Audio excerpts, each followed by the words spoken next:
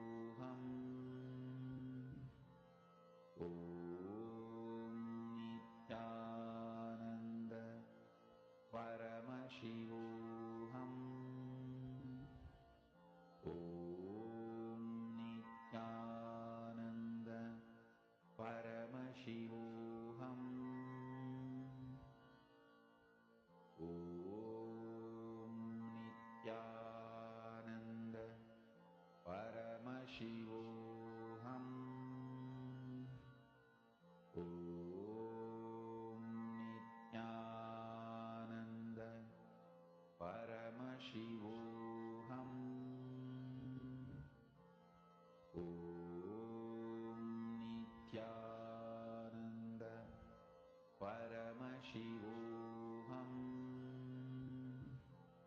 Om Nityananda Paramashivoham Om Nityananda Paramashivoham Om Nityananda Paramashivoham Om Nityananda Paramashivoham Om Nityananda Paramashivoham Om Nityananda Paramashivoham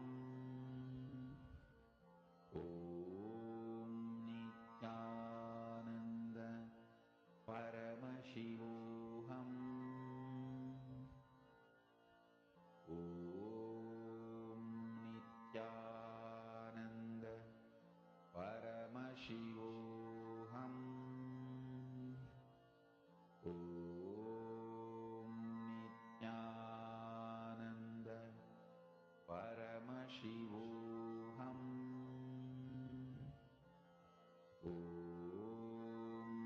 Nityananda Paramashivoham Om Nityananda Paramashivoham Om Nityananda Paramashivoham Om Nityananda Paramashivoham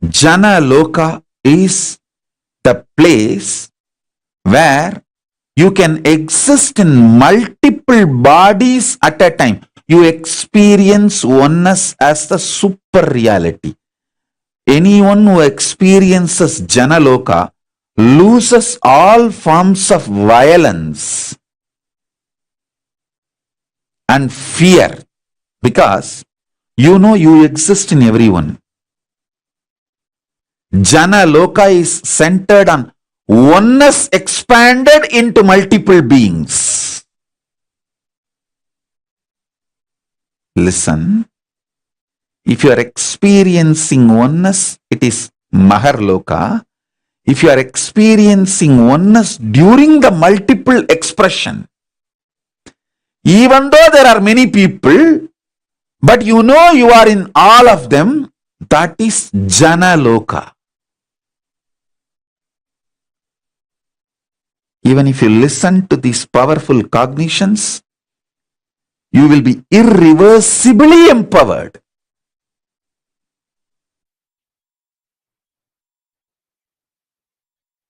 Janaloka means where billions of beings exist in complete sync. All of them are in the state of Advaita. All of them feel one with each other. Listen, Nityananda of Janaloka experienced the oneness experience 360 degree at the age of 12. If you know what I experienced, what I describe as first enlightenment experience, that 360 degree, I felt I am alive. How much I am alive in the skin, the same level I am alive in the stone, plants, everything around me. After that, I could not even pluck a grass. Even for puja, I will only take the part of the grass, leaving the grass to live. Only one part I will take it and offer it for puja.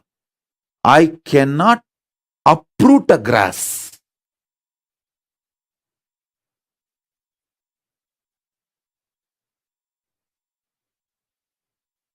Because I know I exist. I exist. I exist. Nityananda stationed at Janaloka experienced the oneness, Advaita with everything, and landed into the Nityananda stationed at Bhuloka. My Gurukul kid, he had a hand fracture. The Advaita with me, how I did not have pain, that same glimpse only I gave for Paramesha. That's why when he had a fracture, he did not have any pain. He was laughing. He was behaving, responding, reacting exactly like me. The Janaloka, glimpse of the Janaloka he had when he had the fracture.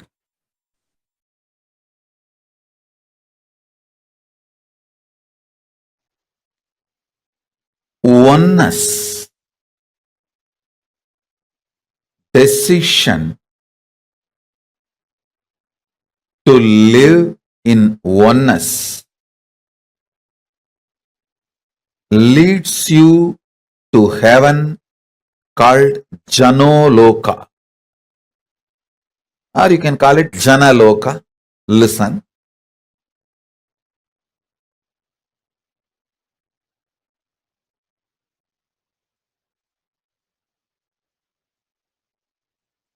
I'll give you this example. If you feel you should be given food with love, compassion, do same to others. If you feel Even if you feel like taking marijuana, cocaine, drugs, alcohol, people around you should be ferocious and not to give you that, protect you. Do the same to others. If you feel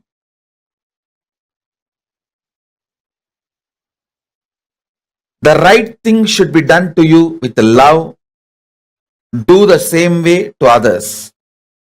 If you feel you should be protected from the wrong things, do the same to others. Listen carefully. There is nothing called right or wrong in Janaloka. It is all about oneness. It's all about oneness. There is no right, there is no wrong. In Janaloka, there is no law like a womanizing is crime. Drugs are crime. This is right, that is wrong. There is no law. Oneness is right. If you feel alcohol, drugs are great, you want to enjoy, then share that with others. Oneness is the law of life in Janaloka. Of course, when you give drugs to others, then naturally you have to go through the criminal prosecution. That nobody can stop in this world. I am talking about Janaloka. In Janaloka, the only one principle is oneness. And I tell you, if you start behaving, acting, thinking from oneness, you will create an amazing team around you. Amazing team around you. Start bringing oneness as the scale. Bring oneness as the scale. I tell you, you will develop an amazing Janaloka around you. Amazing Janaloka around you.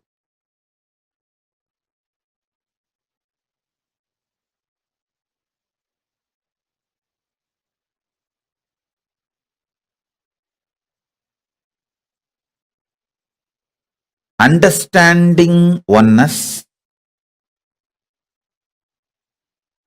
celebrating oneness,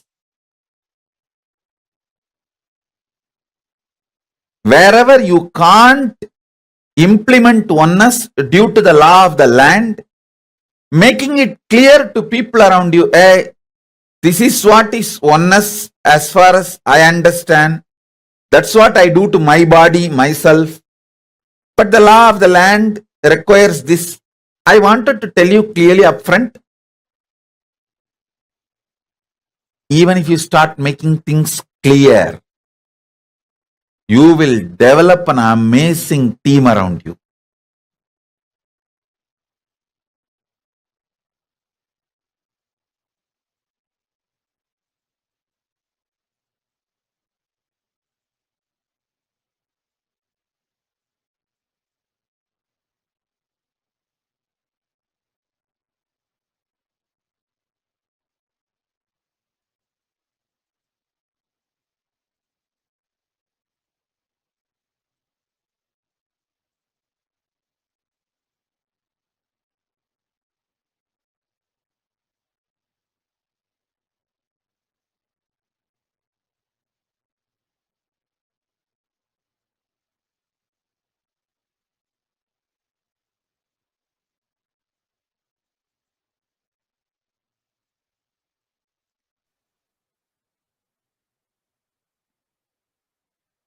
Implementing oneness as core strategy of your existence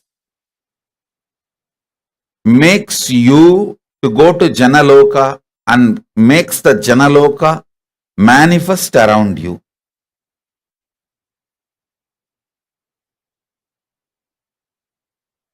And next level about Janaloka, metaphysically, consciously, knowing clearly what you feel as good, bad, right, wrong for you. Same way people feel. If you want attention, people want attention. If you want to be loved, people want to be loved. If you want to be celebrated, people want to be celebrated. Strategize life precisely with this clarity of oneness, even metaphysically, consciously, emotionally, mentally, physically, mentally, emotionally, consciously, in every level. What you want, people also want. I tell you,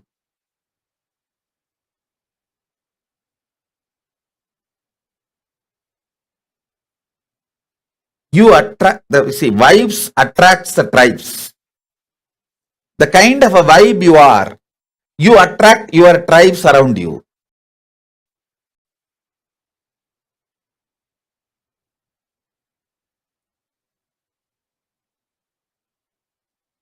In multiple level, as a personal understanding, as a strategy to relate with others, as a strategy to relate with God, as a strategy to relate with ultimate,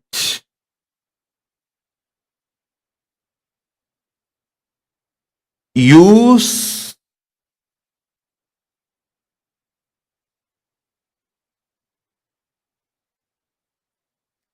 oneness as the strategy. For example, I eat once a day.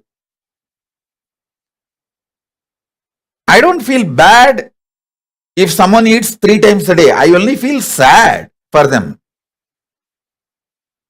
I don't feel bad if somebody eats three times a day. I feel sad for them. Poor fellows, destroying their mental capabilities, slowly, even physical capabilities.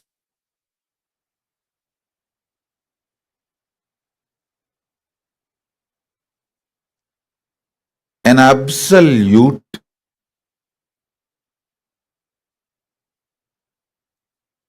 conflict-free oneness space is an energy.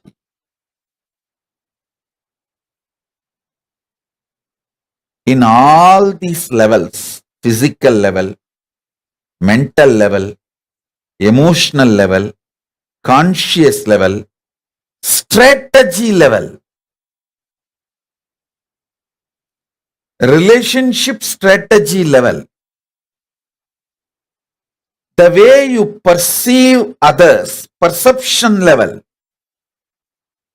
in every level,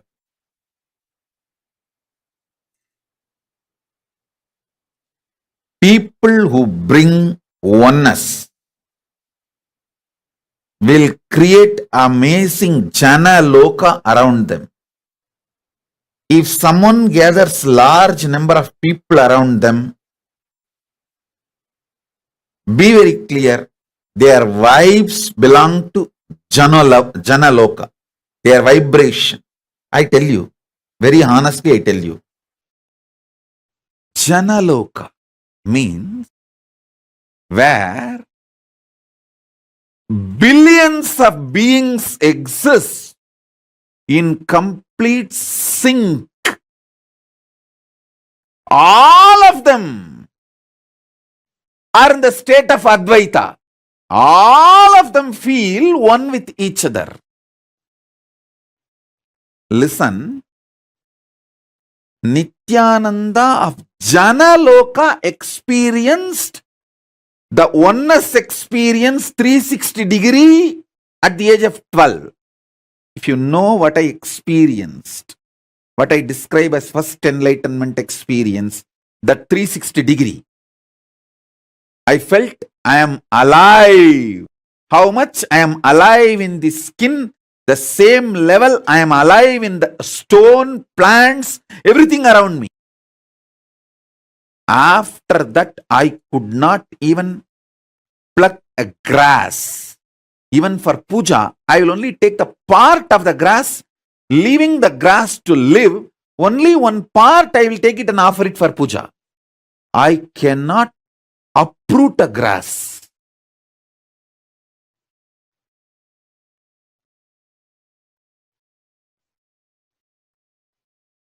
Because I know I exist. I exist. I exist. Nityananda stationed at Janaloka experienced the oneness,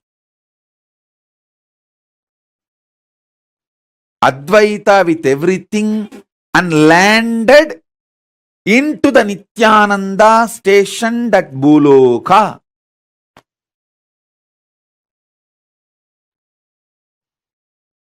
Arunachala hill is connected to the whole, all 14 lokas. He is 14 loka. Embodiment of 14 loka, Paramashiva.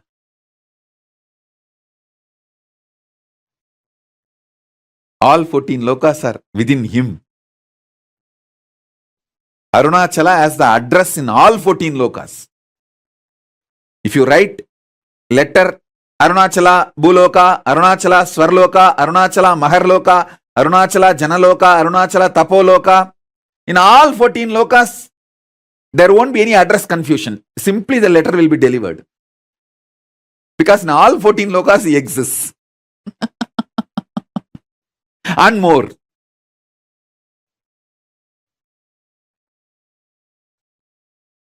Because he is the Linga. He is the Linga. Not just Sangha. Listen. Kailasa is Sangha. I am not disrespecting Kailasa. I am giving you the understanding. Kailasa is Sangha. Arunachala is Linga. Paramashiva himself, deity. Actually, to tell you honestly, the system, if the body is allowed to function, even if it breaks the bone, there will not be pain. Pain is why me. That's all is pain. Not the fracture. Not the, I'm telling you from my experience, I had a fracture, multiple compound fracture. We have videograph from those days I used to go for this horse riding. All right. I was lean and thin those days. So I was going on the horse and we were coming near the Vaidya. Some of my brahmacharis saw me and they got excited and played that Karpuswami song. Karpuswami song is that Kalabhairava's invoking Kalabhairava's song, that like a Swagatam, means, oh Kalabhairava, please land, come. We usually use that song for invoking Kalabhairava. And suddenly I saw that Kalabhairava is opening up in my body, and the body has become triple time heavy. Usually when he lands, it becomes very heavy. And that horse got frightened. It was not actually poor horse's mistake. That fellow, he was... Suddenly, if you see, 3 persons are sitting on you without... See, horses, if they see somebody is claiming on him, he will be psychologically prepared. 3 persons are sitting on you without... See, horses, if they see somebody is claiming on him, he will be psychologically prepared. 3 persons are sitting on you without... See, horses, if they see somebody is claiming on him, he will be psychologically prepared. And the poor fellow is not seeing anybody climbing on him, but the weight has become suddenly 3 times more. He got shaken. He started running, so I fell and I had a fracture. I just got up and said, I think there is a fracture, let's give a medical attention. Morning 7:30 the fracture happened, we have a video. And then I described how in our naval center we have our emergency 911 ambulance. So please understand, all our bodies are equipped to handle all our emergencies. Every medicine needed is in our naval center. Manipatmeham. That Manipatma in the navel is nectar. It has everything to repair our body. So I was seeing very clearly from there all the emergency supply going to that place to repair, and I was describing the whole scene. And only evening they did whatever need to be done, the surgery and everything. I insisted that do it without anesthesia, but they said, no, you are a VIP, we can't take the risk. And all right, anyhow, that story is different. I tell you from my experience, fracture doesn't give pain if you think why me gives pain. At least I have 5 incidents of my kids falling and having fracture. No question of even pain. No, not even the idea of pain.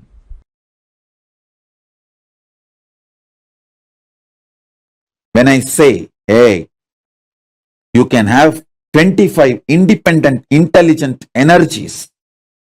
You can make 25 independent power manifestations at a time.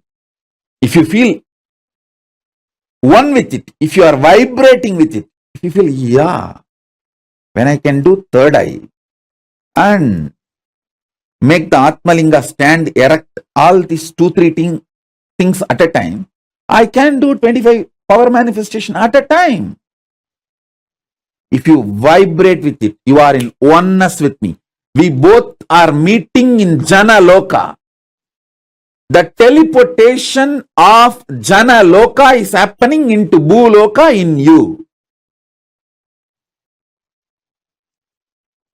If I say you can perform 25 intellectual acts at a time, like you can smell, you can hear, you can write, you can solve maths, all 25 actions at a time. If you feel connected, wow, yes, it is possible. Then from Swargaloka, teleportation is happening from Swargaloka of you to Bhuloka.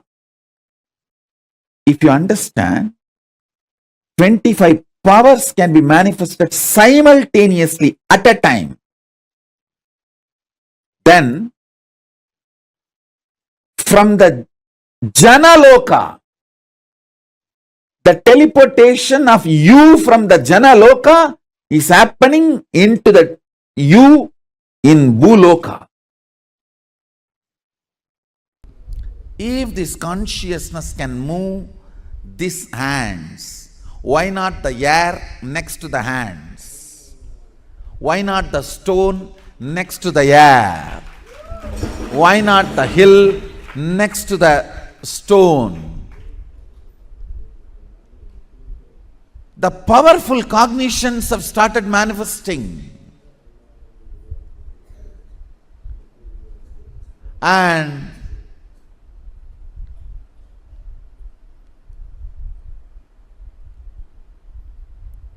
the powerful cognitions have brought understanding, knowledge, powers, all rooted, centered on this one click. If there is something which is you, which can give a command to move this matter, and this matter moves, the ultimate is in you. It can tell, command, order any matter to move.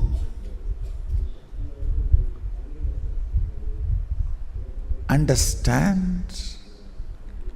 The moment you decide, it can command any matter to move, manifesting Shaktis starts.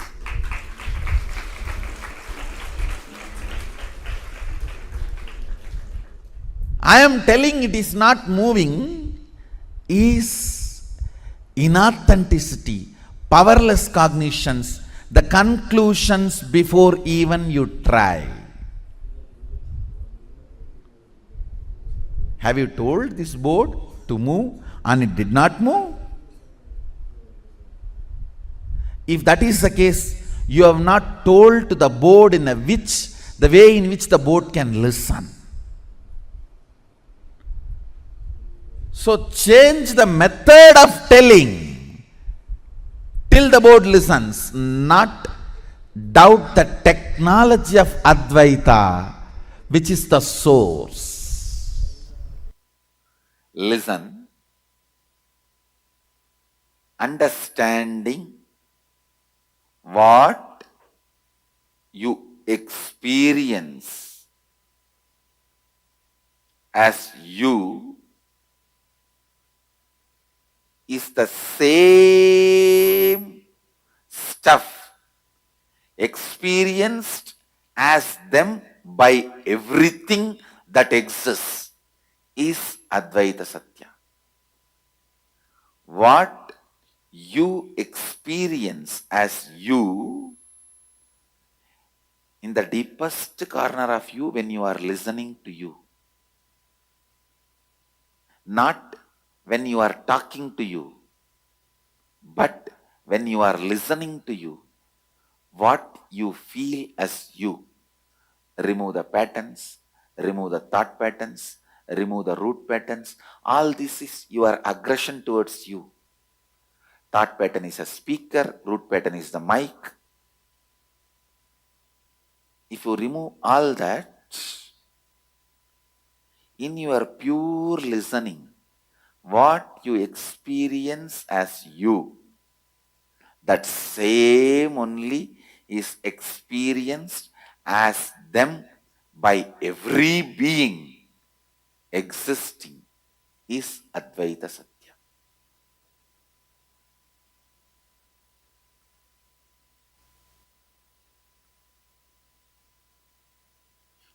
Even your worst enemy, whom you don't like, whom you can't stand, even he experiences the same stuff as you.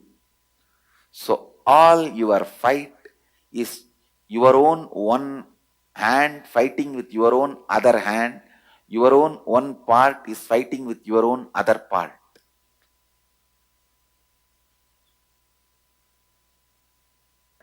All wars you are waging. It's only one part of you waging with other part. Same way, all desire you have is your own one part having desire towards another part. It's like your own one hand feels so attached to your chin and you are wiping it. That is all attachment. Your fight, your own one hand hates that part of chin and punching it. But the pain and the pained is one and the same. Desire and the desired is one and the same. The person who desires desire itself, and the object which is desired is one and the same. Understand? In the pure listening, what you experience as you is the same stuff every being in the whole universe experiences as itself is Advaita Satya.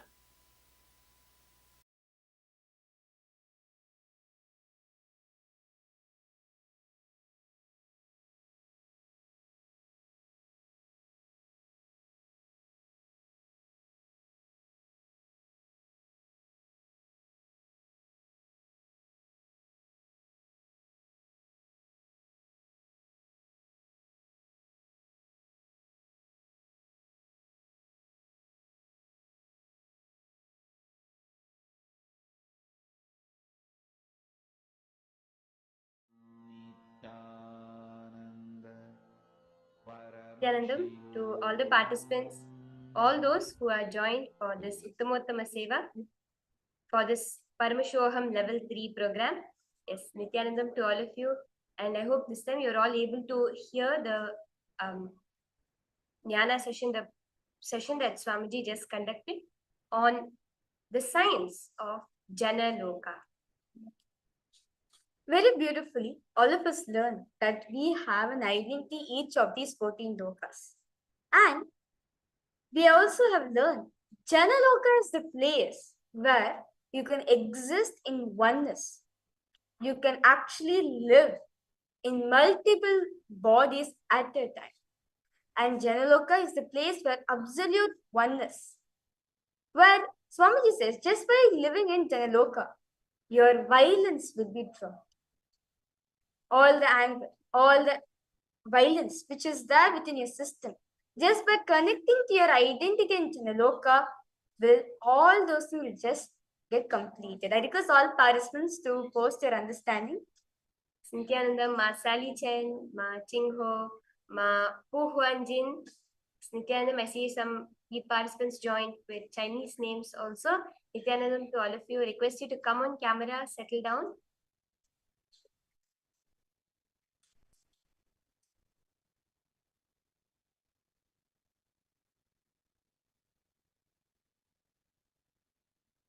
One of the Chinese participants have posted. You're telling Swamiji no depression anymore. That's wonderful, Ma. Ma Jayarani Vannimuttu, Ma Tanya Devane, Ma Fenzu. Request all of you, if you can come on camera and settle down. Post your understanding. What is the powerful cognition you got as you were listening to Swamiji?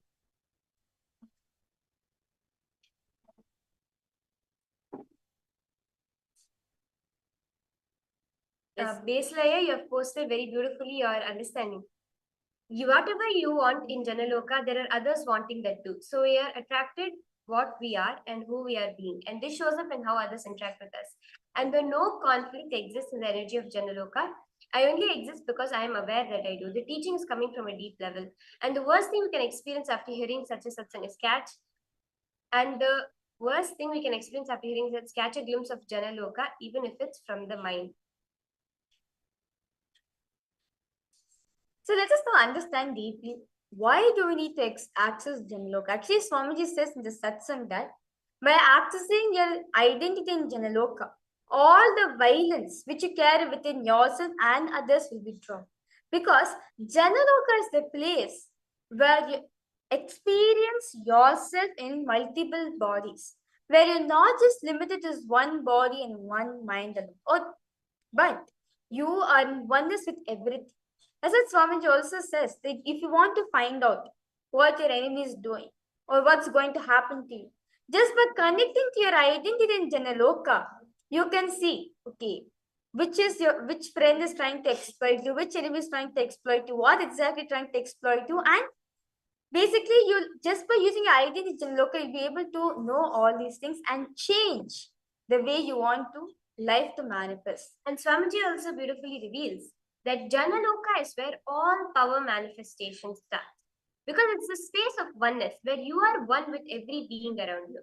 So the space of power manifestation is Janaloka, is what Swamiji has revealed.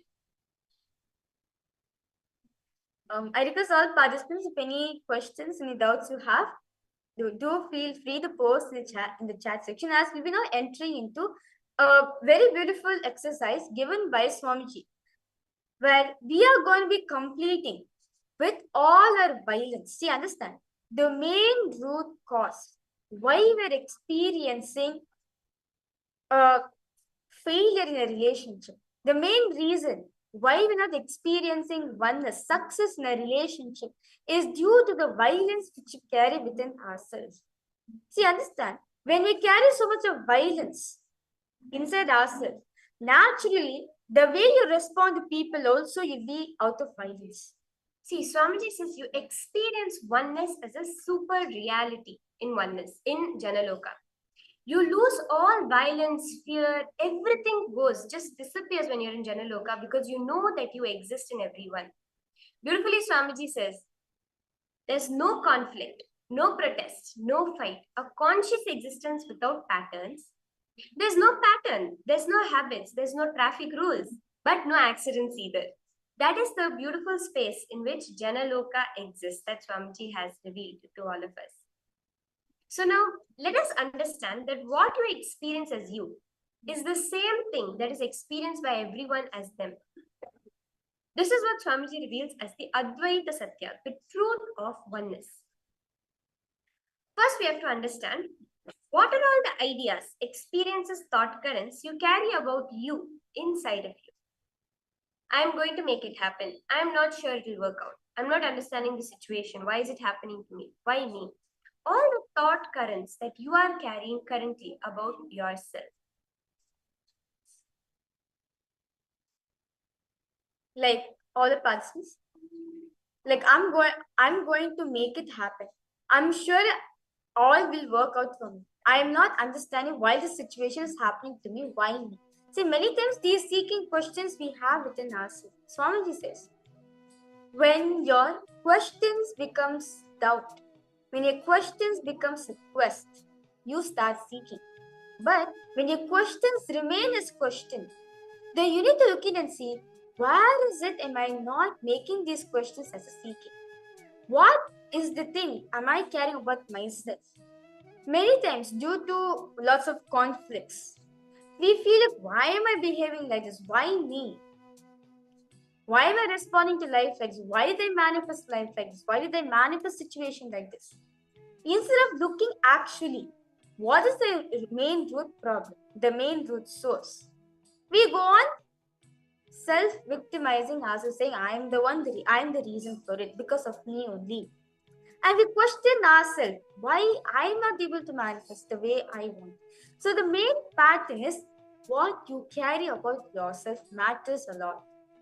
If you carry yourself as a king, naturally the way you treat people also, you feel okay, they are also like a king, but from another king. If you treat yourself as Swamiji, you will treat everyone as Swamiji. So it depends what kind of ideas you carry about yourself. What is the inner image? What is the cognitions that you carry about yourself matters a lot. So pen down, what are these fundamental ideas, thought currents that you experience about yourself? When you think about yourself, what are you feeling currently? The ideas you're experiencing. I am finding this very hard. It's dragging too much. Nobody wants to listen to me. Why do I be the one have to always do this? There will be like this many thought currents going on inside. I hope all of you are understanding this step, the first step that we are entering into of this process. Do feel free to go ahead and post in the chat if there is something that you have not understood.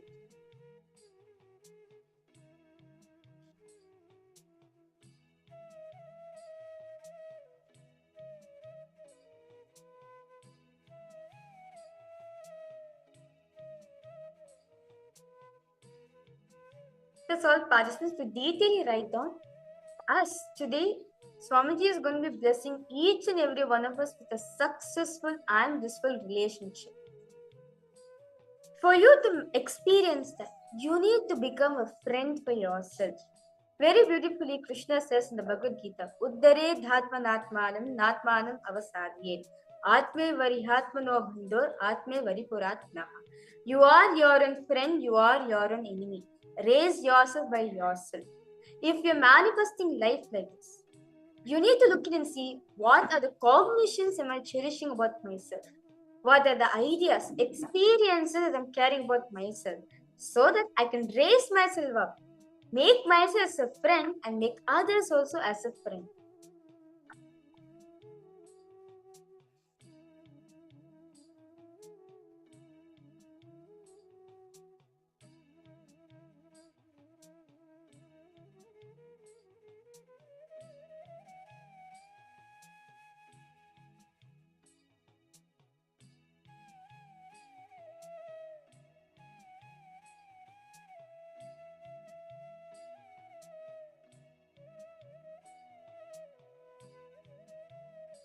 request all participants, if you need any help, want some little guidance in doing this exercise, I request you to feel free to post in the chat section that you're requesting for a help. So you're going to be looking and see what are the cognitions am I carrying about myself. Many times we feel that life is just manifesting the way it wants. But you need to, Swamiji is saying that you are manifesting life according to how you want. If something is happening in your atmosphere, if you're not able to manifest anything in your life, it's because of the cognitions which you carry. Swamiji says, you manifest what you believe, not what you think. Only when you call all these cognitions, because you made it as a belief, as a part of you only, you're manifesting the life as it is right now. So we need to look in and see where am I believing these cognitions? What are these cognitions that I'm believing so much that they're manifesting relationships like this? So all the participants understanding. Look in and see what are the cognitions am I carrying about myself? Am I carrying myself something low? Or am I carrying myself something high? Or what are the exact identity, the exact cognitions which you're carrying about yourself? See, when you understand what it is that you are experiencing about you, right? Just now we took a few minutes to write down what currently we are experiencing as ourselves. When you understand it's the same thing that others also experience as themselves, pen down the incident when you first developed this cognition about you. See, pain is why me. All pain we experience in life is only when we go with the attitude of why me instead of wow me. We always feel victimized by life rather than chosen by life. That is the problem. So look in and see that when did you first develop these cognitions about yourself? When was the first time you felt, why does life always have to pinpoint me to give all the troubles to? Why do I feel I am never able to make anything happen how much ever I try to? So basically, I've said if I go after what I want, but I go towards it with violence and victimhood, I'm delaying or blocking the manifestation. This is what I'm doing. Yes, I am. Powers manifest in Jana Loka where there is absolutely no violence and no enmity. There's only oneness. So whenever you approach something to manifest it out of violence or enmity, you are pushing away the manifestation from yourself because you are not tapping into your identity in Jana Loka from where power manifestation happens.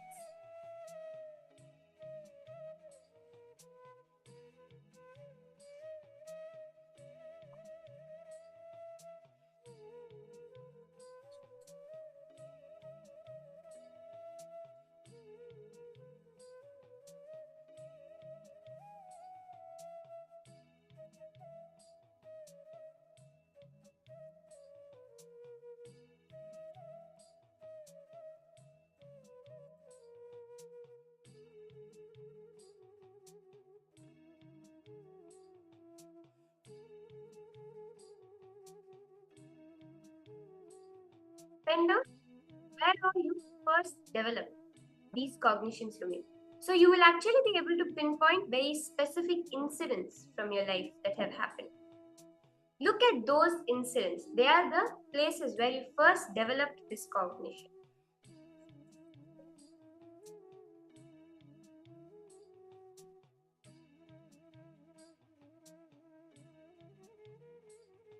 Nityanandamma, Nityashulini Durga. Nityanandamma, I request you also to settle down, come on camera, and you can also participate in this process that we are doing. If you want to request for some more time to do it or any issues you're having, please feel free to go ahead and post it in the chat also.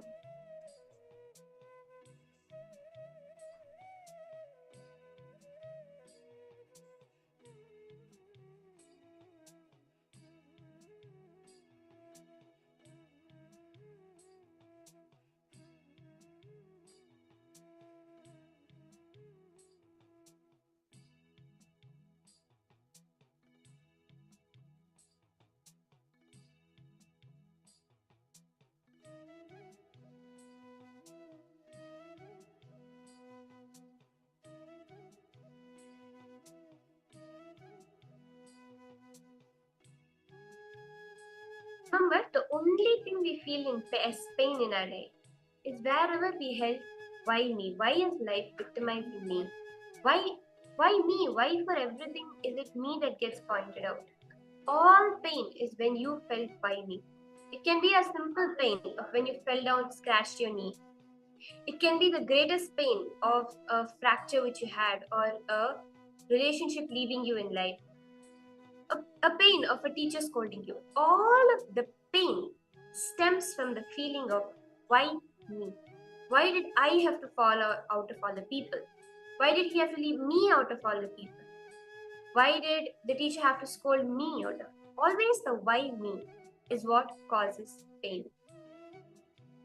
So just now sit and relive and complete all the places where you felt this.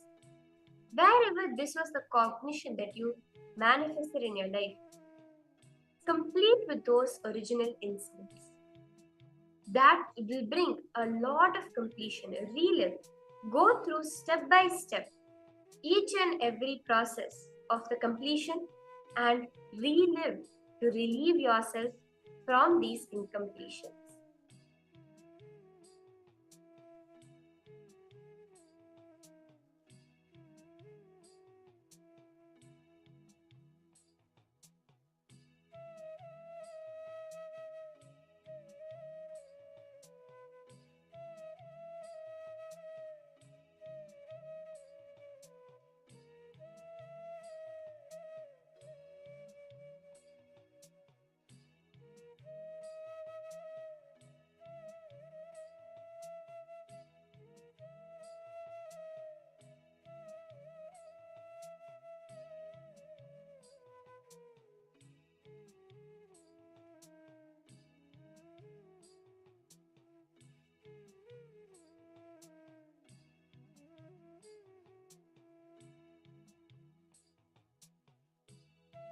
See, there's a difference between responsibilism and victimization.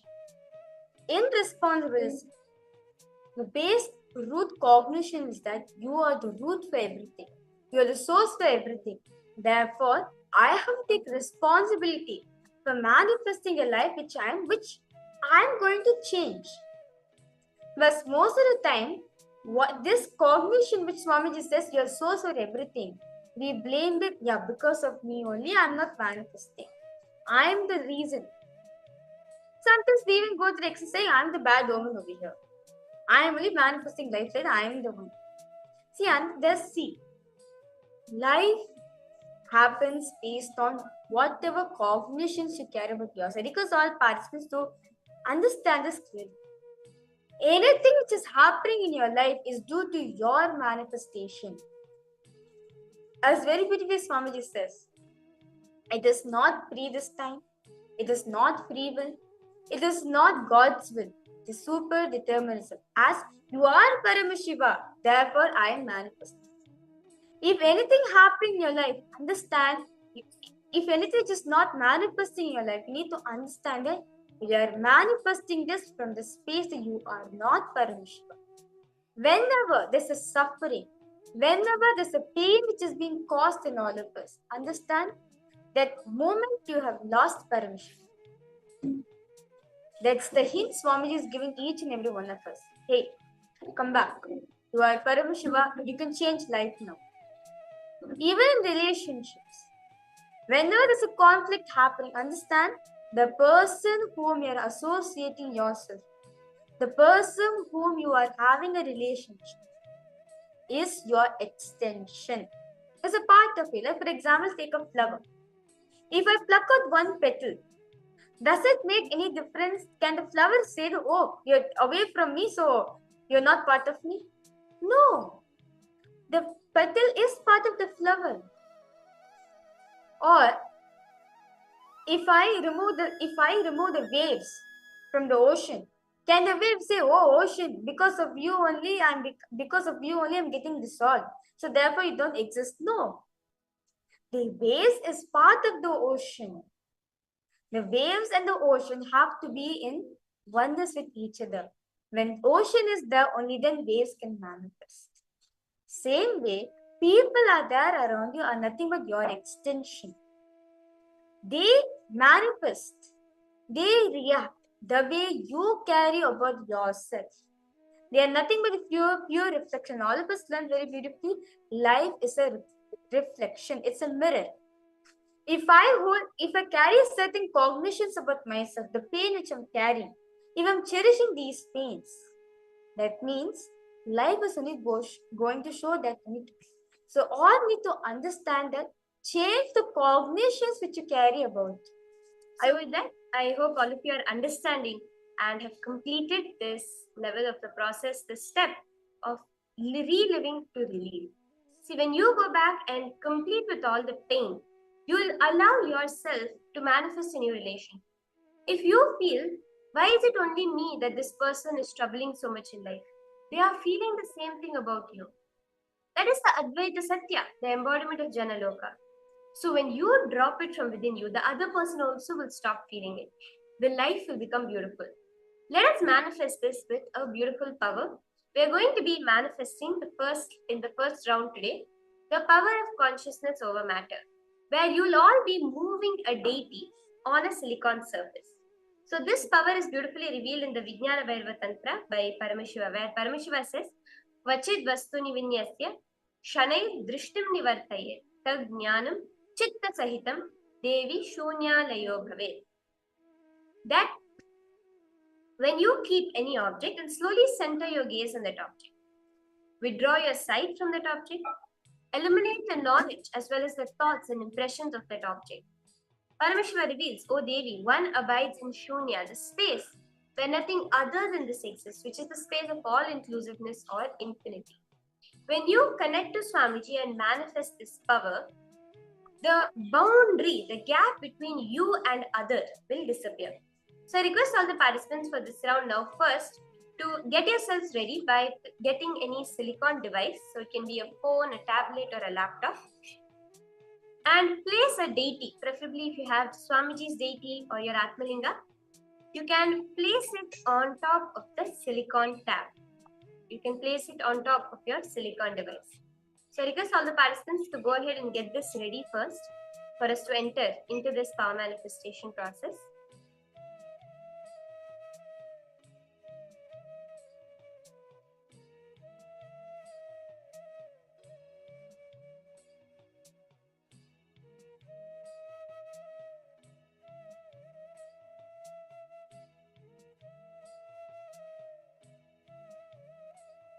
So I request all the participants to make sure you have your object ready.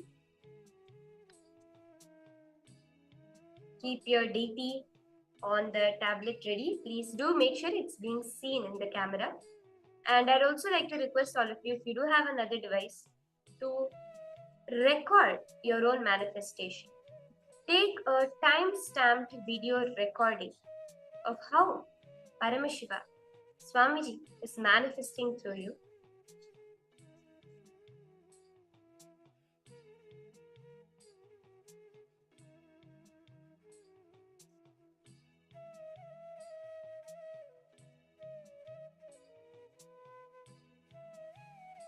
If you do not have a silicon device, you can just keep it on the ground, on a flat surface also. You can place it on a book or any flat surface, your deity or Atmalinga. But it will be easiest for you if you do have a silicon device, because Swamiji reveals silicon is the mother energy. Silicon has the ability to amplify whatever command we give it through the third eye and transmit it to the object that we are using. Silicon is one of the most closest elements to the building blocks of our own life, which is carbon, and because of which silicon has a very amazing ability to receive what you transmit to it. And that is why we use it even for computers and different things. So that is why Swamiji recommends to use silicon. But if you do not have it, no worries, you can continue to manifest it on any flat surface.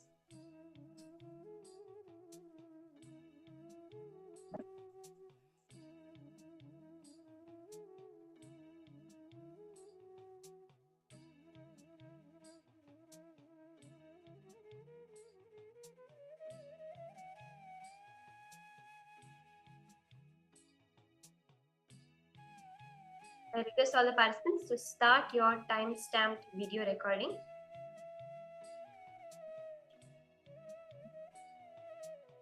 Just wait a few more seconds for everyone to come settle down. Nityanandam, I see someone has joined named EMP. Nityanandam, I request you to rename yourself also to your original name, and you can settle down on camera. Someone named EMP, I request you to rename yourself to your original name, and also if you have a spiritual name, you can use that. So no issues. And settle down on, come on camera and settle down.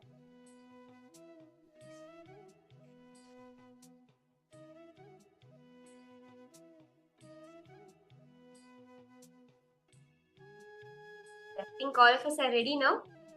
So place your deity or Atmalinga on the flat surface.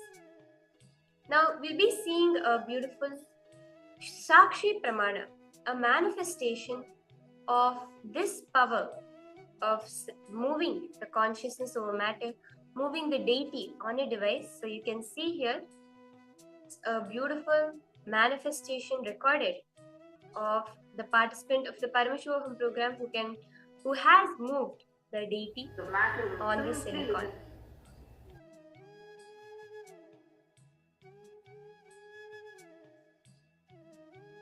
Now just connect to Swamiji. Chant the Mahavakya. Om Nityananda Paramashivoham in your inner space intensely. You will beautifully see how the manifestation just happens to you.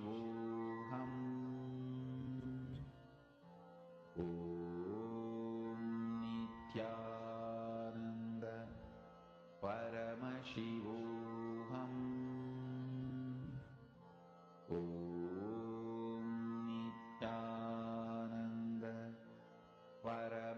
Okay, as you are just witnessing this video, this recording of a participant manifesting, the same neurons are mirroring in your brain. Your biology is also learning, understanding how you can manifest, how you can replicate, also experience the power of consciousness over matter. So you can look through all the three eyes, keep your two eyes open and with your third eye, at the video, at the recording, the Sakshi Pramana of this manifestation. And that itself will be powerful enough to make you also manifest. Paramashivoham. Om Nityananda Paramashivoham. Om Nityananda Paramashivoham. Om Nityananda Paramashivoham. Om Nityananda Paramashivoham.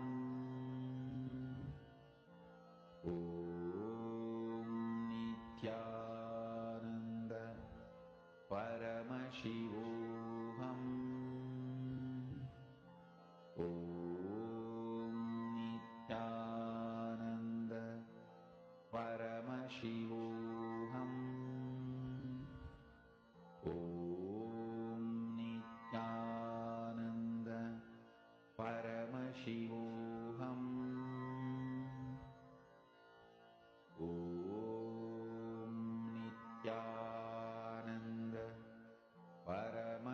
You can see how the deity is moving forward. You can also connect, and the same way you will be able to manifest the powers. So we have another Sakshi Pramana of the devotee who manifested this power. So you can witness this also. Om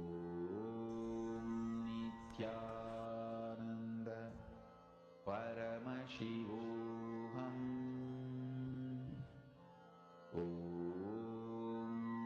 Nityananda Paramashivoham.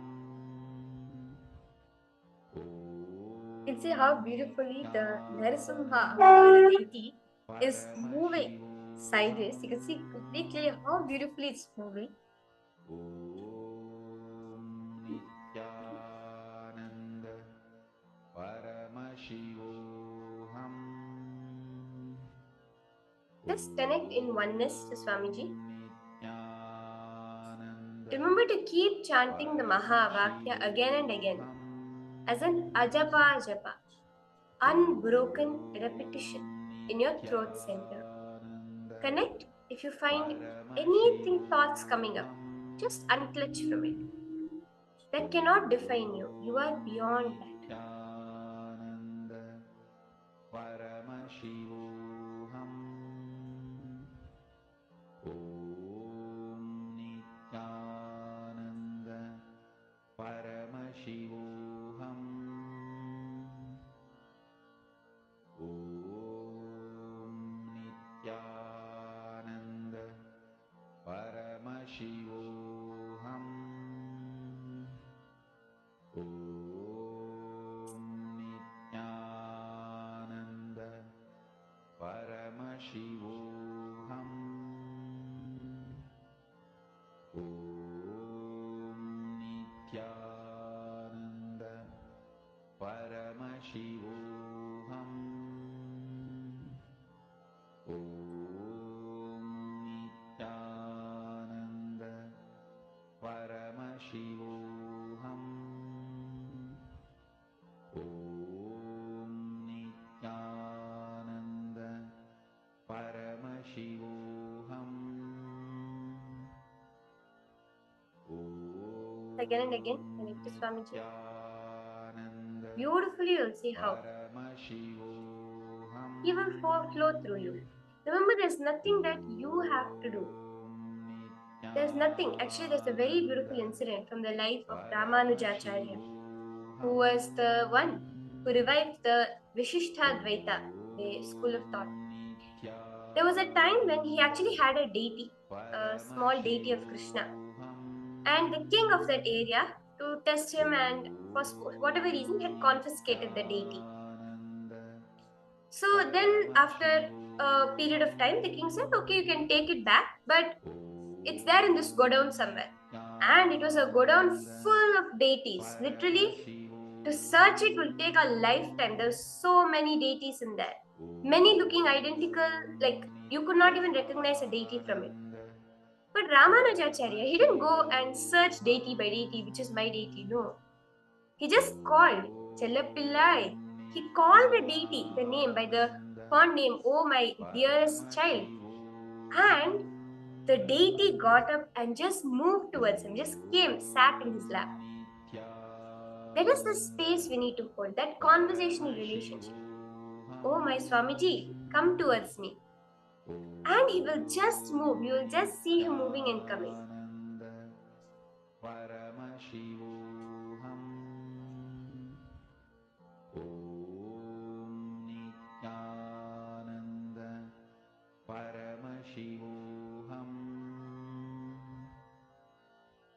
Om Nityananda Paramashivoham. Om Nityananda Paramashivoham. Om Nityananda Paramashivoham. Om Nityananda Paramashivoham. Om Nityananda Paramashivoham. Om Nityananda Paramashivoham. Slowly relax now. Stop your video recording. I recommend all of you to go back, check how you are able to see the manifestation happening. Because all participants, even if you yet to manifest, do not worry. As you're listening to Swamiji, also you can continue manifesting.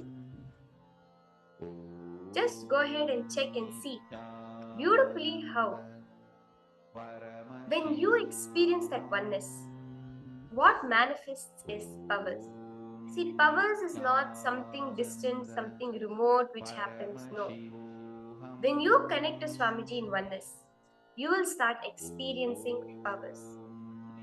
Now, we're going to be entering into the next beautiful session from Swamiji. Many times, what it is that we call relationships, what we say the way we connect to people as a relationship, is not actually accurate. What does this mean? It means that it is Swamiji beautifully says that it's not even a relationship, it's a situationship. Relationships, and what is the goal of relationship? A lot of us, we engage in relationships. Sometimes we hold a materialistic goal or a selfish goal. Very rarely do we engage in a relationship just for the sake of it. But what is our actual goal should be from a relationship? And what actually do we need to do to engage in a meaningful relationship? Let us now listen to this directly from Swamiji himself, the greater revelations on relationship.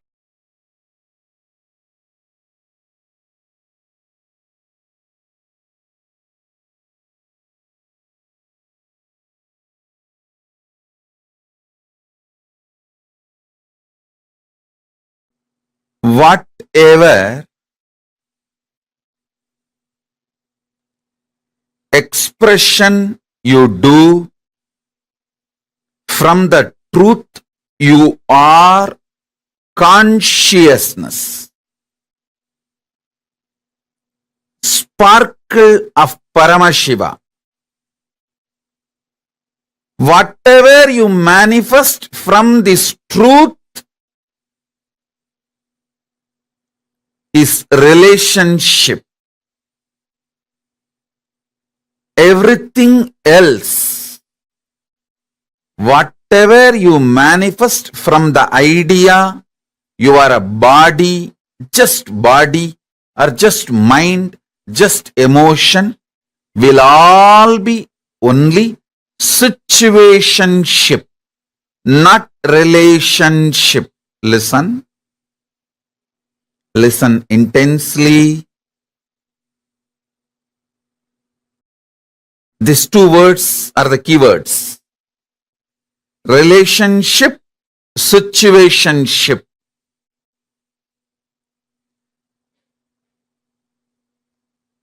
The inner understanding, the core understanding about you. If you have the understanding, you are consciousness. You are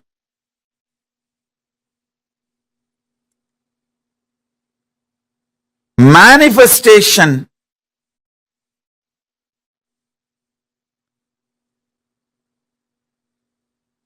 from that space. Whatever you build, you manifest. Whether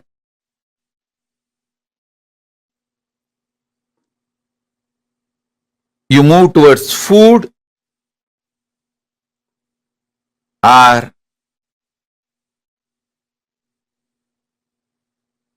seeing, listening, touching, sexual relationship, anything. Whatever you manifest from the space you are Paramashiva,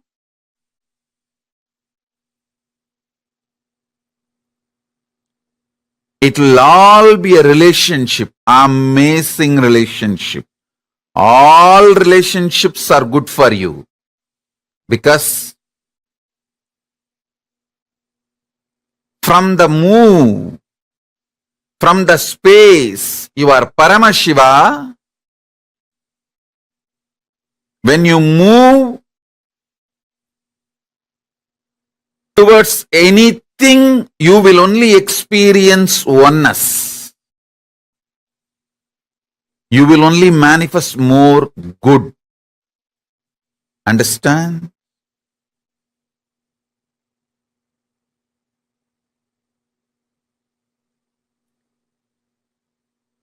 from the space you are Paramashiva, even if you eat, that food will become one with you and you will become one with that food. You will bless the food and the food will bless you. You will do good to the food and food will do good to you. It will all be amazing, auspicious relationship. I am giving the example of food, whether food, touching, including sexual relationship. If you operate from the space you are Paramashiva, if you operate from the space you are Paramashiva, including sexual relationship, all will be auspicious, lead to more and more oneness. This beautiful Ardhanarishwara will be your experiential reality. Ardhanarishwara is the pure manifestation of the cosmic union, Paramashiva and Paramashiva Shakti. Listen. From the space you are Paramashiva, when you operate, you are literally living God. Not God-man, living God. Understand?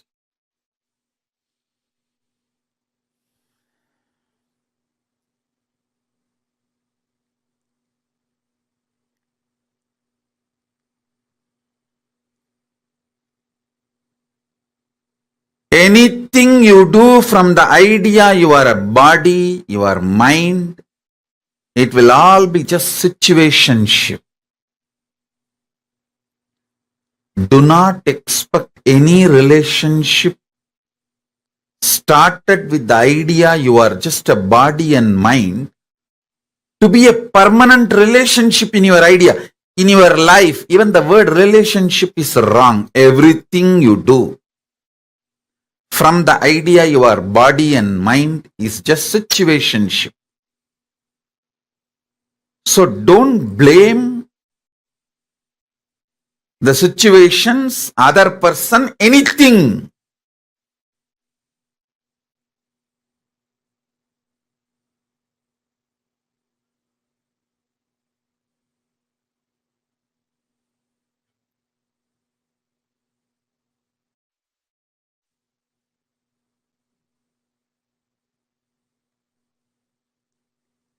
You are trying to get milk, cow milk from chicken, from hen. No, it is not possible. Don't expect the fulfillment of a relationship from situationship.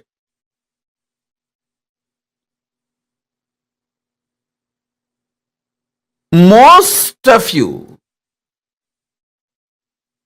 get into so-called relationships because the situation pushed you into it. That's all. Even if it was your willful decision, the will you carry is operated. It functioned, it manifested from the idea you are body and mind. See, you operate from the idea of body and mind, but you expect something which can come only from consciousness. Fulfillment, completion, peace, all this can come only from consciousness. Something which can come only from consciousness, how do you expect it from the operations you did from the idea you are body and mind?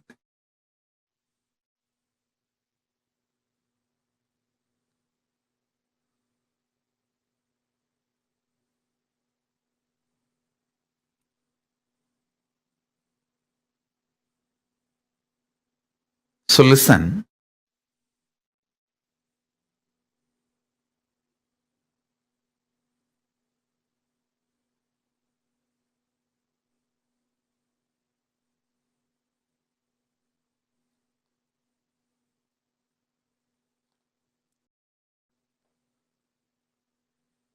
Contemplate and meditate intensely.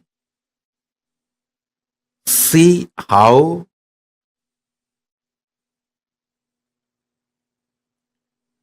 you build situationships in your life, but you expect the results, fulfillment which can come only from relationship.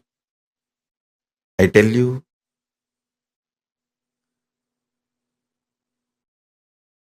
from the right space, anything originates will be an amazing relationship.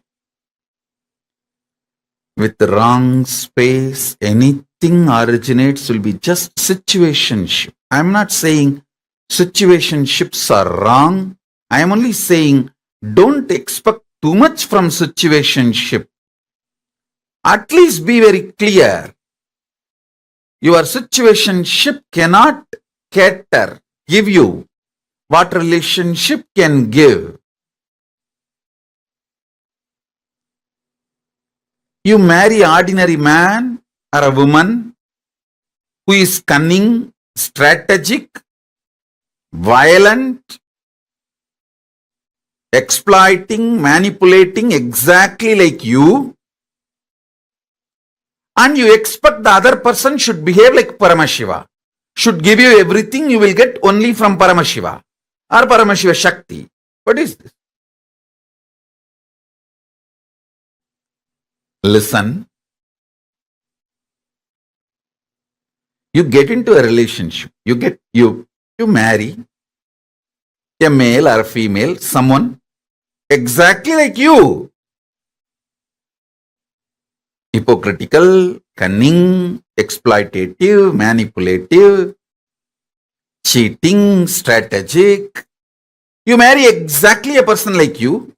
You get into relationship with exactly like person like you.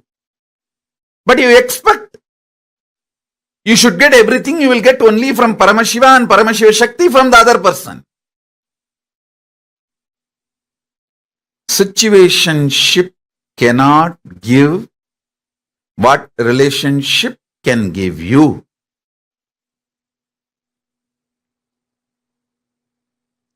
Relationships are different. Situationships are different.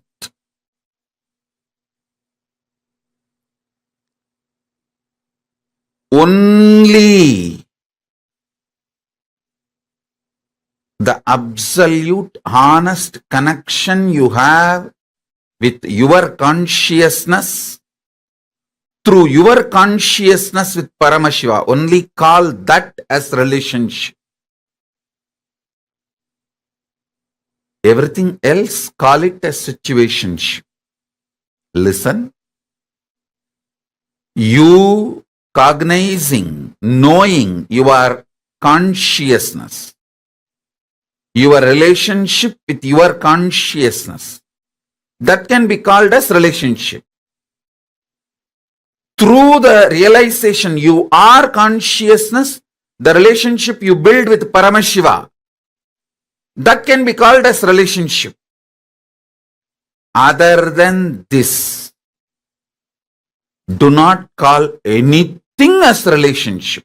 Everything else is situationship. Everything else is situationship. Listen.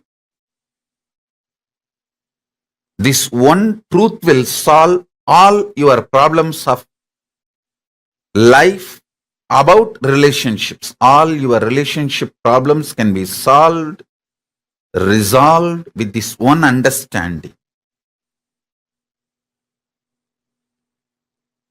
This one understanding can resolve everything.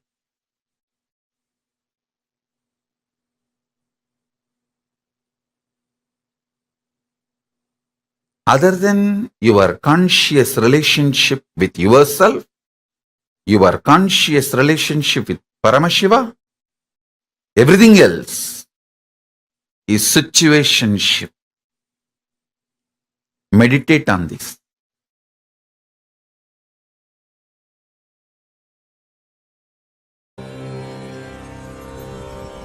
Relationships gives you the feeling it is very important in the life, because through every relationship you try to have extended life while you are living.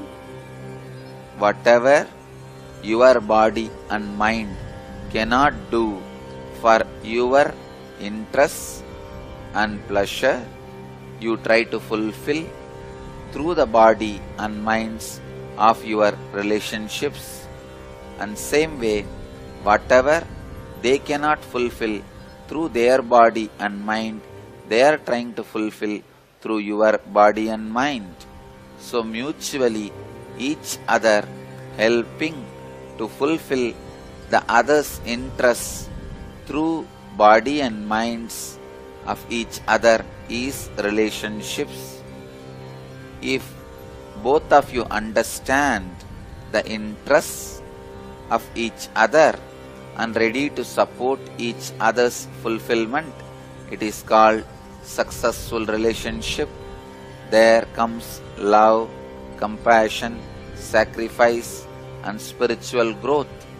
But if both of them are not understanding the real agendas of others, interests of others, continue the relationship, maybe because one person has hidden interests, hidden agendas which he does not want to reveal it to the other, or which he himself is not aware.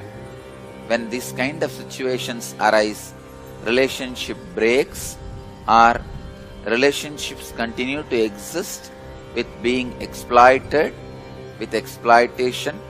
These kind of relationships lead to the most grave sin of keeping the other person as slave.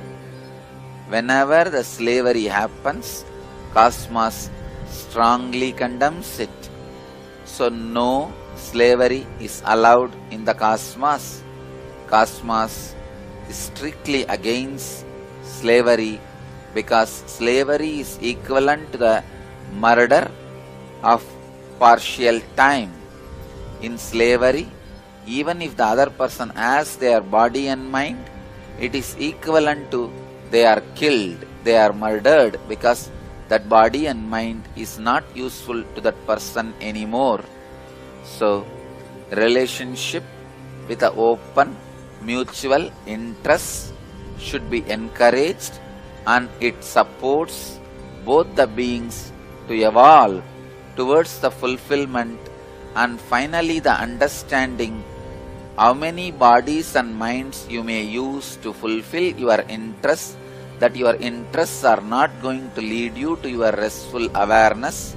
So that understanding may help you to renounce all the interests and even your own body and mind and settle down in restful awareness. So this understanding will naturally be leading you towards enlightenment. Going smoothly towards that understanding will be happening through the right understanding relationships. The relationships with the mood of exploiting other person with a hidden agenda without you revealing it to the other person about your interests, or you yourself may not knowing it by yourself, will lead to more and more destruction, depression. If the relationships continues, it will be the sin of slavery. If it breaks, it will be giving you a great devoid, depression, feeling of emptiness. So the science of relationship is trying to have more body and minds to fulfill your interests, and trying to give the other person also your body and mind to fulfill his interests. As long as it is mutual, it is with a deep understanding, it should be encouraged, supported and blessed.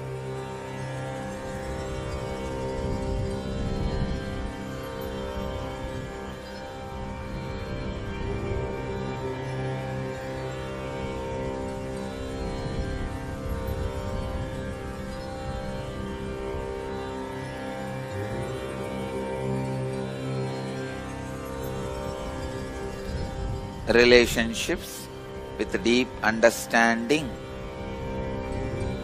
with each other is equivalent to the conscious birth. Relationships without mutual understanding but still not broken is equivalent to unconscious life. Relationships without mutual understanding broken is equivalent to death. All unconscious life will be afraid of death and end in death. Same way, all relationships which does not have mutual understanding will constantly have fear of being broken. Finally, it will break and bring tremendous suffering to both the persons who are involved in it.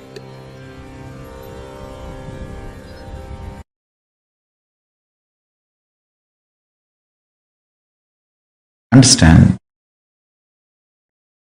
People cognize relationship in various shades. Sometimes monogamous, sometimes polygamous, sometimes complete celibacy, sometimes complete suppression, not celibacy, suppression. Sometimes over expression, over sexed. Various shades. First thing I want to tell you, I am not going to tell you what is right, what is wrong, what you should do, what you should not do. No. I am going to tell you cosmic constitution, what Paramashiva wants. How he looks at the shades of relationships, like a rainbow shades. How he looks at the whole shades, that's all I'm going to tell you. Understand? Listen very carefully, because I don't want to say something is right, something is wrong, because it all depends upon the natural selection you have done, your body has done. Understand? You are totality of your body and consciousness. Chit Jata Granthi. That is what Hindu tradition, Sanatana Hindu Dharma, cosmic constitution describes you. Chit Jata Granthi. The conscious decisions of your Anma, soul, natural selections of your body, DNA, these two overlapping on each other, forming a knot is you. Now, this conscious decision and natural selection, these two, how it is matching, overlapping, decides whether you are going to be a celibate, suppressed, monogamous, just having one or two affairs outside your legitimate relationship, or polygamous. All that is going to be decided by these two overlapping. your conscious decision process and your natural selection DNA. Listen.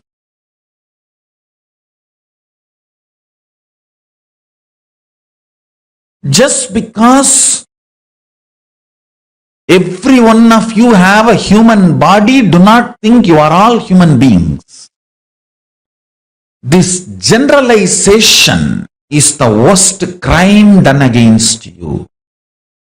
Each one of you are unique because your conscious decision process is not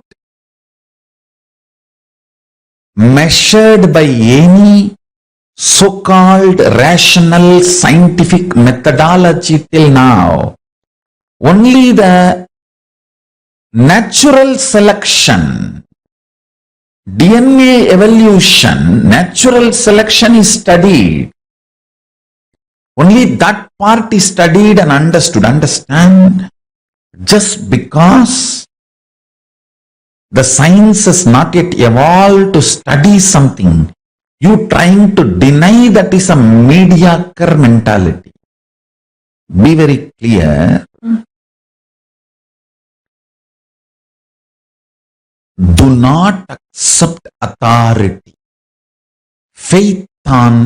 Blind faith on so-called rational system. Listen.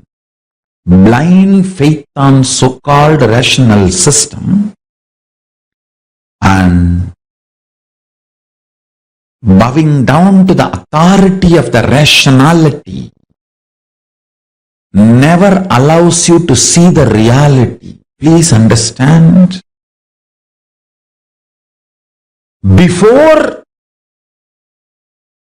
even the science was catching up with the reality, reality was reality. If you have taken the body from animal to human being first time, now only you have done the natural selection process and jumped into the human body. Naturally, your senses will need too much of support from the external inspiration, like a lot of quantity of food will be required, lot of sights pleasure, lot of music pleasure, lot of smell pleasure, lot of touch pleasure, lot of sexual pleasure. Too much is needed to keep yourself engaged, entertained, alive. And if you are denied of all that, you will be depressed. That's a problem. You will be depressed. So I don't want to say what is right, what is wrong. I don't want to give you a kind of a generalized solution. I will reveal the sacred secrets Paramashiva reveals. If you have already done the survival, means the natural selection process, more and more means from animal body you took the jump to human body. In the human body you lived few births and you have done a lot of conscious decision and more natural selection, and you evolved your system. Suddenly, listen carefully, too much of shadow of conscious decision gets embedded into your natural selection process and you develop something called Divya Sarira, light body, which reduces your sensual needs drastically to keep you alive and excited. Means, if your Divya Sarira develops more and more, with less input from the external world, you will be more alive, joyful, excited, inspired, radiating. You may not need sense pleasures to keep you alive and active.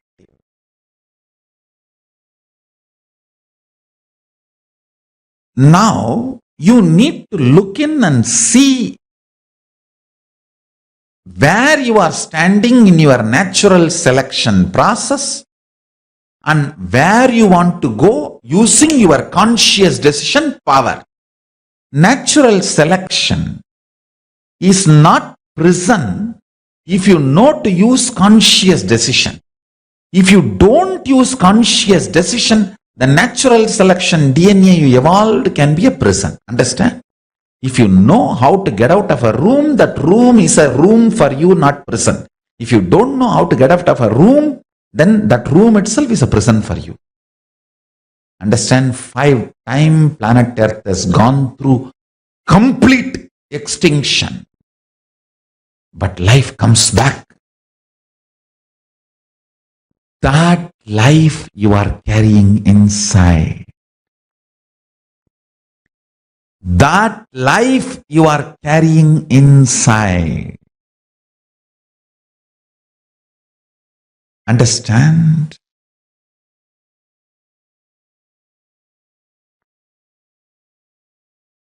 That life flourishes, manifests, raises its frequency, rules life by more and more conscious decisions and powerful cognitions. That is the greatest asset you can gather when you are a baby, when you are growing up. That is the best asset. I should say that is a fundamental right for all human beings.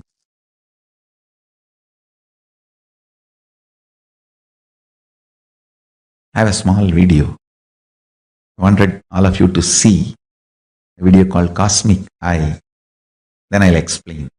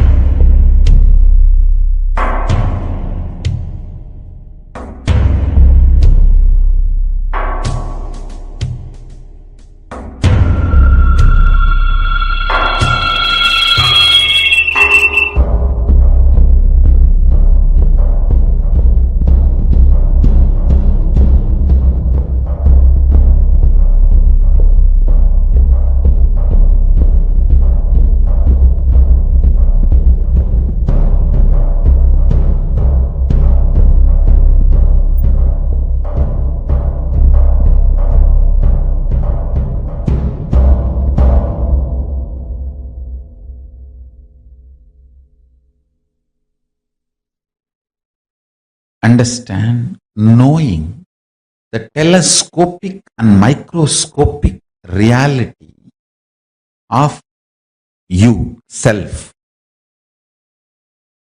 God, Ishvara, Jagat, universe, makes you make right decisions about relationships. Understand?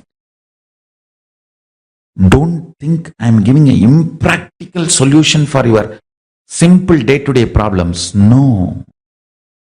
No band-aid solution can help you in your relationships. You think just a plastic smile can help you completely be happy with your family and relationships? No. Your core need to cognize powerful cognition. Only then your attitudes and understanding about you and life will get matured. Maturity means having the telescopic and microscopic vision, clarity, powerful cognition about everything you are handling in your life. Everything you are handling in your life having telescopic and microscopic vision is what I call enlightenment. When you know life cannot be destroyed, you know nothing can touch you, you will start loving and being compassionate with everyone. You can't destroy me, so I am compassionate and loving to you. You are not a threat for me. Nobody is a threat for me.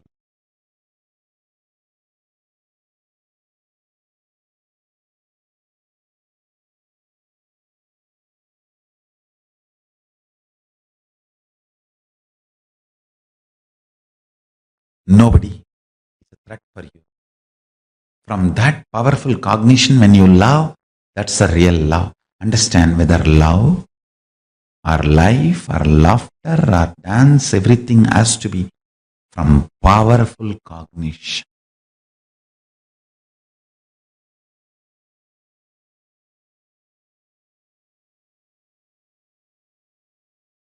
The shades of relationship is decided by the conscious decision process. Decide to use the conscious decision process to break free from the DNA you developed by natural survival.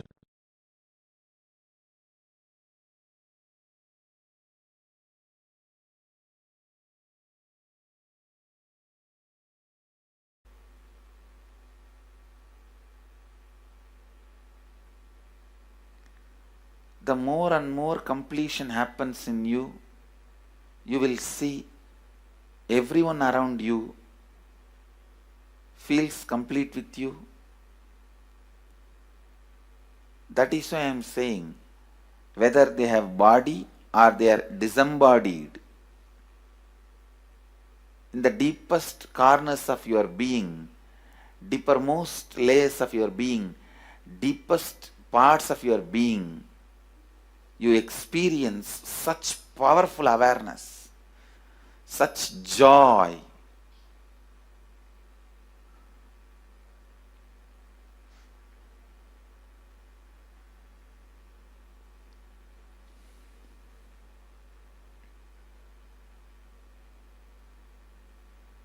Going into the deepermost corners of your being not only is a joy, it's a power.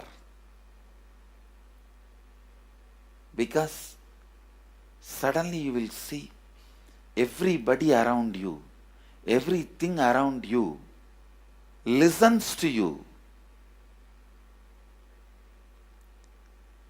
It really becomes a vibrant power where the tendency to exploit is not there. Listen, that's a very important thing. Power without the tendency to exploit. Because as long as you feel the other person is separate from you, when you get the power, it will always be used for exploiting. Because the other person is separate from you, then naturally what you will feel? Let me suck all the possible energy, intelligence, time, talent, treasure. But when you feel the other person is your own extension, you will see, you will be showering so much, enriching so much. The power you have will not be exploiting, it will be enriching. Understand? When you feel everyone is your extension, the power given to you, the power you gain, see, any living is power. Living is power. When you go into the deepermost core of your being and start living based on completion, I tell you,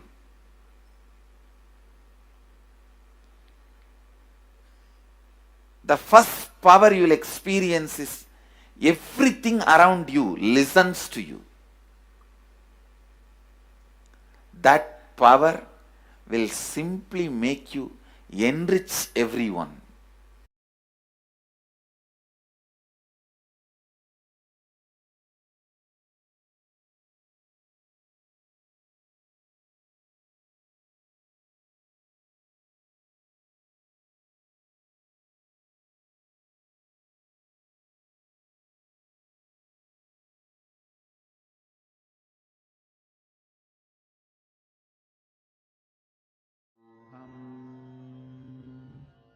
Nityanandam, to all the participants, all the viewers, everyone that's joined us for this session, the beautiful revelations we just listened to from Swamiji on the goal of relationship. What is relationship?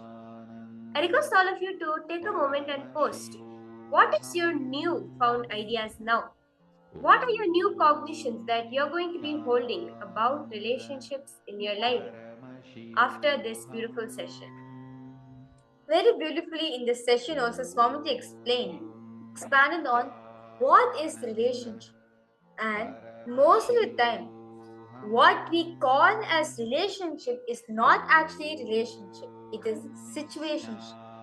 And very beautifully Swamiji defined also what exactly is situationship and how we are blinded by it. How will you be able to relate according to what Swamiji spoke about the difference between relationship and situations? Very request all participants to post your understanding in the chat section. You can go ahead and share. What is it that you understood? Like, what did you understand is the difference? How have you been living your life as a situationship rather than building relationships with people? See, Swamiji says the goal of relationships is to discover oneness. There's no other purpose. There's no other reason why we must have a relationship in life or engage in relationships other than oneness. How many of you cognized this as you were listening to Swamiji?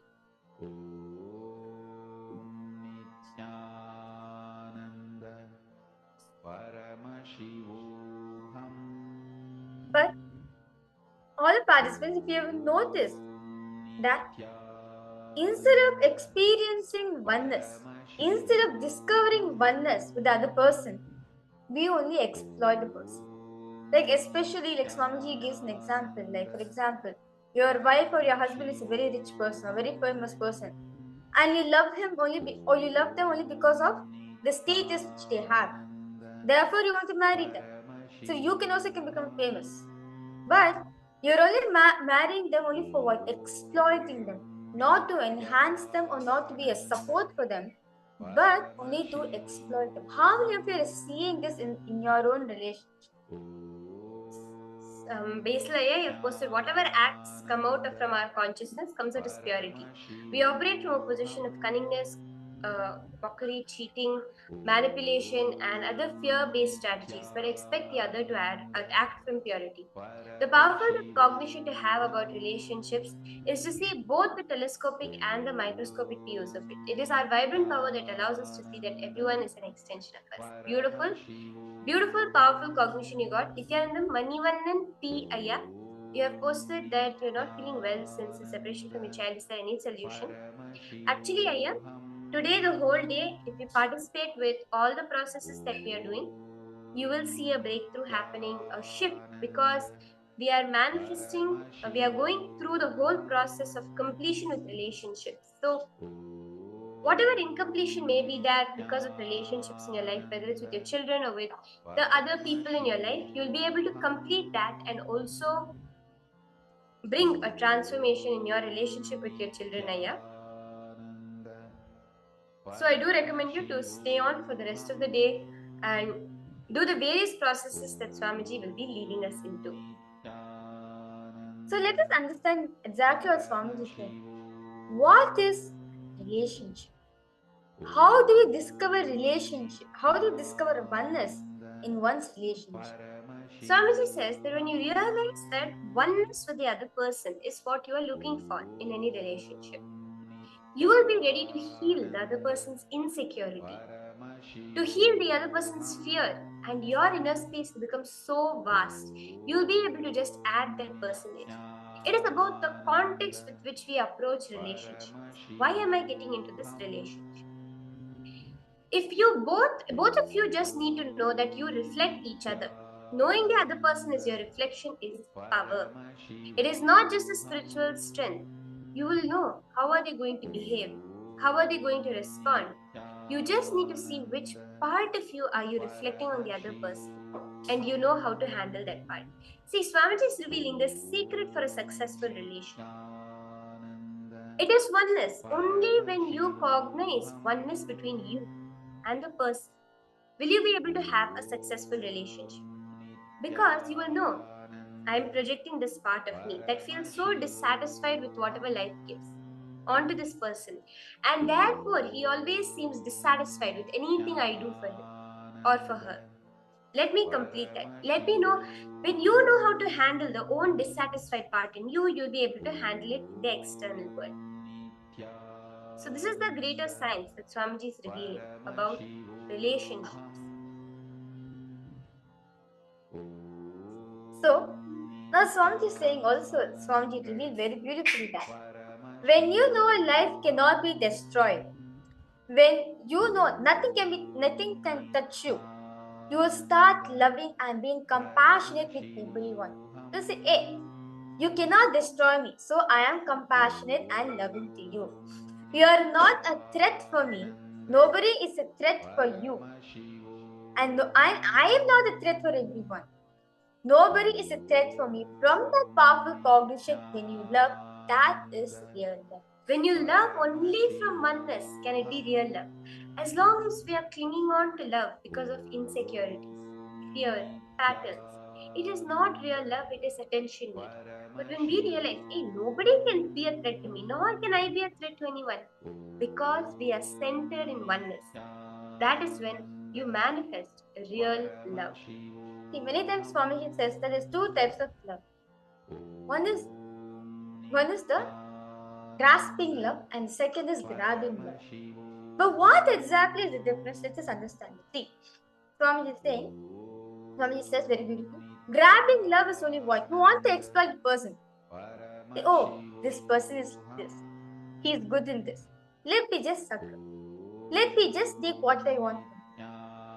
Where you exploit the other person, that is grabbing love. Grasping love, when you really understand that the other person is extension of you.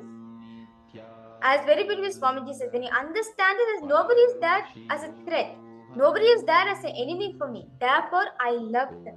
And the real love happens, that is grasping love. Where we take this love as an advantage to learn from the other person and evolve ourselves, so that we can experience oneness with them. them. See, now to bring completion to the very purpose that we cognize of relationships, it is important for us to see where all have you felt threatened by life, the situations. We have to go through each and every one situation. So I request all the participants to participate in this. Ma Sarala, Ma Basti Navaldas, Ma Prasanna Brahmini, Ma Kalahantrika, Ma Ratna Prabha, Nityananda, Ma Xiola and Cow, Ma Tanya Devarni, Nityananda Ma Jayalakshmi, Mohana Sundaram, Nityananda to all of you, Ma Soni Rao, Ma Puhwajin, Ma Tanya Gebia, Nityananda Ma. I request all of you now to do this one process of looking in and seeing where all are you able to see you felt threatened. It can be something as simple as someone whom you really love, but they only would approach you for work. So you suddenly felt threatened. No, they know that I love them and therefore they're always trying to get work out of me. It can be someone whom you wanted to develop a relationship with, but some way you felt threatened that they only want you for your money. Because anything came up, they would ask you to justify your love for them with money. Like this, there may be many places in your life you felt threatened by what life was showing you, by the way people were interacting with you. You have to complete with that to manifest oneness in relationship. So take a moment and write down. I request each of you to write down in detail any relationship where you felt threatened, not necessarily just in a romantic relationship. It can be with your mother, with your father, with friends, colleagues, family members, anywhere where you felt siblings threatened by the relationship. That it can be something that you felt they were trying to get work out of you. You felt that they may just be keeping you for some emotional satisfaction, and the minute they get someone better, they would trash you. There are so many feelings like this we go through inside. Write down all of them.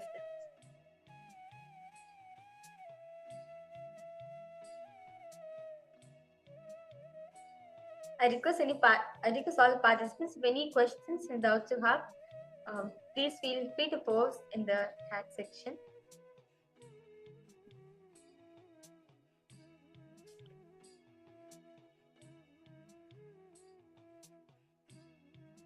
See now, this is a very beautiful process Swamiji is giving for all of us to complete with our relationship. As we are going to be discovering oneness in a relationship which we are engaging in. So it is important to make the fundamental base that to understand it only from the space of love I'm going to love the other person. Not from the context of okay, I love you or I love them because I want to use them from whatever things I want.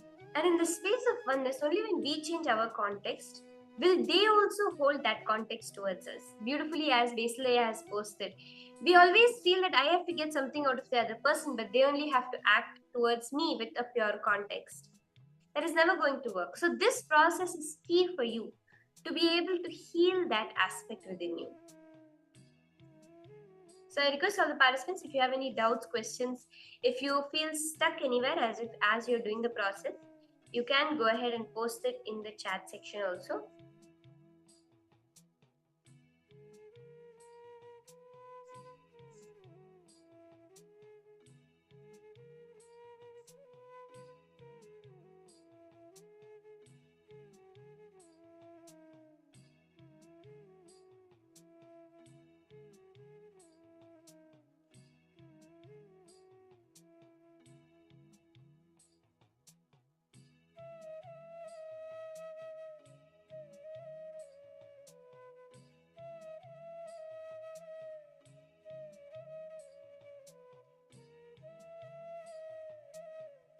Now, see, this is a multiple step process. Wherever you felt threatened in life, there will be a first root incident for it. All these places where you felt threatened will have one strong root incident. The first time you felt threatened by life. Many times it may be an elder sibling. They said, I will take away your share of chocolate in the evening if you don't do this for me. So you felt, oh, threatened by them. Only if I do work for them will I get anything in return. Or it can be something as simple as a friend in your class. He said, come with me. We'll be always together. But then you started seeing that only because he wanted someone to be with him all the time, he was asking you. And at the time when there's other people with him, he didn't care about you. You felt threatened by that. When was the earliest incident? Most of the time it will be something subtle below the age of 7. I remember one time a devotee shared that she was kept inside the baby walker, and she was walking around and she got really tired. She remembers this actually. She was just 2 or 3 years old and her legs were starting to hurt, but her mother was with her friends and talking and was not paying attention, even though she was shouting and crying to be taken out of the walker so that she could sit. And that was the first time she felt threatened. My mother will keep me with her only when she wants, but when she has her friends, she's not going to bother about me. There may be some root incident when you first started feeling threatened by them. Go back to that incident and bring completion with that within you. Only when you complete that root incident will any of the other incidents bring completion. As long as you touch only the surface, not going back to the root, you will not see the difference.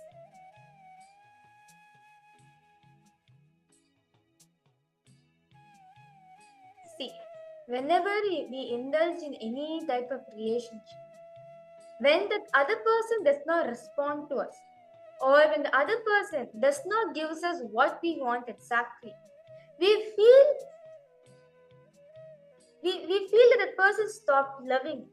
We feel that they've been attacked. That feeling that, okay, I need to protect myself because I do not know what the other person's up to. The feeling of being threatened. Most of the time have this. Even when you are with your parents, or whether with your mother or your father, even with your siblings. When you're experiencing conflict with them, the first thing you experience is, okay, I don't think I'm safe over here. I feel I need to move away, therefore I need to protect myself. Let me be with myself. But you need to understand that everyone around you is a reflection of you. They are only there so they can experience oneness. Like how Paramashivoham says that very beautifully. Why he manifested all of us, why he started his whole creation. Very beautifully he says that Ekoham Bahushyamaha, meaning one become many to celebrate me. He manifested all of us so that he can celebrate his existence. Same way, you are building up relationships. You are creating relationships in your life for you to experience oneness, for you to celebrate your existence with the other person. But instead of doing this, we go to the feeling, okay, I'm being threatened. That person is not loving me. I'm just a use and throw for it. Many times we have felt this, even to our own parents. When we just call them for what we want, we use them. Meaning like we call them. Otherwise, we not even bother about them. We need to understand that this is not how relationships. That is your situationships. Where based on the situation, you relate to the other person. So all participants understand the clear difference between relationship and situationship. Where based on the situations, you relate to the other person. Like for example, oh, there's a celebration happening. You have to go and relate to the other person. There's no other choice. So therefore, you go and relate with your parents because as a celebration. But if your parents are really angry with you, experience a very bad conflict, what do? You do not speak to them. Or even if you pick up a phone call, you'll be rude at them, you'll be angry at them. So this is how we make relationship based on the situations only. We decide, oh, this person is good now, let me go talk to them. This person is in a bad mood right now, let me go shout at them, or let me also enjoy the supper with that person. Let me also pamper the other person. Let me also support the other person what he's experienced. But instead of being communion, experiencing oneness with the person, correcting him, understand everyone who's there in your life is a reflection of it. It can be even an animal. If an animal is experiencing, for example, when you approach an animal, if it barks at you, understand it symbolizes one part in you which is getting agitated. One part in you which is not letting to welcome other person. That is why the dog is a reflection of it. So wherever in your life, the first incident you're able to see, where you manifested this, you manifested the feeling of threatening because of a relationship. Write that down.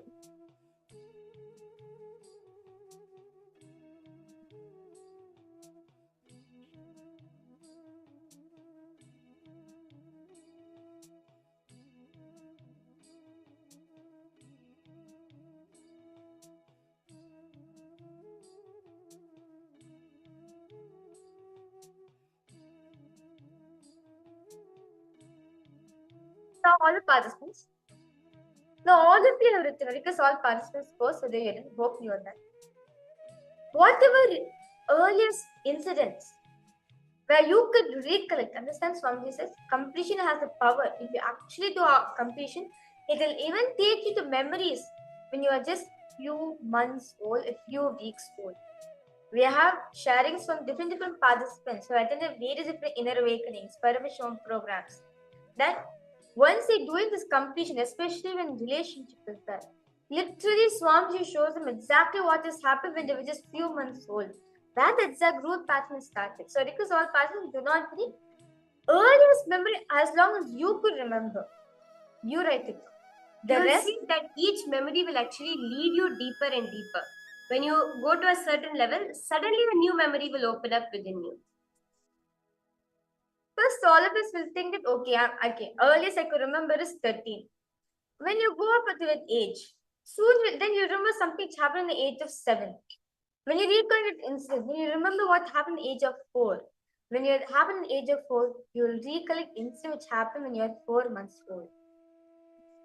Because all participants sincerely do this. And this is the incident. This is the spark which you have put in your relationship where if they're not giving me anything, I have to feel like that's the spark which you put in your relationship. That is why it is being caused a big flame in your relationship.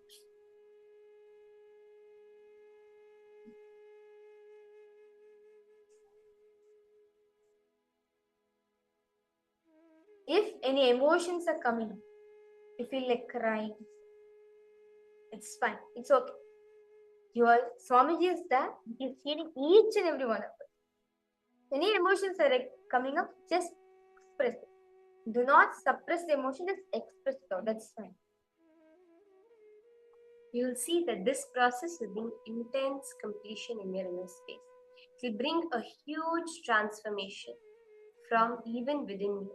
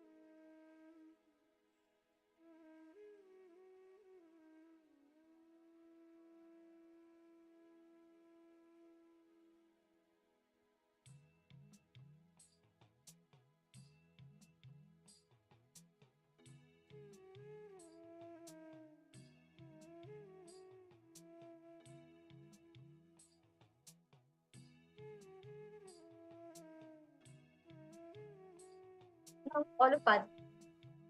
Now, whatever instance you written, this time you're going to complete it. This time you're going to experience completion with all these incidents.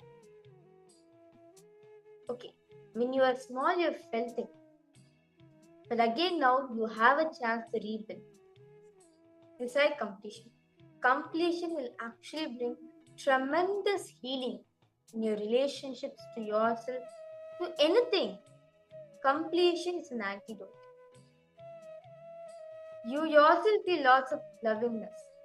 You also will feel a lot of compassion coming from your being.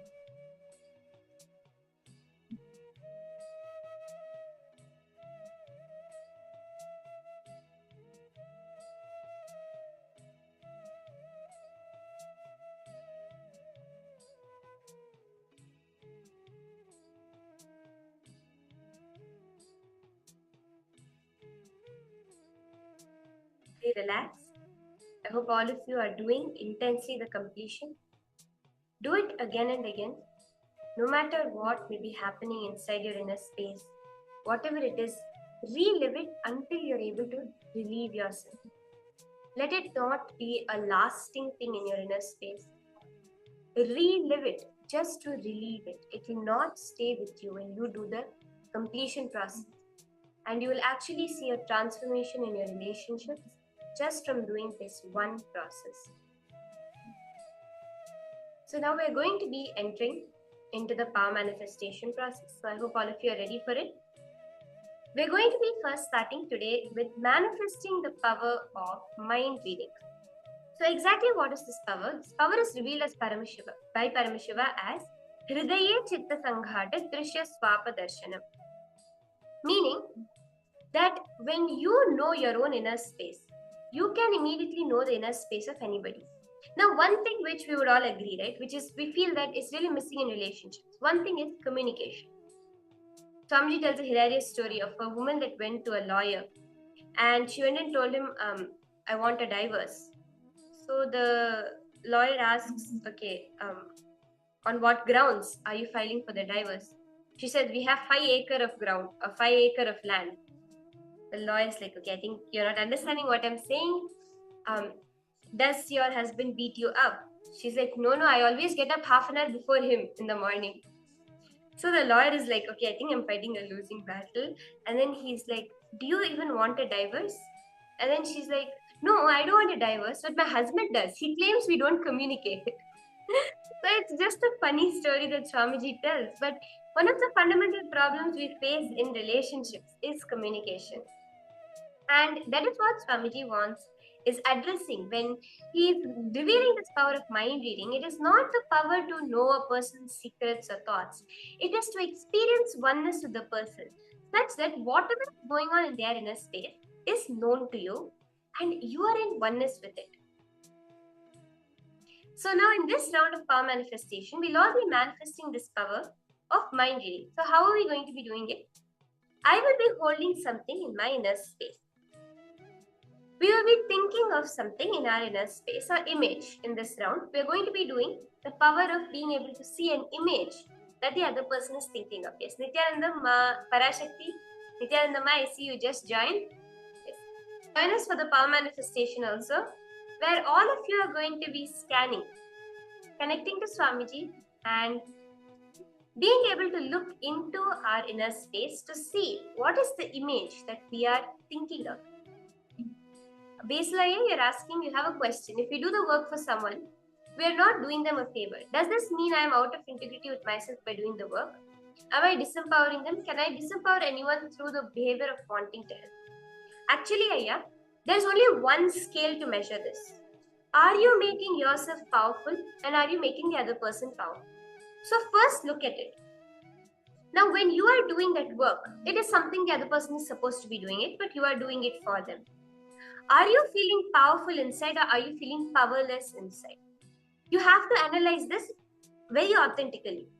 When they are making me do this, do I feel exploited in any way? Do I feel loaded, overloaded in any way? Or am I completely in the space of completion, happy to do it? The first thing is that, because if you are feeling incomplete based on that, what is happening to you, then you are not holding the right relationship with the person. The second is the other person, when they are delegating that responsibility to you, you're not doing it as a favor, you're just having to do it for them. Are they being empowered by it? In the sense, like there are some people, They may be really busy. They would be having a meeting exactly at the time when they are supposed to be. Let's say they told you they would do the laundry, but at the time they exactly happened to have a meeting and they're not able to do it. So they request you, I'm so sorry, would you be able to do this for me? And you are okay with it. But you are empowering them, you're helping them be successful. But the same request, if it comes out of laziness, they want to go watch a movie. So that's why they're not going to come home to do the laundry because they're too lazy to do it and they're like, bro, can you just help me out? Now, it depends whether they are being empowered or not. If they are being empowered to succeed, to expand in life, it is perfectly all right. But if they are not being empowered, if they are being encouraged in their pattern by you helping them, then it's not actually helping. So I hope this is answering your question here. The two parameters are, am I feeling powerful and am I helping the other person to be really powerful as per the spiritual principles?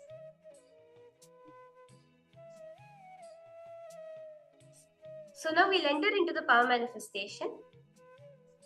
All of you are going to be scanning the exact image that I am holding in my inner space. All you need to do is remember this. Whether we are relating with a person to gain something from them or to give something to them, it is from oneness. When you connect to the oneness inside of you, you'll just know the state of the person around you. One thing I think all the beings who have been in Kailasa, who have joined Gurukul, we all know the minute we enter a person's space, we can tell what they are feeling. It's not like, oh, I want to know their innermost secret thoughts. No, we just know, hey, you're not feeling powerful. What's the issue? Can I help you complete? This is something which happens so naturally in Gurukul. Yeah, it's very true. Like maybe sometimes the kid, especially like in Gurukul, Swamiji is designed such a way that once in a week only we speak to our parents. But because so we can mainly focus on spiritual practices Swamiji is giving, so we can experience all this practical in our life. So like there'll be something happening in the house and the parents not happy with the kid and the kid is like, I don't know what to do. Like of course Swamiji is there with me. Immediately the whole team will say, okay, I think this kid really needs our help. Let's go speak to her. And without even she communicating to us anything, we just know okay, she needs this help. Let's go speak to her, she'll be all right. And we'll give the powerful cognition. This is one way of manifesting this power. Even this can be so useful in your workplace also. You enter your workplace, you know, hey, this person is not feeling powerful. How can I empower them right now? That is what this power is for. To empower those yourself and those around you. So I request all of you now to connect to Swamiji, start chanting the Mahavakya in your inner space. Just look in and see exactly what is the image that I am thinking of, that I am holding in my inner space.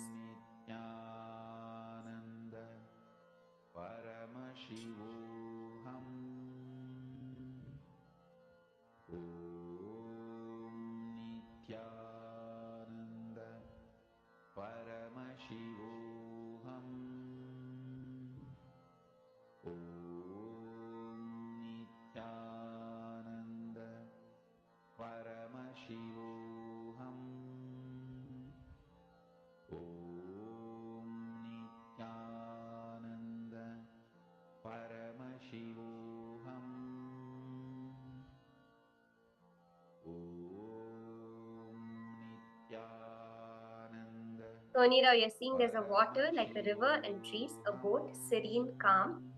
Okay. Shades of white. All of you can start posting as Swamiji is showing you itself. Ma Indira Sidambaranathan, Ma Mala, all of you can go ahead. Clouds also. Okay, Ma Sonia Rao, Ma Tanya Gebia, Rikusti also, Ma Jayalakshmi. All of you can post what Swamiji is showing you in your inner space. Lingodhvanaya, Veslaya, Ashokaya, Sandil Kumaraya. All of you can also post as Swamiji is showing you. So you don't need to wait till the end. Immediately as and when Swamiji shows you, you can also type it down and post it.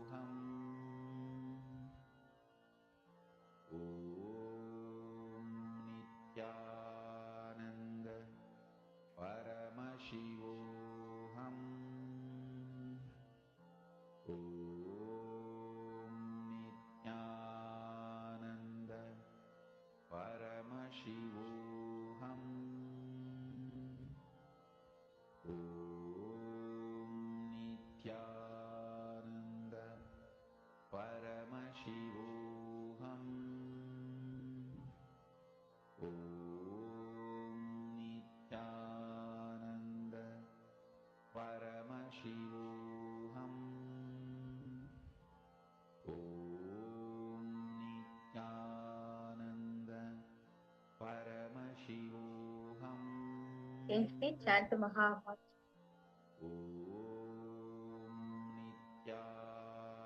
All of you can post now.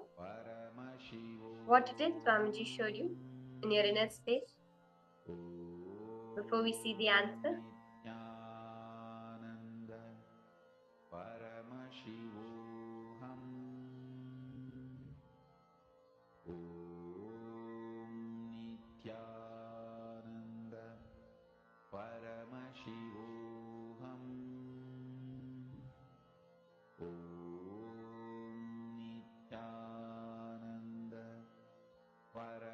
Yeah, basically you're holding the space to enrich us all here today. You're feeling powerful doing this. And you can scan the exact image. There's a particular image that I'm holding in my inner space. It's a picture. So you can also scan the details, colors, shapes, anything in that picture exactly which I'm holding in my inner space.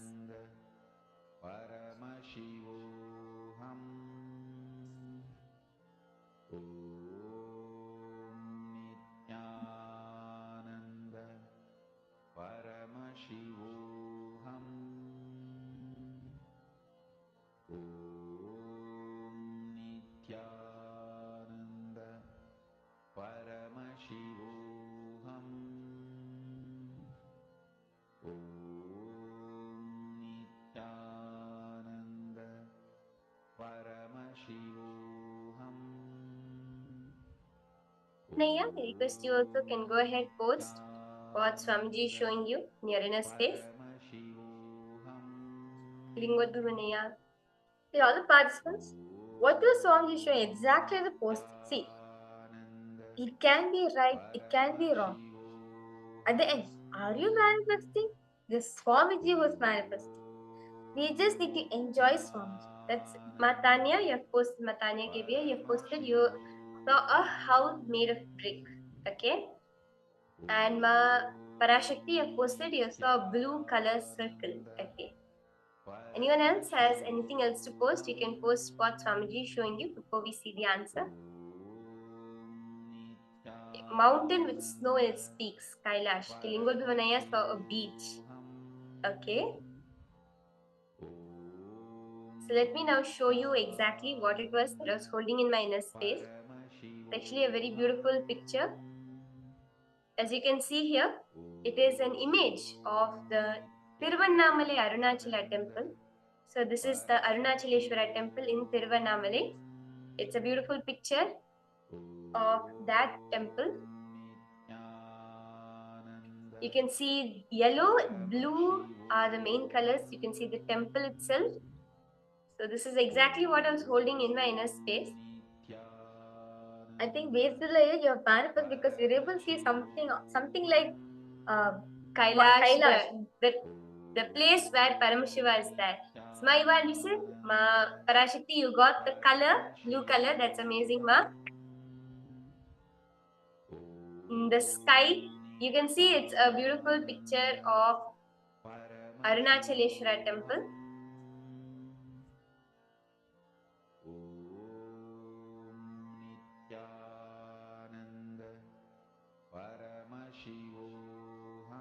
Yes, Ma Sonia Rao, you saw serene calm. That is right. The very energy of the temple, as if this that picture gives, is also very serene and Ma, you calm. have posted this like what they're actually just like the. You can see actually if you see the picture, there's the temple, the tank, the temple tank is there, Ma, where the water is there. So that also you manifest what it's really wonderful. Okay, let's do one more round of this manifestation. So I have another picture which I'll be now holding in my inner space. I want all of you to participate, interact, and do manifest one more round. So I have another image that I'm holding in my inner space. Just connect to Swamiji, chant the Mahavakya, and ask Swamiji, Swamiji, show me what is the exact image that Ma Shambhava, my Acharya, is holding in her inner space. Ask Swamiji, you will exactly see it. Yes, Nityananda Ma, Shanti Ravishankar. Nityananda Ma, you can settle down, come on camera to join us for a beautiful power manifestation. Manifesting the power of clairvoyance or mind reading. Ma Sharmin Muse, Nityananda Ma, you too, Ma, can join us. Paramashiva to manifest. With this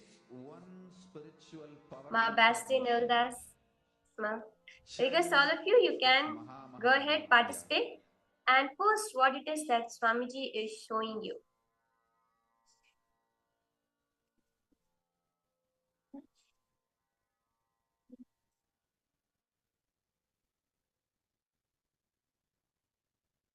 Is Nityanandam, Poiter Vajda Aya? Nityanandam, Poiter Vajda. I see you, Nityanandam Aya. I see you have just joined. Thank you, Aya, for joining. We are actually just started the power manifestation. We're doing the second round where we are manifesting the power of mind reading or clairvoyance. So I'm holding an image in my inner space, which everyone is connecting to Swamiji and scanning. So you can also go ahead, chant the Mahavakya and see exactly what is the image that I'm holding in my inner space. With this one spiritual powerful cognition, chant this Mahavakya. Om Nityananda Paramashivoham. The Lingodhavanaya, you saw trees and you saw Swamiji, okay? Everyone can post your answers also. Basilaya. As you're seeing, as Swamiji showing you, post it. That's fine. You can put in detail also, like if you're seeing any colors, shapes. Ma Xiaolan Cow, you have posted blue sky, white clouds, and the Paris Tower, okay, the Eiffel Tower. Ma Parashakti, what is Swamiji showing you, ma? Ma Sonia, okay, Ma Soniara, you saw a deity made of stone and jewelry, something metal and related to divinity, okay? Ma Tanya, what about you, ma? Ma Tanya Gebia, what is Swamiji showing you, ma?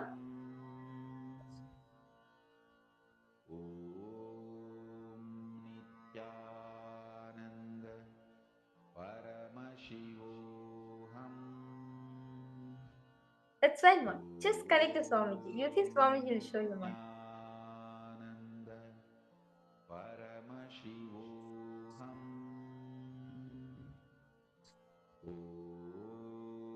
A river with some people bathing. It is sunset, okay?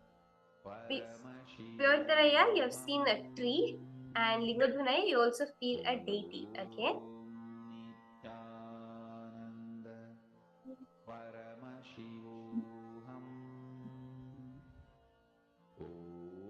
You see a lot of green with plants, okay? So I'll now show the answers, what it was exactly the image that I was holding inside my inner space for all of you to scan. It was a very beautiful image. It's actually of a sunset. And as you can see, there are multiple colors in this image. There is blue, red, orange, pink. It's like almost like a ocean area with some rocks, and it's a very vibrant sunset. So this was the exact image that I was holding in my inner space for all of you to scan and see through your third eye. Many of you, I think, got the colors, the feel of it, that vibrancy of the whole image. So that's very beautiful. Like Basil, you posted a Erebus sunset. That's very wonderful, Aya. And Ma Sonia, you're saying you're able to feel some deity, some stone kind of thing. That's Yes, also there are rocks, as you can see in there. So beautiful. So many of you are connecting to the feel of it. So we'll be having many more power manifestations also coming up to manifest more of the power of connecting to other beings at a very subtle level. So now we're going to be entering into the next session, where Swamiji reveals to us two ways that we can view a relationship. So one thing we may all have felt, right, in our life is we attract the same kinds of people again and again. In a person, we attract the same types of habits or way of relating again and again. For example, there are some people, abusive relationships, exploiting relationships. They keep manifesting it again and again and again. Or from a particular person in their life, they keep manifesting attention need again and again. This is because fundamentally we view relationships as a pattern, as a repetitive pattern. But there's another way of viewing relationships as a possibility, experiencing relationships as a possibility. So now let us listen directly from Swamiji how to transform a relationship from patterns to possibility.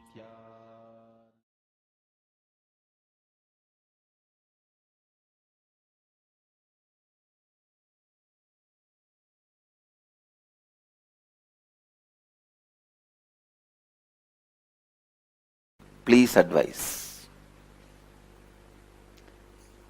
I'll start my tradition of answering through stories and jokes from today.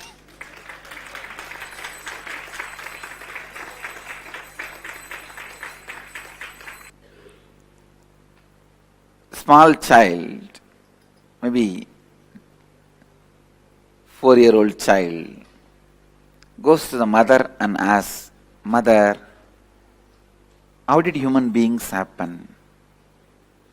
Mother says, "Oh, God created Adam and Eve and they created more kids. And they created more kids and they created more kids, and that is the way the human beings have come." After a few days,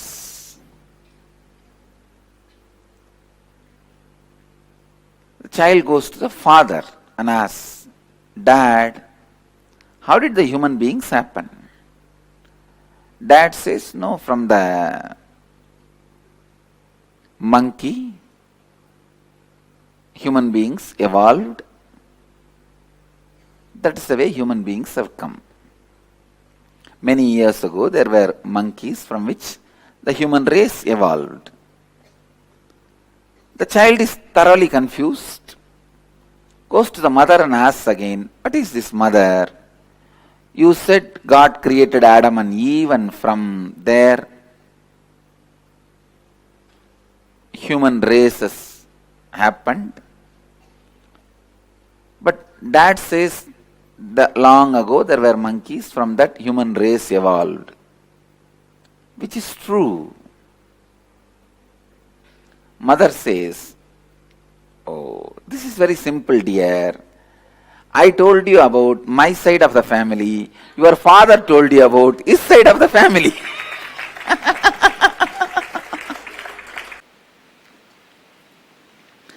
Husband sent a text to his wife at night.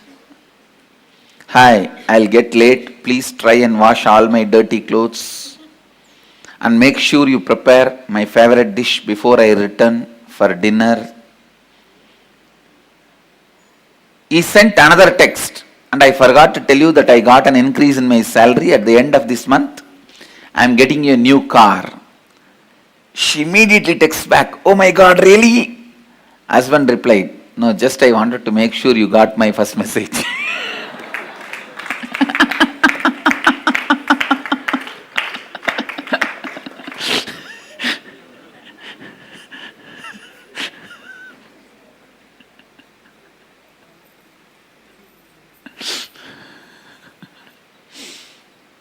Husband texts to wife on cell, "Hey, what are you doing, darling?" Wife, "I am dying." Husband jumps with joy, but types, "Sweetheart, how can I live without you?" Wife texts back, "You idiot, I am dyeing my hair." Husband, bloody English language.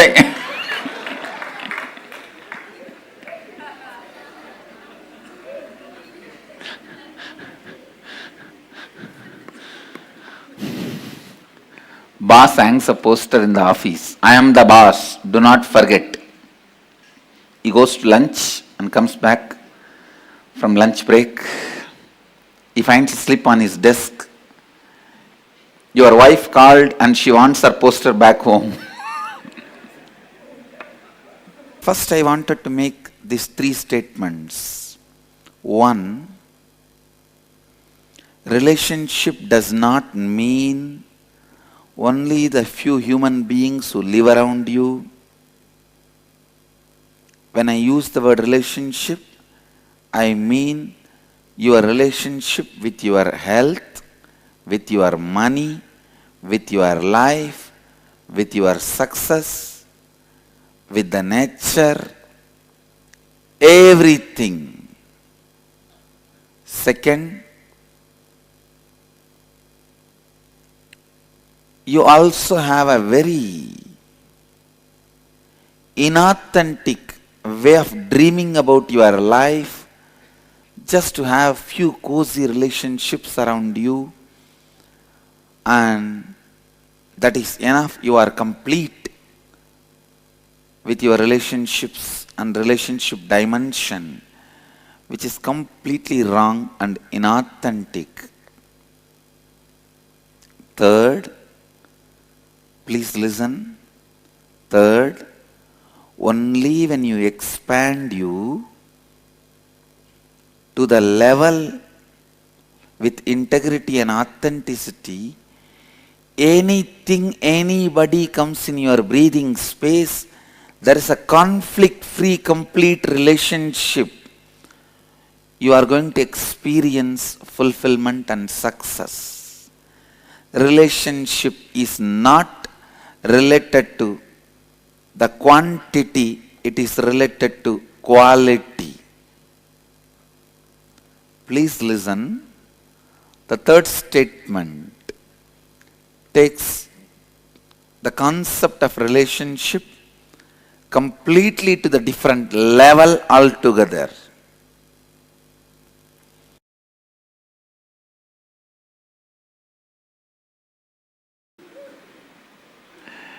Understand,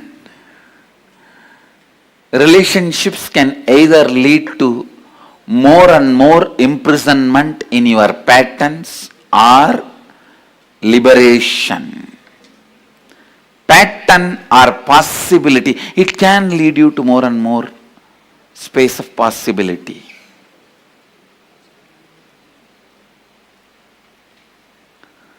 The first and foremost fundamental relationship that exists for you is the relationship between your pattern and your possibility. Please understand. Please come to the space of listening. ध्यान से सुनिए.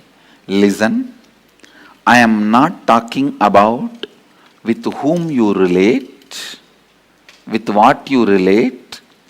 I am not talking about your relationship with your husband, wife, brother, sister, father, mother. I am not talking even about all that. I am talking about from which space you start relating. I tell you, if you relate from the space of possibility, even if you live with a large family, you are a great sannyasi, enlightened being. If you relate based on the patterns, even if you are living alone, you are bound, patta, fallen, grihastha. Understand?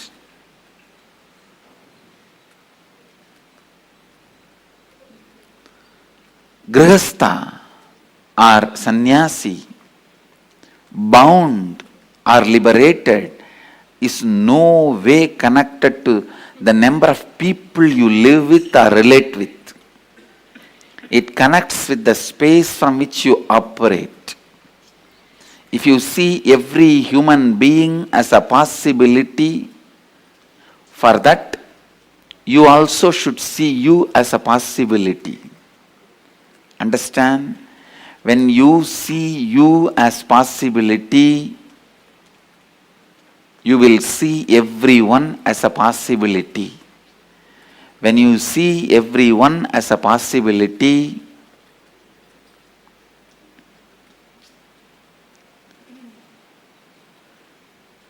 life, wherever you may be living, whatever you may be doing, you will be living with Vijaya Lakshmi. Means the Lakshmi of victory. Don't say, my neighbor house is Vijay Lakshmi. My neighbor name is Vijay Lakshmi. When I said the word Vijay Lakshmi, I meant the Lord, the deity of victory, the goddess of victory.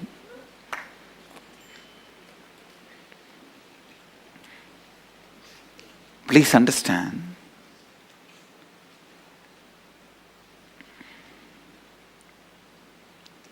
how you see you, how you see others, how you see you and how you see others. All relationships you experience in your life can only from two space, two frames. One, listen. Please listen, because I am giving you the punch statements for your life. One, inside the frame and perception given by your pattern.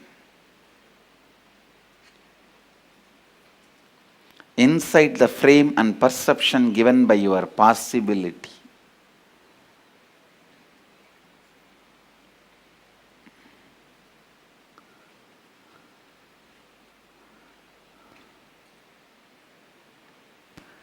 When you are able to see people as possibility, you will have tremendous patience. All Ashamites will understand this statement. You will have tremendous patience. You will wait,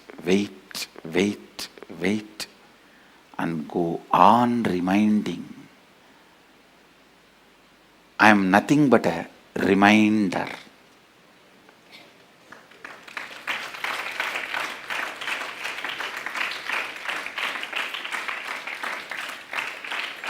I am nothing but a reminder. When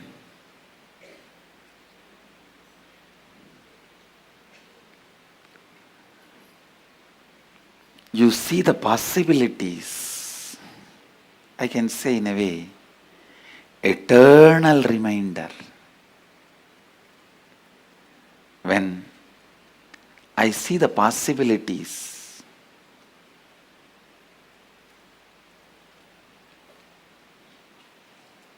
please understand, when I see the possibilities,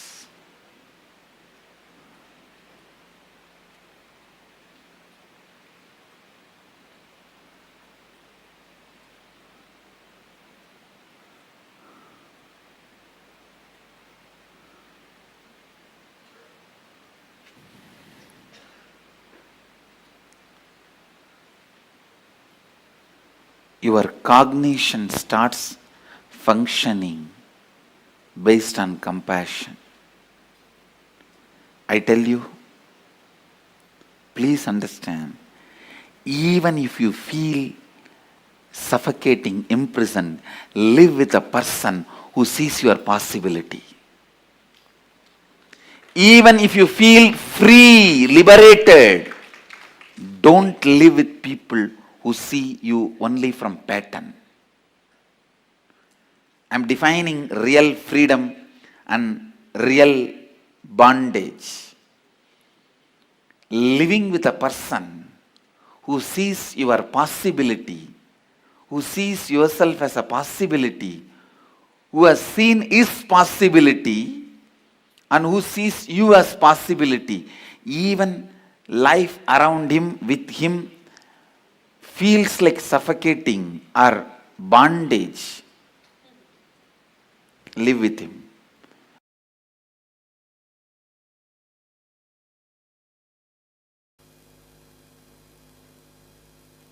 When you bring integrity, you will heal all the damage you caused inside you, outside you, due to the relationships, the ignorance you had in the zone of relationships.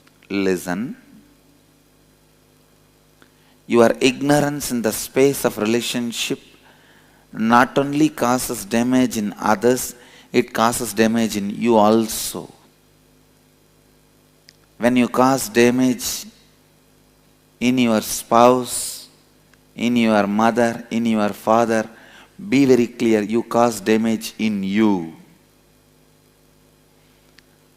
Because your father, mother, spouse, all the relationships you carry, decides the confidence and the energy you have about you. When you bring the integrity as a space inside you, the space you perceive, you experience, you operate, suddenly so much of healing happens to you and to others who are living around you, who are relating with you, fortunately or unfortunately. Listen, one of the important healing factor in relationships is the other person feeling confident, you are transformed, you are going to be different in future. To tell you honestly, nobody is too serious about the past hurt. Everybody is expecting about what is going to be the future. If you give them the confidence, assurance, the future is going to be really transformed, authentic and responsible. There is nobody who is not ready to heal their past or drop their past. Everyone is waiting to drop their past and relate with you in a new way. Who is interested in carrying the past wounds? Just like how you are waiting to drop the past and have the new future. Everyone is waiting to drop the past and create the new future. I have seen in my experience, when authenticity happens, you are ready to spontaneously relate with every new being who is coming in your presence. I have seen some people running away from society, hiding themselves in caves. Listen, sitting in cave and meditating is not wrong, but if you are doing it for wrong reason, it is wrong.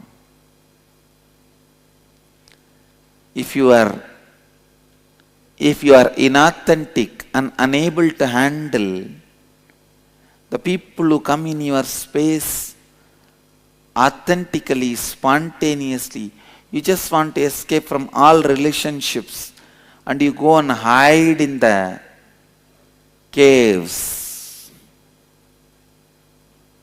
It is inauthentic.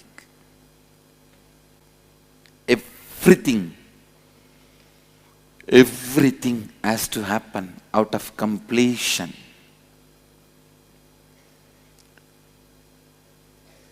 Living out of completion is your birthright.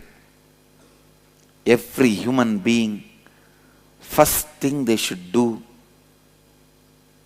when you start living your life is find the root thought patterns, suffering patterns, which is causing you suffering, and complete. That completion gives you the courage to relate with human beings with integrity and authenticity. People are afraid to relate with other human beings. Even when you go to meet your friends, you prepare all the statements you have to tell him. Why can't you be spontaneous? Even to meet with your friend, why do you need so much of preparation? Why do you need so much of inauthentic strategy planning? Why do you need so much of lack of integrity verbal preparation? It is so unfortunate. The trust level between the friends is dropped. because the trust between you and you is stopped. You are afraid. Even with you, you don't sit spontaneously.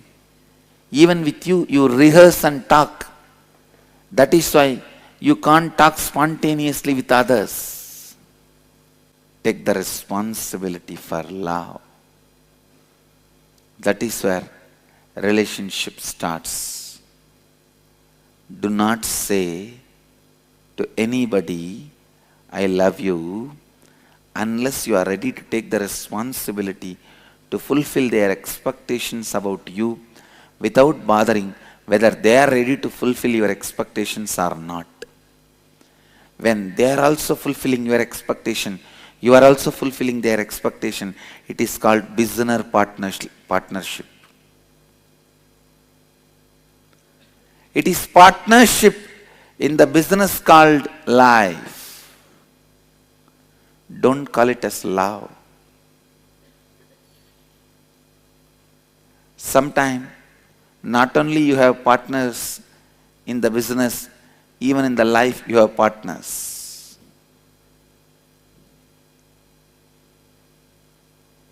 Maybe you can use the word life business partners.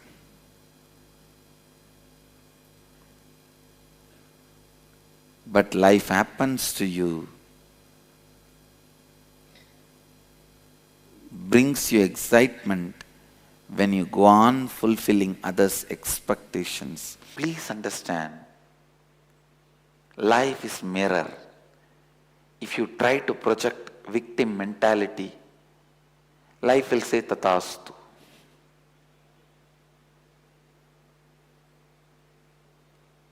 Don't expect sympathy from life by showing yourself as victim. No. It will simply say tathastu. Let you be the victim as you described. Let you be poor as you wanted.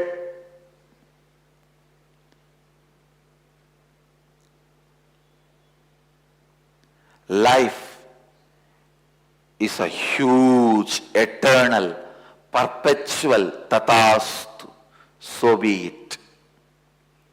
How you present yourself to the life, it says tathastu. Never ever try to show yourself, try to perceive yourself as a victim. Decide. Victimhood is the past mistake. I'll never allow that to be a future reality. Victimhood is the past mistake. I'll never allow that into a future reality.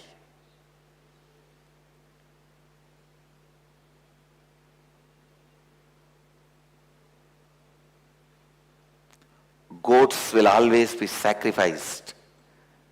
Lions will never be. In the life, only goats will be sacrificed. Lions will never be. Decide to get out of this victim mentality,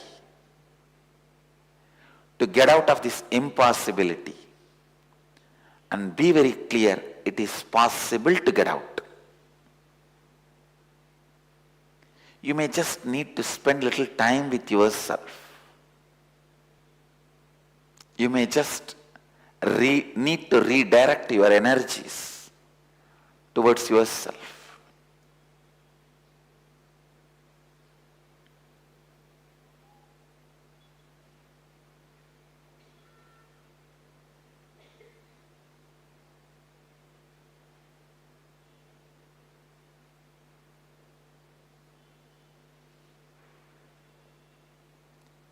When you know how you behave, respond, when you know how you behave and respond when you are scared and crazy, the moment you know the pattern, how you behave, your standard response how you cognize when you are scared and go crazy, how you react. The moment you understand, decide, I am not going to flow in the same pattern again. Get rid of it, complete with it.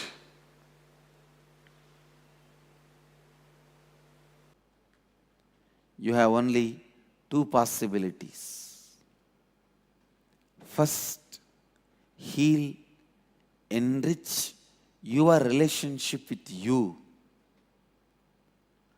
Do swapurnatva, self-completion, by bringing integrity with you, authenticity with you, responsibility about you, enriching yourself. Listen, I ask you to bring these three qualities in you as a first priority. That does not mean I am asking you to do only this. You have to be doing it simultaneously with you and others also. Only then it happens in you. When you bring completion to you, relationship with you starts. Enriching yourself starts. If you don't have confidence, you can look at you, you can be with you, you are comfortable with you, you can raise yourself by yourself. Who can be with you? Who else can look at you? Who else will be comfortable with you? I tell you, in the cosmic constitution, the first amendment is you should be taught to be comfortable with you. That is your first amendment right. Man should be comfortable with himself. You should be able to be comfortable with you. That is the first amendment in cosmic constitution. Freedom of speech comes second. You have freedom to speak with others only if you have freedom to speak with you. Understand the science of relationships. It is not just the phenomena of the mind, it's a phenomena of the body.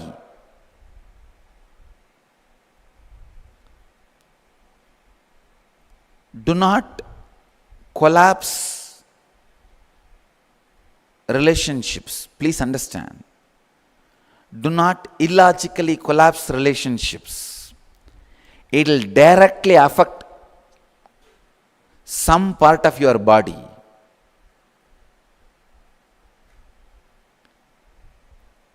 Unless you are logically completely convinced that this relationship can't be maintained, this is going to be abusive, it is going to be disturbing and disrupting your life, don't collapse any relationship. That is why I always insist, when people come to me asking they want to break their family, they want to go for divorce, I tell them, wait for some more time. They say, no, Swamiji, anyhow I have decided I can't live with her, I can't live with him, better let me break now. Why torture? I tell them, no. If you are tortured, your muscle memory and biomemory will strongly start believing this is more disruptive, this is not the way you want to live. Then if you break, you will not have any physical diseases. But before your biomemory or muscle memory is convinced, only when your head, the mind is convinced, if you break, the collapsing will simply turn into a disease inside you. That is why I insist, wait for some more time. Whether your muscle memory or biomemory changes your decision or it is going to support your decision. Let's see. Let us see how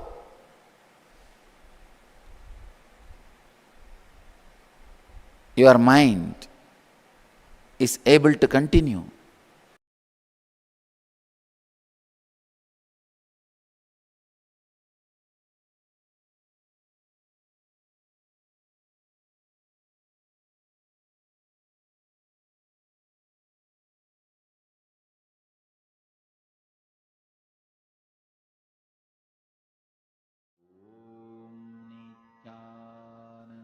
Nityanandam, to all the participants. Very beautifully in this session, Swamiji spoke about, Swamiji revealed on how to turn the relationships from patterns to possibilities. I request all of you to post your understanding on this beautiful truth Swamiji just really revealed. Most of the time in our life, whenever there's a relationship which we're encountering, the relation which we are in at the moment, we're experiencing, we always make it as a pattern. But you need to understand, if you are in a space of oneness, any relationship you take becomes a possibility to you. How many of you want to experience this? I request all of you to put a yes in the chat. How many of you want to make your relationships from patterns to possibilities? What did you understand is the difference between a relationship as a pattern versus a relationship as a probability? I request all of you to go ahead, share. And also, how is it that you want to manifest your relationship from now onwards?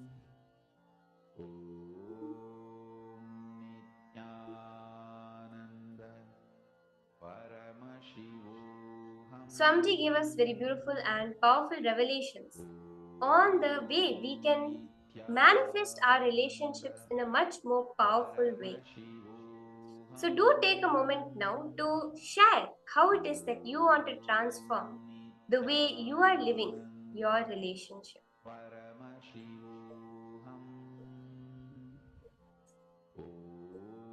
Because all participants post your understanding, as it's a very this very beautiful session Swamiji just gave on how to turn your relationships into patterns and into possibilities. Well, all of us want to experience this, that any relationship which we are engaged in, any relationship which we are encountering, we always want to make it as a possibility where we make the other person also to experience the same. See, Swamiji says the relationships can either lead to more imprisonment of you and your patterns or to more and more possibilities. But when it comes to relationship, the first thing we need to do is heal our relationship with ourselves. That can happen by doing the Svapurnatva, self-completion, bringing integrity with yourself, authenticity with yourself, responsibility for yourself, and enriching your own self. So the first step that we need to do is to pen down when was the first time you started feeling unloved by life. The first time where you feel like you're being deprived, you feel like people are not there to love you. Pen down all these incidents detailing. And I request all participants to post any questions or doubts you have. Please feel free to post in the chat section. So pen down the space where you perceive about you. When did you first started feeling unloved? Where the first time you felt like, oh, love is not there. Real love is not there.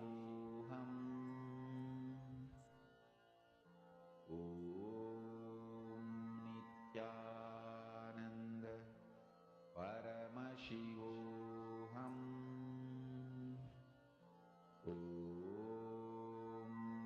Nityananda Paramashivoham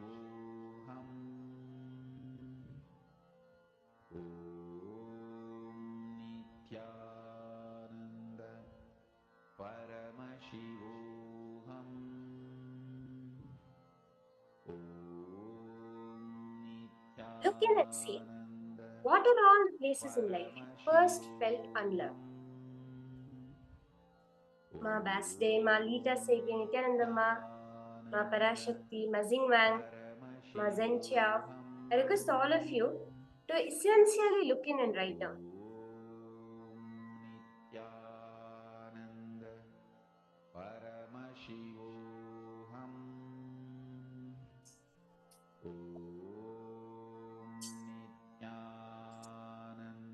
Vim Verdegalaya, Nityanandamaya. Thank you for joining us in the program.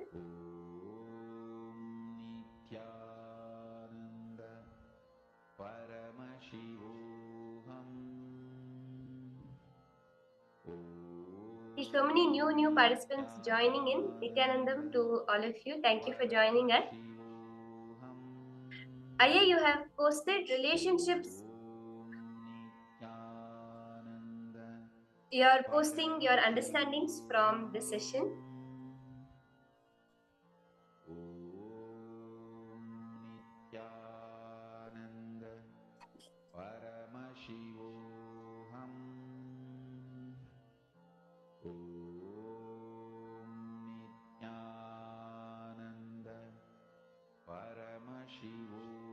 Think on the first time where you felt you're not being loved. Detailing write them because all participants please write those incidents detailing as you're going to be completing with these incidents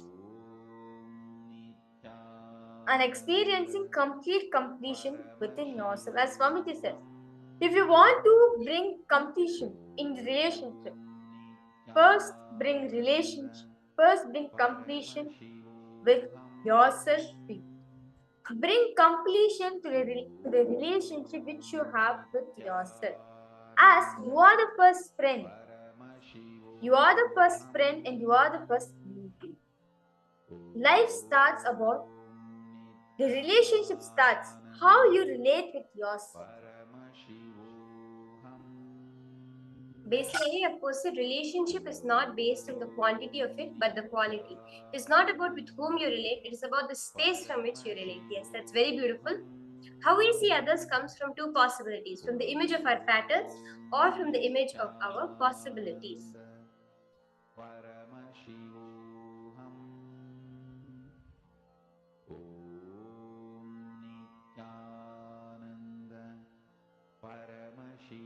And you've also posted that it's about the space from which we relate.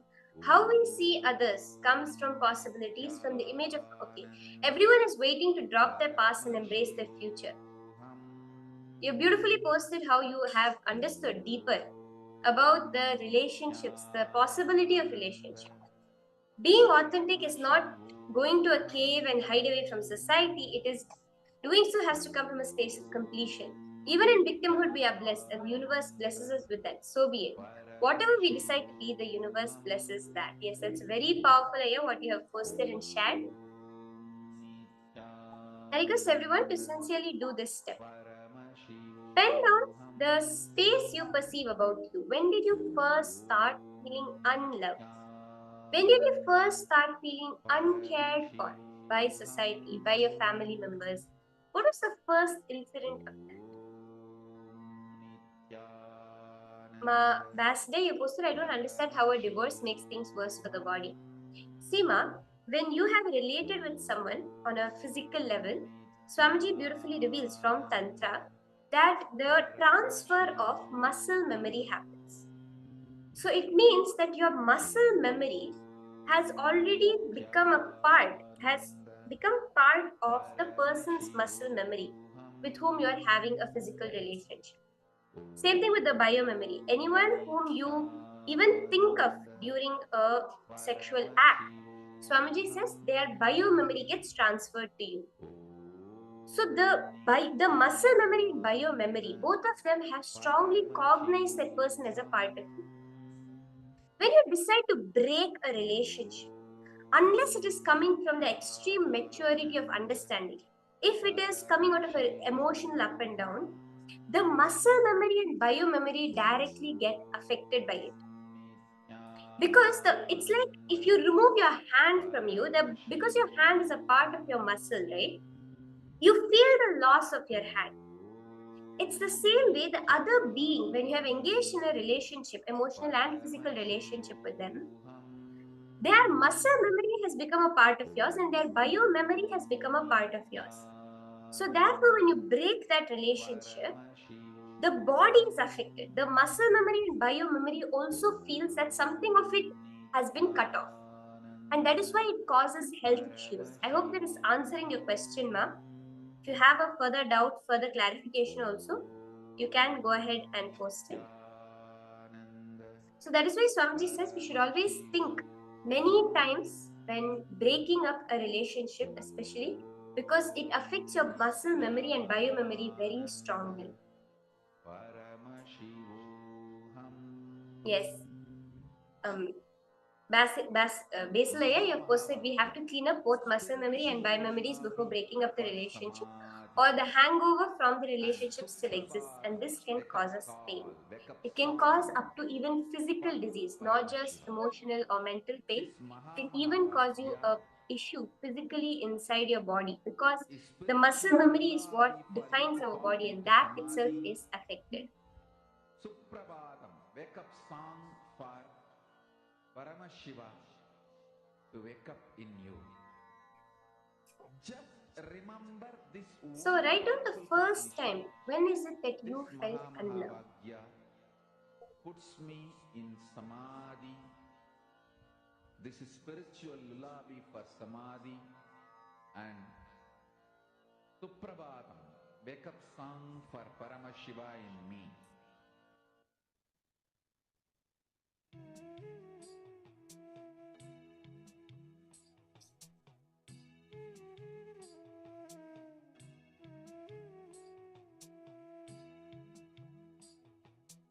Now look into your life and see if you can recollect situations, incidents where you experience the words, emotions, feelings, and experience of this pattern. We are looking to the first time. When was it we started feeling unloved first? Now look into your life and see what are all the repercussions, the effects that are still lingering within you, as you have seen in multiple incidents coming up again and again in your own life. Pen these down. Look into your life and note all of these down.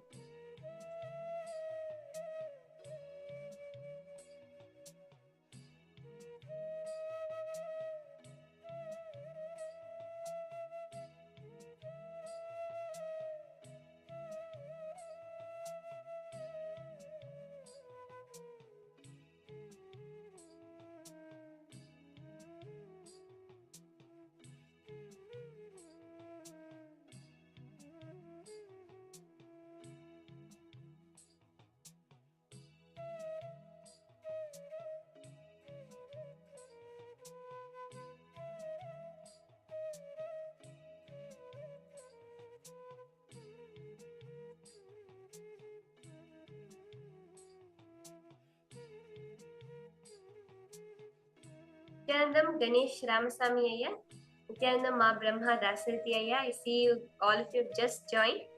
You can join in this beautiful process that we're going through. The completion of our relationships, how we can make our relationships from patterns into possibilities. So I request all of you to join in and participate as you're doing this. Yes, Nityanandam, Hugo Pavlik, Nityanandam, thank you for joining. You can also join in this process that we are doing.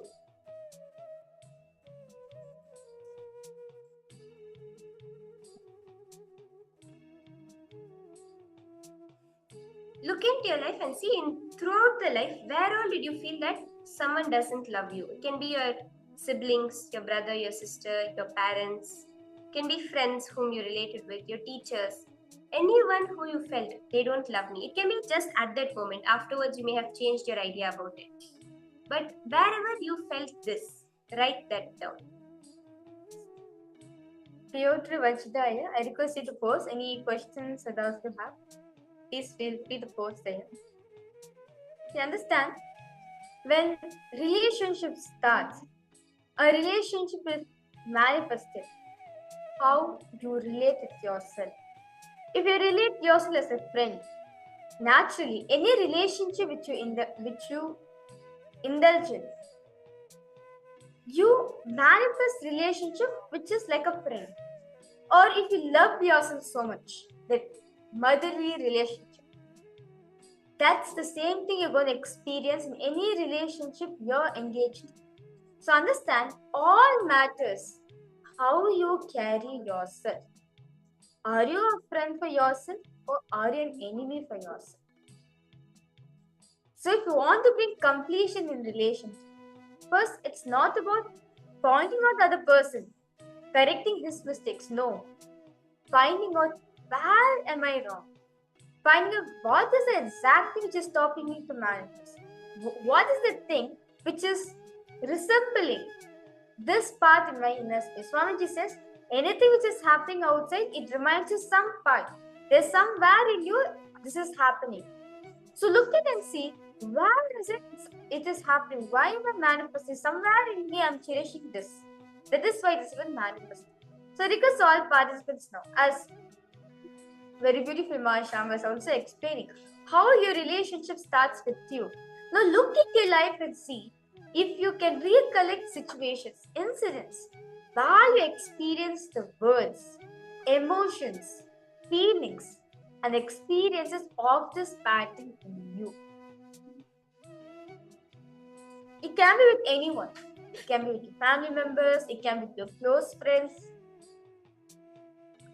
The first time you experience this, Look at how it repeated again and again in your life. See, write down the situation and your experience.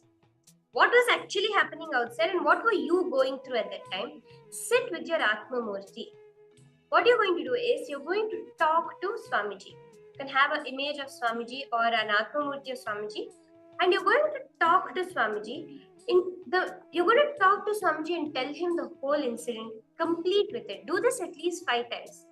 As you talk to Swamiji, you will see yourself just completing with that pattern. See, all the times you felt unloved. This is a very, very deep issue we all face. Many times in life, we stop ourselves from doing all the places we can expand. We do not expand because of this one feeling of being unloved. Now, talk to Swamiji.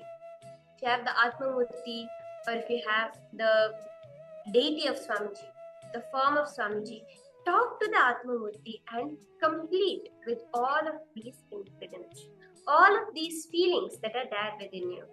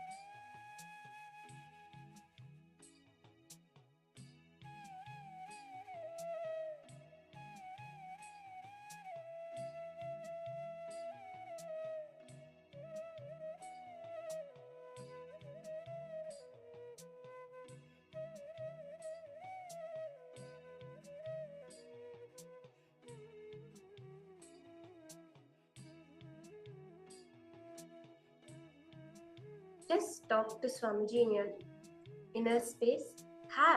Really, it's important. Have the Atmamurti, the image or the deity of Swamiji also with you as you are doing this manifestation. It's very, very important. So I request all of you to please have a picture or a deity, Atmamurti of Swamiji, and talk to Swamiji. Talk into Swamiji's listening, like sharing. If he was really there in front of you, to a real person as you would talk. Talk to Swamiji and once and for all, completely complete it from within you. Complete all the incompletions, all the feeling of unlovedness from within you. From the first time you ever felt it, till today, all the instances, just complete with it.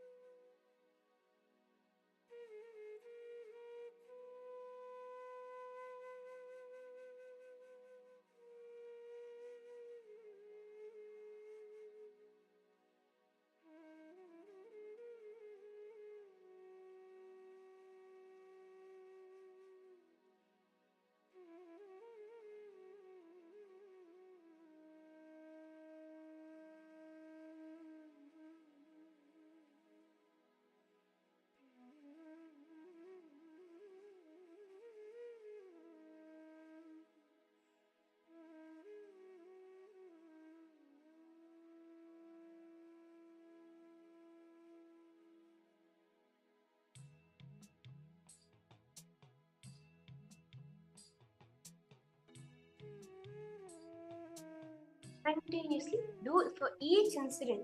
Always Swamiji says do it at least 5 times because that is how the ultimate completion happens. So I request every one of you, with every incident that you're able to identify in your inner space, do the completion with Swamiji. Relive it talking to Swamiji at least 5 times.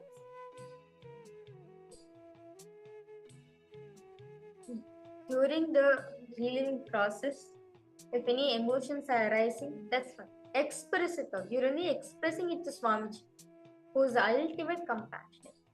He is going to heal every one of us. So, if anything is arising at this moment, all the participants, just let it happen. You are in the breathing space of Swamiji, which is the most secure place.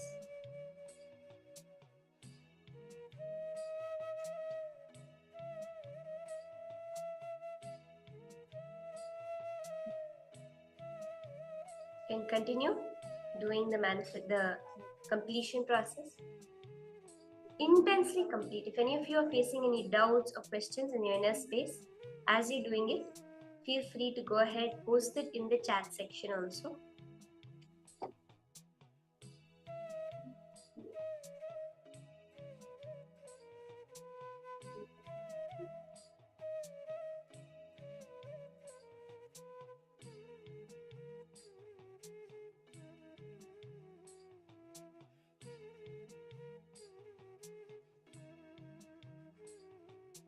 Relaxing.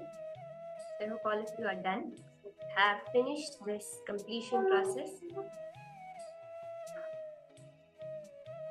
How was each and every one of us your experience? Like, I know it was like a personal moment time all of you had with Swamiji in a beautiful space. Now, to help you experience the completion space, Swamiji has very beautifully given a detox method, which is the herbal tea, which will actually help you to manifest the relationship which you want. So this herbal tea ideally must be taken 2 hours after a meal on a light empty stomach, maybe late evening, right after your lunch, a couple of hours after your lunch. You can have this hot. So you can have 1 cup of it daily. Bring any combination of Siddha herbal leaves. So it can be Atimaduram, which is the licorice, Karisalankani, false daisy, there's Ponnangani, Karpuravalli, mango leaves, tulsi leaves. Any of this can be boiled with 1 glass of water. Then filter it and serve it with honey or organic jaggery. Add a few drops of lemon juice. So if you're diabetic, if you have any health issues, please do consult your doctor first before you go ahead with this detox method. It's very simple. Just take any of the traditional leaves that are very good for your health, boil it with a cup of water and filter, serve with jaggery and lemon. This herbal tea will be very, very much powerful in cleansing your body. Swamiji reveals that just this simple herbal tea, the power of the Siddha herbs, can make you a dhira, where you're able to very clearly see what is authentic and what is inauthentic. See, not only does this process have an effect on your physical body, it can also enhance and help you manifest powers. It helps you build immunity by acting as an aushadha. You can receive enlightenment, manifest powers. Swamiji also says it gives you a clean stomach, helps in problems of acidity, gas, constipation, hydrates you. And if you are having some issues with your vision too, you can go ahead, have this. Overcome tiredness, and Swamiji says the Siddha herbs are never addictive, nor do they cause addiction. So they're always healthy and safe for you to have. I'll show the recipe one more time for all of you so that you can go ahead and participate and make this your lifestyle, the simple herbal tea. So the next time you feel like having a caffeinated tea or coffee, you can switch to a herbal tea for you to experience the benefit of the powerful Siddha herbs.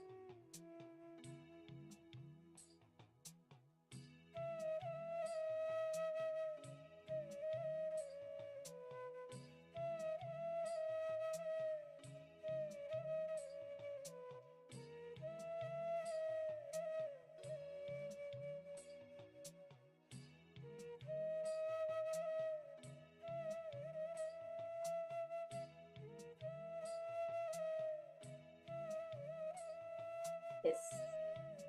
So now we'll be entering into the power manifestation. Do try out this herbal tea recipe. It's very powerful for you. And now we are going to be doing the power. This power is going to be very interesting. It's the power of consciousness over matter.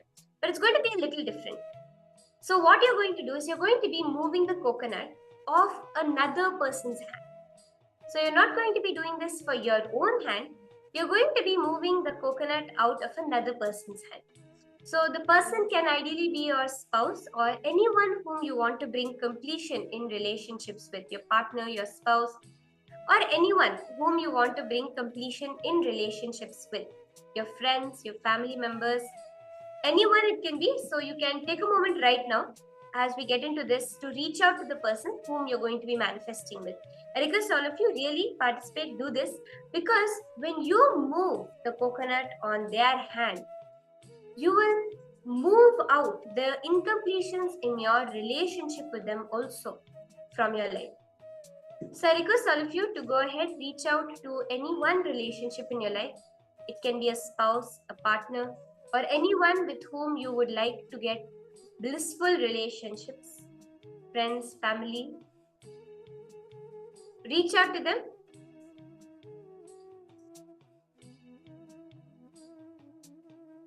See, call the person who you feel you really want to have a completion with them. and make them to hold the coconut, make them to hold the object.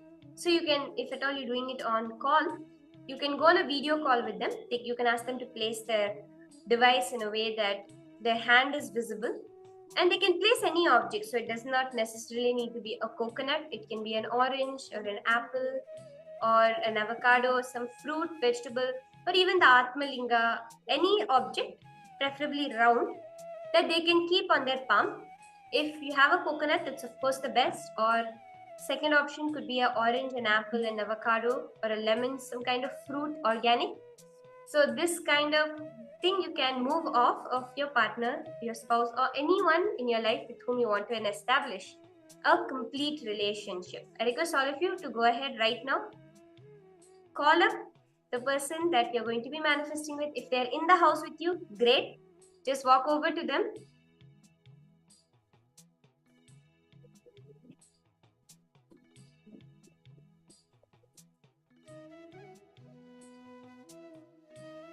Request everyone to get ready. Connect to your partner.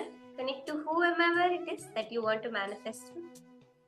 Because this will really bring completion in your relationships. As you do this power, you will find a lot of completion with the person with whom you're moving in. The ultimate result, of course, will be the coconut moving, but even just engaging in power manifestation with the space of completion, the space of healing your relationships with that person, will bring a huge transformation. So request all participants, please do reach out to someone who want to do this power and give them a breakthrough in their relationships. So, have you all reached out? Can I see a thumbs up from each of you if you have reached out to someone with whom you want to manifest? Lingodhavanaya, Nityalingodhavanaya.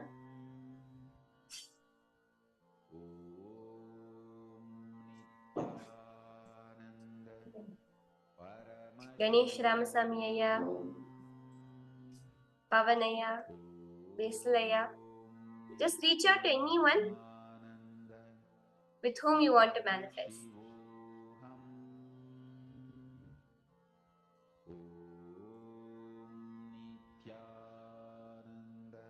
Hugo Pavlik, you posted Nityananda Mas. I just want to thank you for all the programs you Mas have conducted.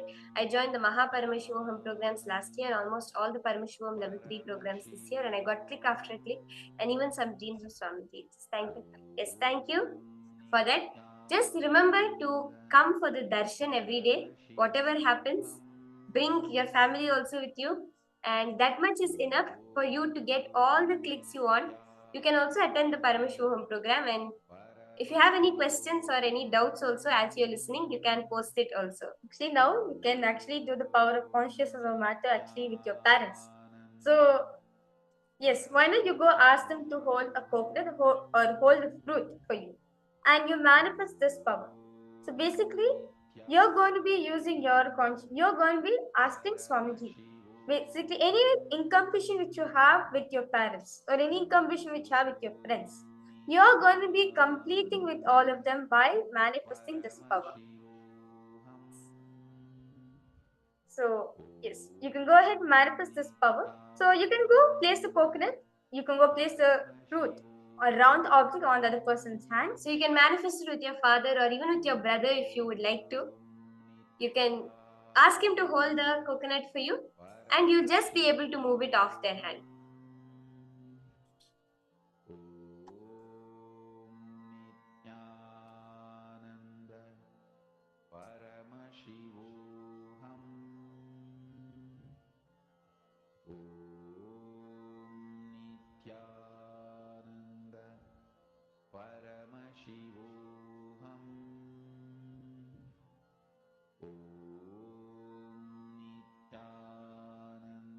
Request everyone, just connect to Swamiji. Start chanting the Mahavakya.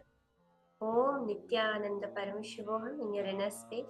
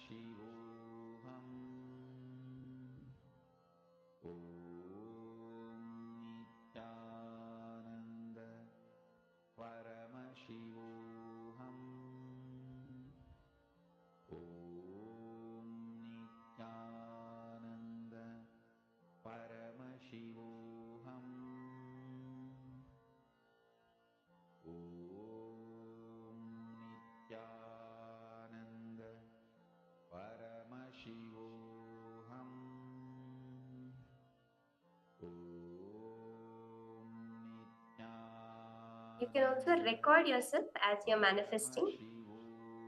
See beautifully how the movement, the vibration is happening as you are manifesting the power.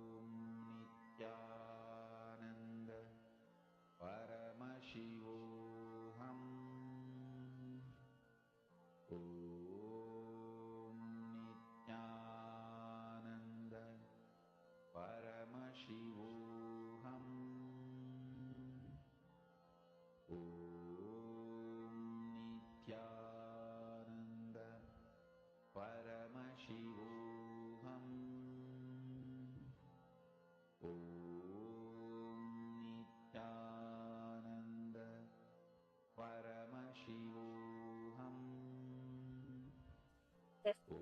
You can slowly relax. You can actually continue also manifesting this power with whoever it is. You can manifest it again and again. What we used to do in Adinam was we used to go to 21 different people. They'll all stand in the row and they'll all be holding the coconut, roll, roll, roll, roll, roll, and you go stand and hold for the next person to come and roll.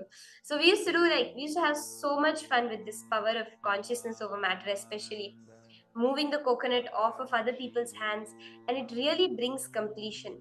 Because I remember that there was a time when I was trying to move the coconut out of my grandmother's hand, and she's not very much connected to Swamiji, or um, she's not part of Kailas or anything in any way.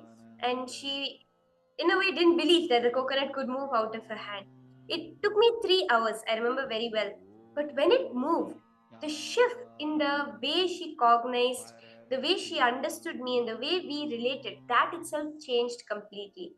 So when you manifest this power with whomever you are manifesting it, even if it takes time, when the shift happens, it will be a huge shift in your relationship with that person. So I request you all to go ahead, do the power manifestation. Now we have a very exciting session, a beautiful question and answer session with Swamiji on enlightened relationships. So we had many people, many devotees who asked Swamiji different questions on relationships. And of course, there can be no better person to ask to understand about what does an enlightened relationship constitute. So let's listen directly from Swamiji now on enlightened relationships.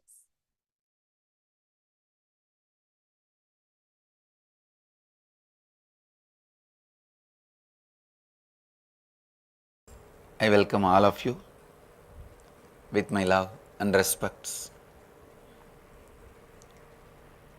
Subject for today's webinar: enlightening relationships. True love and fulfilling relationships is your birthright. Please understand, what is true love? True love is the experience, the way, method through which you connect with everyone with the basic cognition of oneness. Please understand. The basic truth about life is oneness. The vast energy field where all of us experience that oneness, having that oneness as a basic cognition, the way you relate with everyone, is true love. Fulfilling relationship means every relationship which reminds you again and again and gives you the experience of that oneness is fulfilling relationship. The person may be near you, far away from you. He may be your spouse, he or she may be your friend, whatever title name you may give, as long as that being brings you to the powerful space and reminds you, makes you experience oneness, it's fulfilling relationship. Relationship is the subject. I receive tons of questions every day. So I'll try to answer some of the questions related to relationship. First question, people always ask, Swamiji, what is true love and how do you experience it in your life? As just now I explained, true love is again and again reminding you the space of oneness, the unifying field of consciousness, and any thought, action, word comes from that experience of oneness towards anybody, anything is true love. Remember the basic truths about life of oneness. You will naturally experience true love in your life. People ask, how do I know if I am experiencing true love or just a mind game? Understand, if the other person again and again makes you powerful, makes you experience that oneness, you are experiencing true love, or forget about it, it's all just a mind game. People tell me, I seem to always attract the same kind of relationships. How do I get out of this pattern? How do I attract the right person into my life? First thing, you will always attract the same kind of relationship in your life as long as you carry the same pattern. When you get out of the pattern you are carrying, when you complete with all the patterns you are carrying, when you bring yourself to the completion from all the incompletions you are carrying, you will attract the right person into your life. Right person into your life.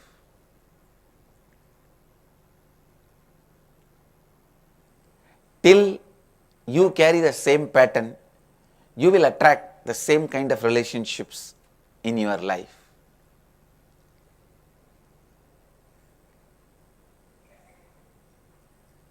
Please understand, you, the way you relate, the way you respond, the way you utter words, that puts the expectation, that makes the other person to react, respond, reciprocate.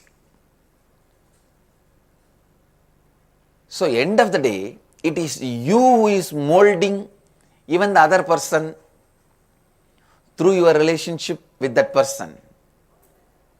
So, your pattern decides the way the other person's response to your relationship. People ask me sometimes, what makes it so difficult to move on from previous relationships? My past is affecting my ability to love. How can I clear the past and rewrite the relationship to be the way you want? Listen, you need to know. Anything brings you powerlessness, difficulty, you never had that systematically. Please understand, if you had wealth and lost it, if you had a relationship and lost it, if you had a health and lost it, you have not systematically built it. It has happened to you as an accident.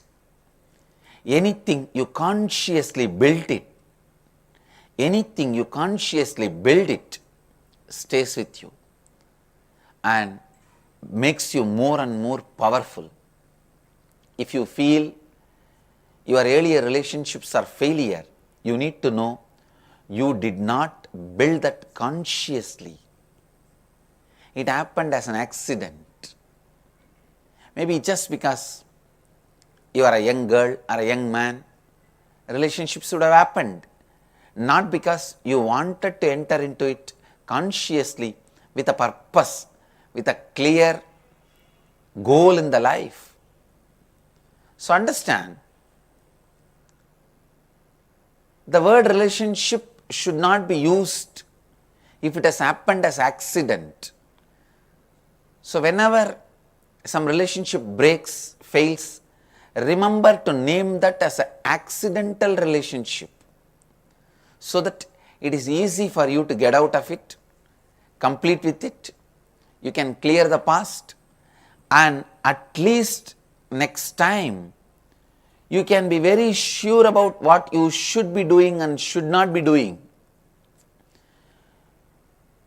The earlier relationships, why it worked and why it failed, the right lessons are learnt. The right context is set for you to rewrite the relationship, the new relationship, the way you wanted, the way you want to live. So understand,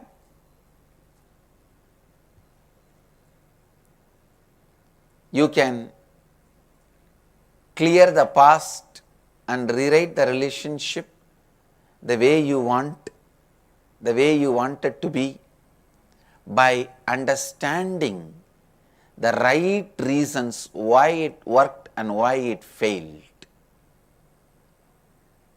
So whatever is the reason why it failed, you need to complete with it, get rid of those patterns to make the relationship work in a right way. Sometimes people ask me, sometimes it seems like love alone is not enough to have a successful relationship. We seem to have many conflicts with people we love. What else other than love is needed? I tell you, completion. Completion with yourself and with others is the most important ingredient of a relationship. Love is actually the side effect of the relationship. Completion is the main ingredient of relationship. Completion with yourself and completion with others is the main ingredient of relationship. Please understand.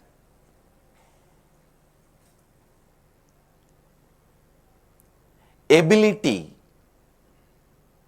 to see the possibility in you is completion with yourself. Ability to see the possibility in others is completion with others. So completion with yourself and completion with others is the first ingredient for a successful relationship. Love is side effect. When I say completion, I mean your ability to look at your possibility instead of denying constantly yourself, loading yourself with all the impossibilities and past failures. So denying yourself all possibilities incompletion, allowing your possibilities is completion. Same way, seeing and allowing others' possibility is completion with others.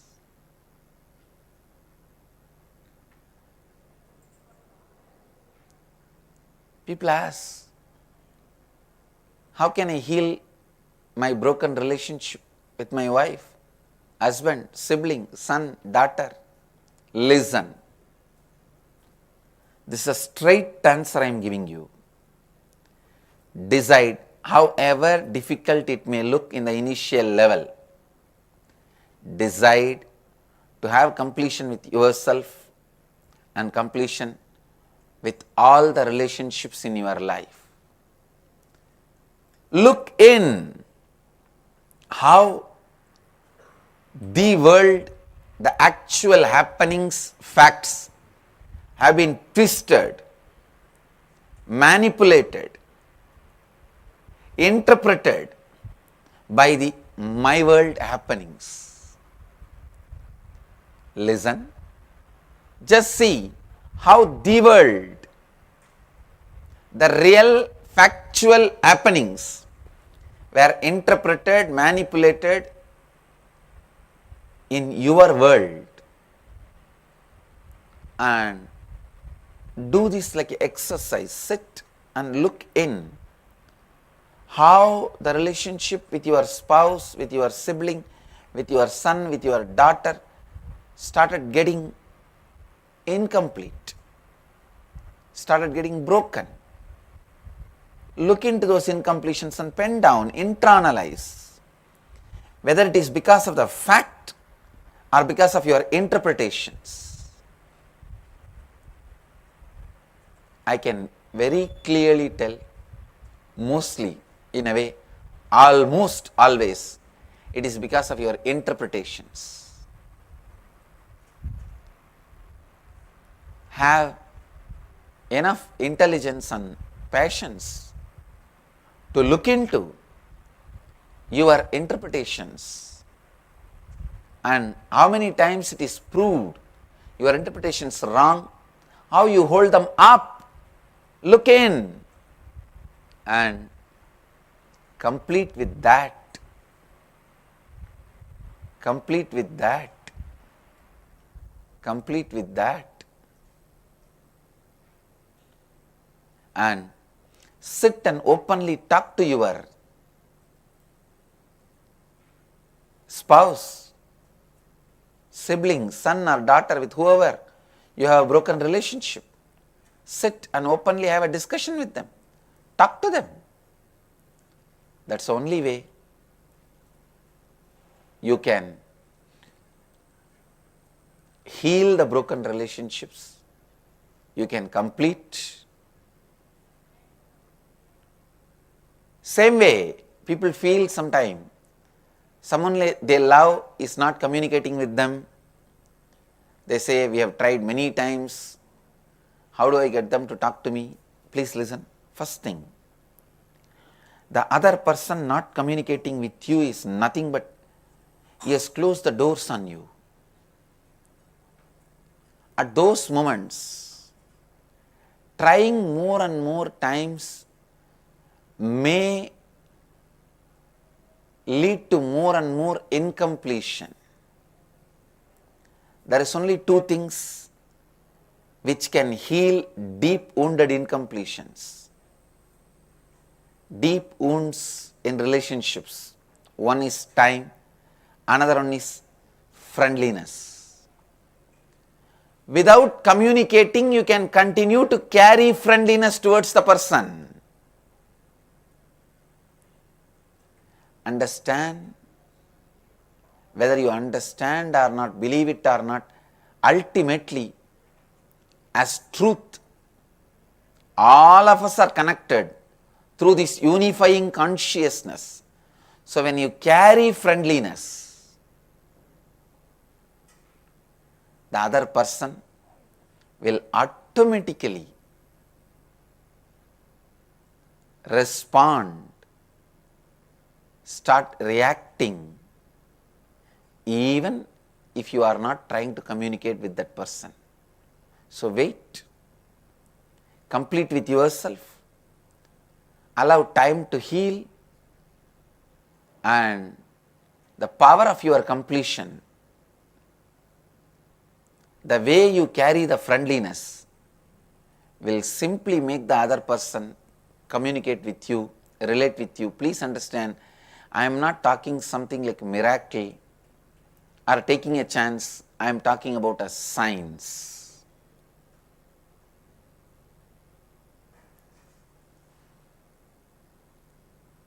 People say, how can I trust people? People ask me this question, how can I trust people? What if they take advantage of me? How do I start trusting after I have been hurt by others? First thing, as long as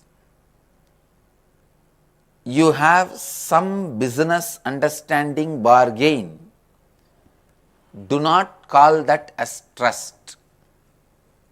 If you have been hurt, it must be in bargains, never in trust. Trust is a pure powerfulness you experience about you, and the surety, certainty, guarantee you experience about others just by the way of oneness, not by the way of their words or commitments, the way they talk to you. It is the way they make you feel about you and them. Understand, the way they carry their being into you and they carry you into them. Trust is surety given by the being, not by the words. Honesty to the being, not to any words.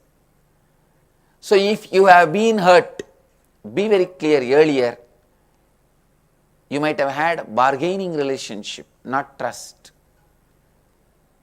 So do not call bargaining relationship, business relationships as trust and lose the ability to trust anybody. That is a very, very, very serious miss. You will do it in your life. No.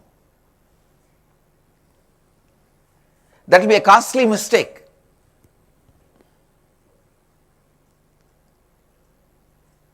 And same way,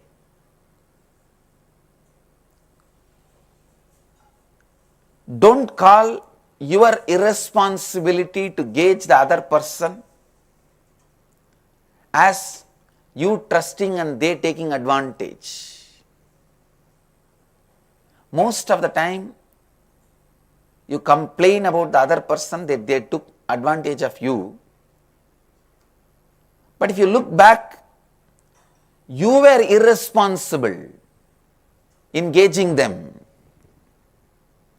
You were irresponsible. That is the truth. Don't cover up your irresponsibility saying, I trusted them. Did they give the word? Did they give you commitment? And even while they committed, are they whole, complete? Were their whole being committed, or only one part of them committed? Or do they have the capacity to hold their words and commitments? Is he a matured man, integrated being who has a capacity to stand by his commitment? You need to look into all that. You are responsible to look into that. You cannot say your irresponsibility can be justified if you just blame others that they took advantage of you. Most of the time, people blame others that they took advantage of them because of their own irresponsibility. At least be very clear, you were irresponsible in that relationship so that you will retain your ability to trust the next person in your life responsibly. If you give the wrong word, saying that I trusted and they took advantage of me, you will lose the capacity to trust, which is one of the important dimensions of life, should never be lost.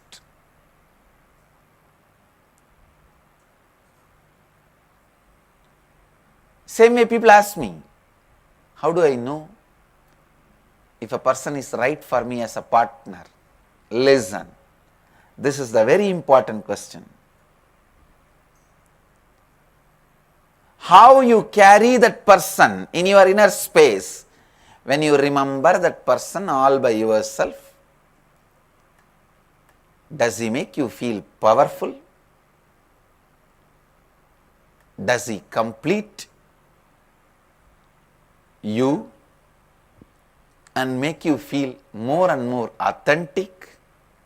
Please understand. I am not asking, does he make you feel excited?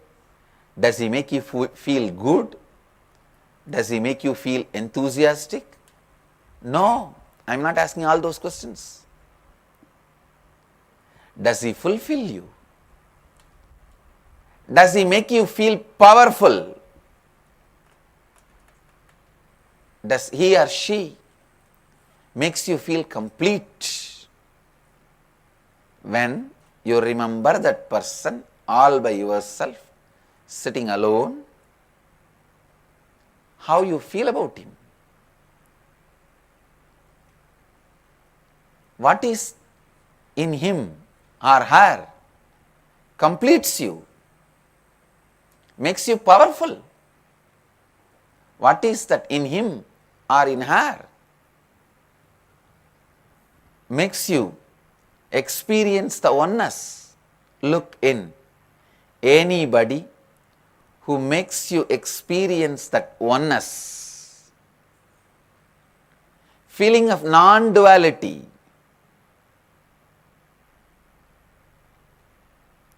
anybody who makes you feel powerful, completes you, helps you go beyond all your incompletions, powerlessness, really makes you experience powerfulness, is the right person for you. You need to spend little time with yourself and that person to see the way you experience completion with you and completion with him. If that person is able to bring completion in your life, you are able to bring completion in his life or her life, are both of you able to see each other's possibility, then the person is right for you.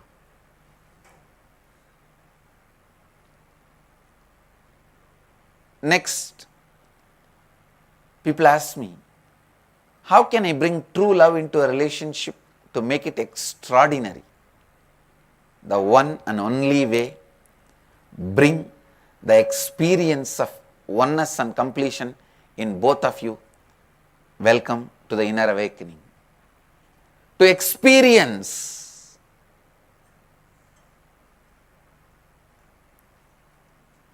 the real, true completion, oneness with the other person, where you complete the other person and the other person completes you. And the true love is experienced.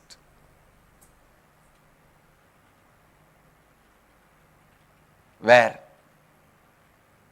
the true love is awakened.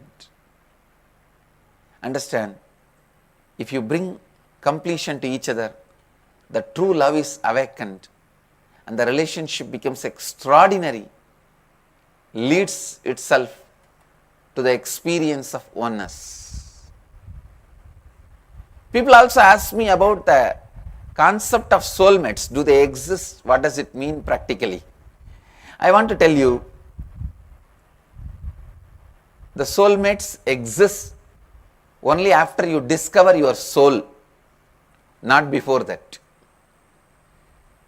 Unless you discover your soul, soulmates don't exist. Unless you experience completion, the soulmates doesn't exist for you. If you experience completion, you will attract the right person to whom you will cause completion, who will cause more and more completion in you. You both will cause each other's reality. When I use the word causing oneness to each other, means causing each other's reality. You don't feel your reality is separate from that person, that person's reality is separate from you. Both of you feeling your present reality and future reality is one and the same, is what I call experiencing oneness. When you know the other person's reality is also same as yours, you will have the tremendous compassion, sympathy, true friendliness. That is what I call love. Fulfilling relationships. Soulmate is a person with whom you reverberate and both of you feel the present reality and the future reality is one and the same. They are soulmates. If you discover the soul, you will have soulmate. People ask me, what is the best way to teach children about healthy relationships? The best way is educate them with the simple ideas, how the friendliness strengthens them again and again. Do not add your selfishness into their being. Do not add your self-centered incompletions into their thinking part. Teach them to be powerful and complete. Teach them the joy of completion. Teach them to relate from the space of powerfulness. Bring them to the ingenious program. We will teach them. We will give them the experience of powerfulness relating from the space of completion and healthy relationships.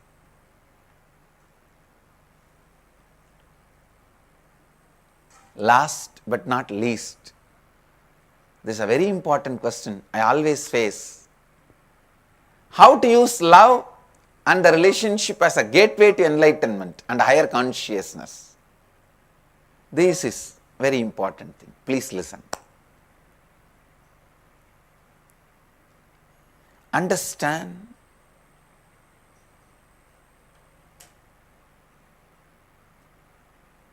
you are nothing but bunch of your patterns, past experiences. Same way the other person also nothing but the bunch of patterns, past experiences, mainly incompletions. Remember, whatever leads you to incompletion will be leading the other person also into incompletion. Remember, never to retain the other person in your life through incompletions. No. Trying to have the other person in your life through incompletions is psychological slavery. Most of the time, because you are dependent on the other person, you make the other person dependent on you subtly.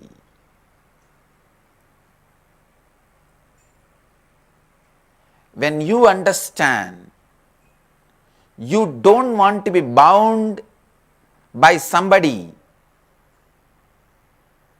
you don't want to be controlled, you don't want to be under slavery, you don't want a relationship with incompletions. When you understand that, having the clarity, other person also does not want to be bound by incompletions, powerlessness or slavery, and giving the same space you want to have to the other person is what I call oneness. Giving the space you want to have to the other person also is oneness. He may leave you, but he will be living with you. He may not be able to stop living with you. I have seen so many people leaving me, but they can never stop living with me. I tell you,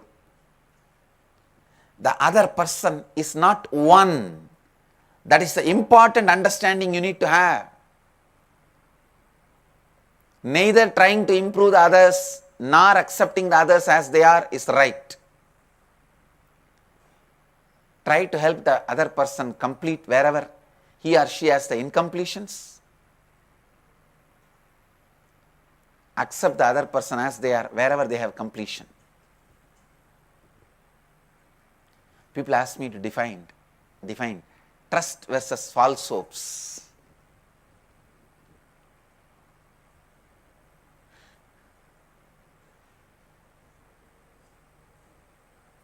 Understand,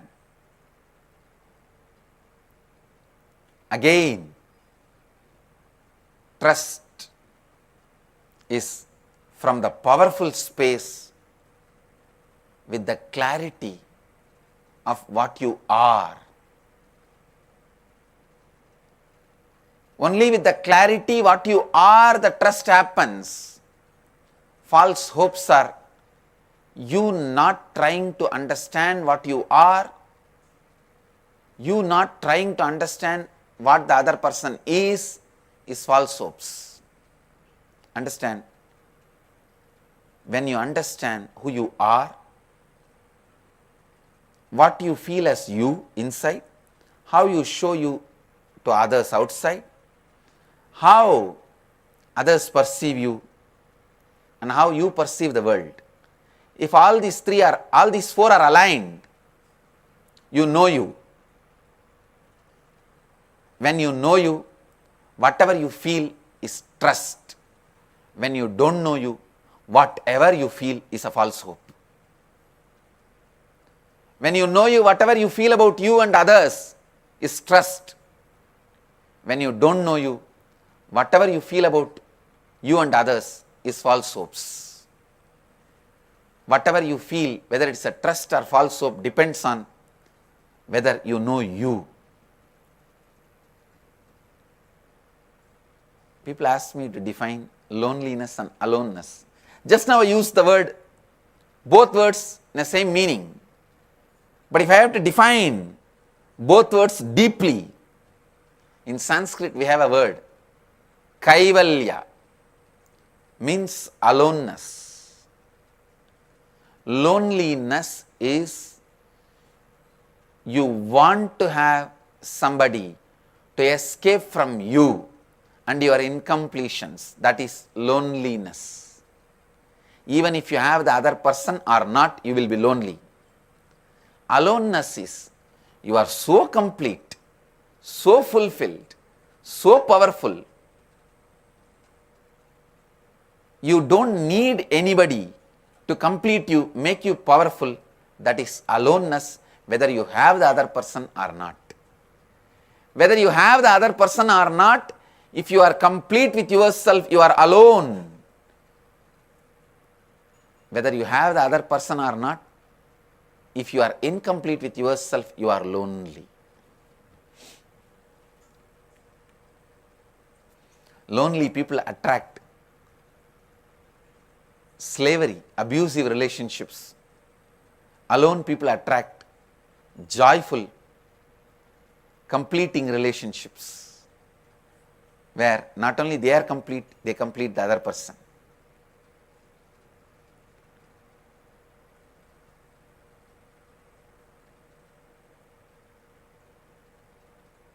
Now,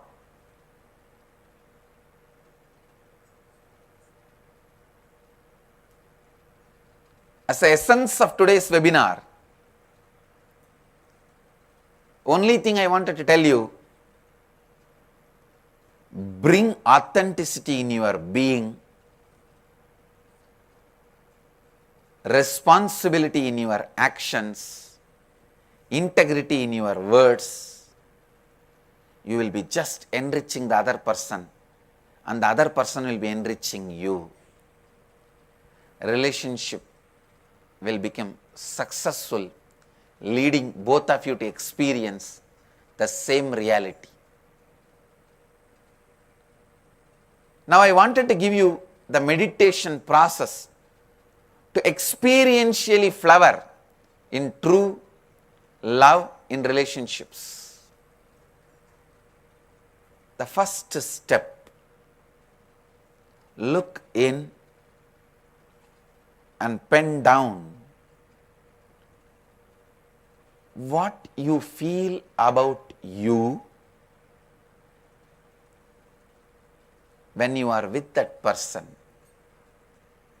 with whom you are in love. What you feel about you when you are not with that person with whom you are in relationship, and how you show you to that person. Pen down all this. How that person perceives you and how you perceive that person. Pen down all these 5 points independently and look in. What are the conflicts and incompletions there between these 5 answers? Look in. When you started developing those incompletions in you, I'll repeat the instruction. What you feel about you when you are with that person? First question. What you feel about you when you are away from that person? Second question. How you show you to that person? Third question. How that person perceives you? Fourth question. How you perceive that person? Fifth question.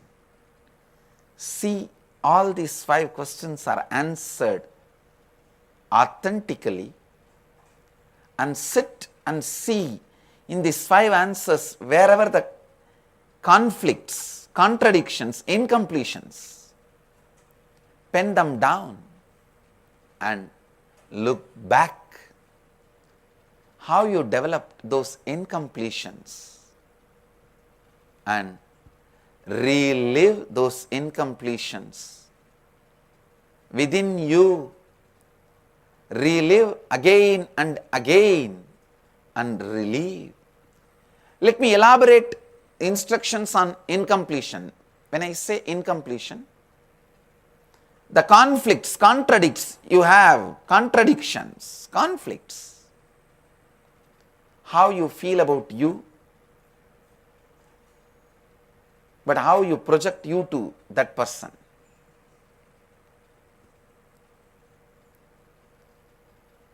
You don't need to project you to that person the same way you feel about you, because what you feel about you itself is not completely truth. So I am not asking you just project you to that person as you feel about you.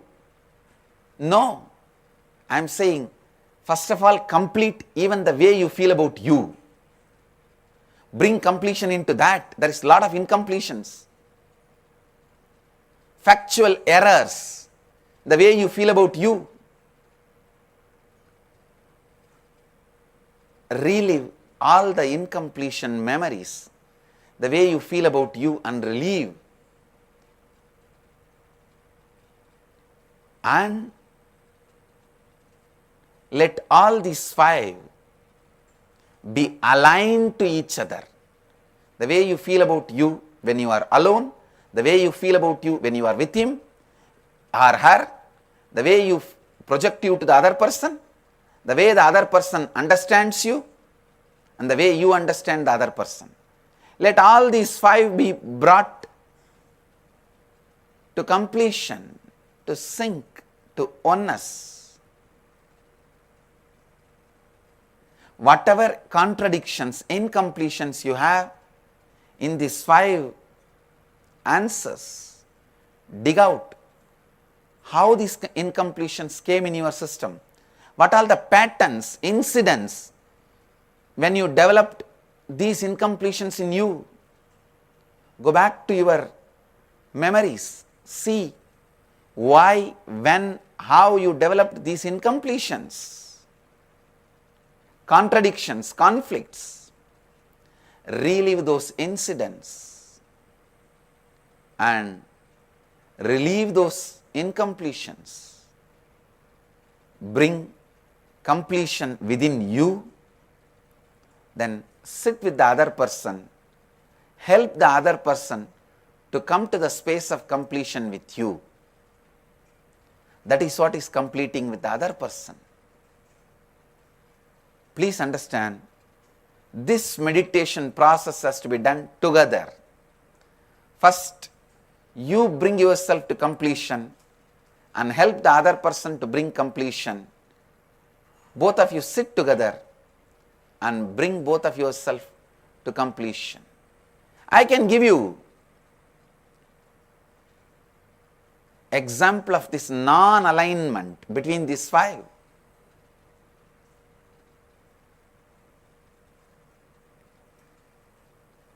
When you are alone without that person, you may be feeling frightened, shivering, victim mentality. But you may be showing to the other person you are very courageous, confident. I am not saying you need to show yourself to that person as a victim, frightened. No.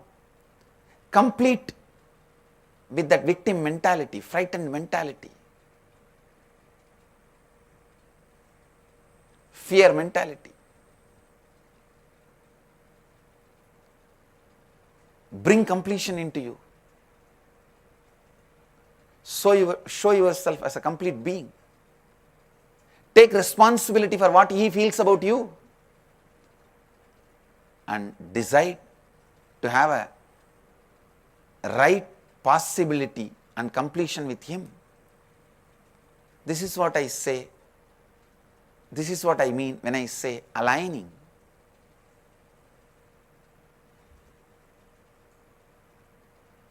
Wherever you feel you are stuck, you are feeling the non-alignment, dig deep why this pattern started growing in you, when you started growing this pattern in you. Remember those incidents and pen down, relive them and relieve them till those patterns and incidents lose power over your cognition. Do this exercise at least 11 days with the other person. Sometime you may say, what if other person does not want to talk to me or do this completion or does not believe in it? Don't worry. You are capable enough to bring completion in the other person. Completion is the one process you can do it for the other person because it is rooted on the experience of oneness. You do this process for 11 days and bring completion in you. You will see the other person simply recognizes the space of completion you are carrying. The other person simply responds to the space of completion you are carrying, and the oneness is awakened in the other person also. I am not talking about some theory. It is a science. When you bring completion in you, you will awaken completion in the other person.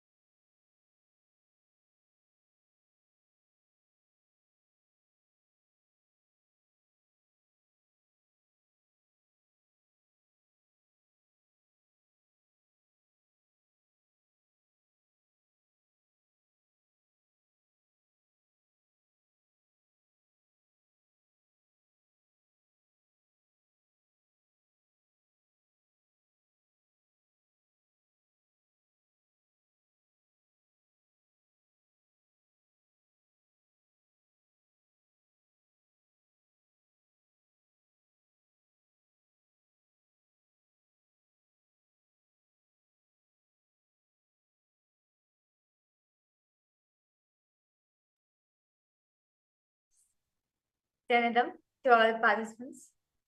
That was very beautiful and powerful Q&A session. Swamiji spoke on manifesting our reality, manifesting our fulfilling relationship.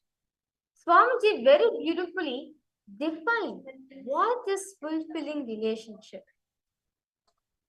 And also Swamiji explained the process of how to manifest this relationship. I request all participants to post their understanding as this very beautiful session Swamiji revealed on relationships. It was actually very powerful and I think engaging for all of us to understand some of the more practical aspects of relationships, some of the ways that what is the answer for some of the deepest questions we may carry on relationships directly from the avatar. So if there's any questions that you had answered as you were listening to this, or you had any new questions come up inside of you, go ahead and post it.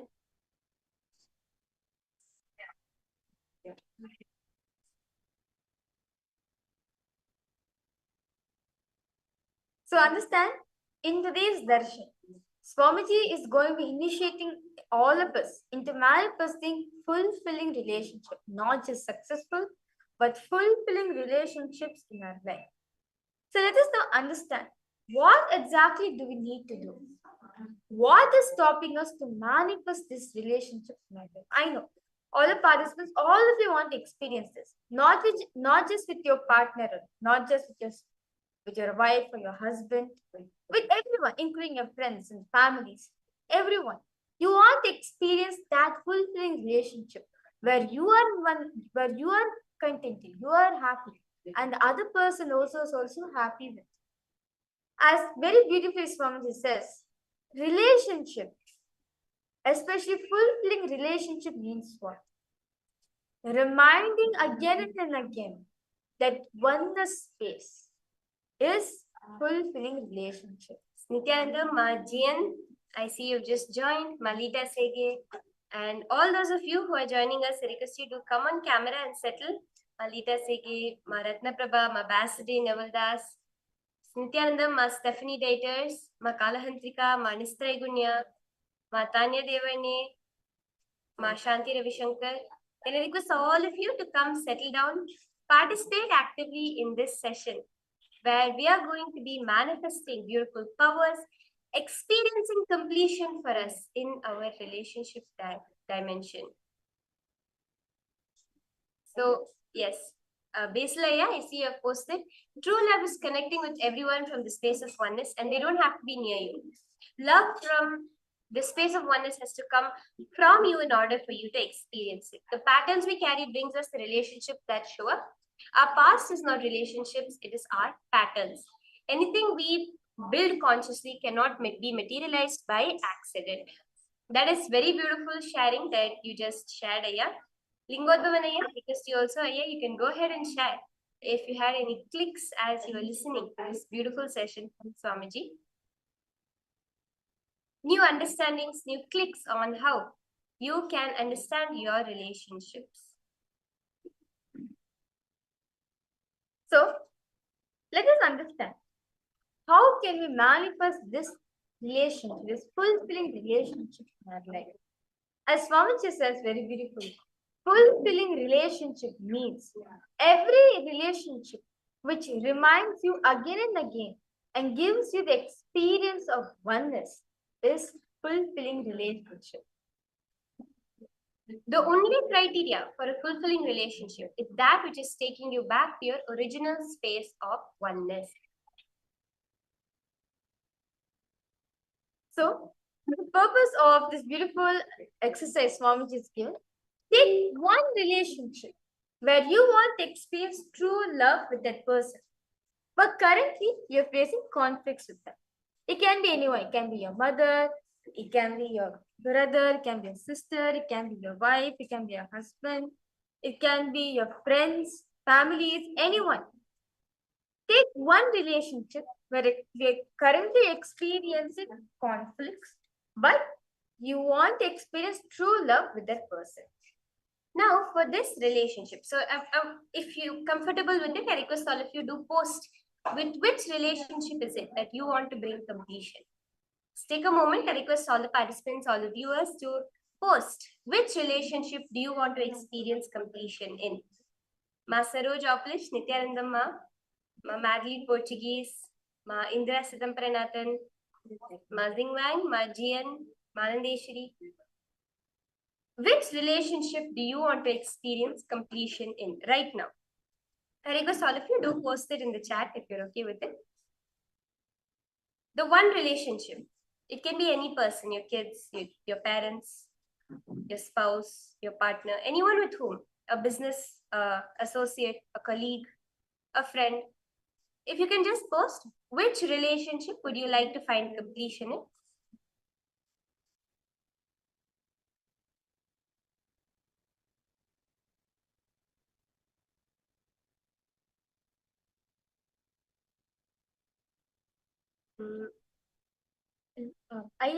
Basically, you posted, can you complete with someone who's already passed on?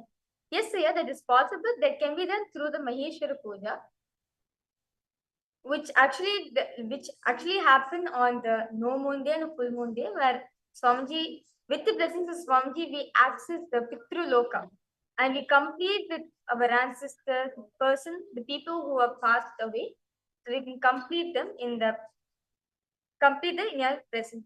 So, but for the purpose of this exercise, Aya, if you can take someone who is still in your life and right now you're experiencing conflicts with them, but you want to experience a blissful relationship with them. Someone who is currently in your life participating, that would be ideal for this particular exercise. Of course, Swamiji has revealed many techniques, not just the Maheshwara Puja, but even completion with those who have passed on. This exercise we can take with someone who is in the body right now. Lingodhavanaya, would you like to share, Aya? Who is it that you want to complete with during this session? Which relationship you want to find completion? Pavanaya.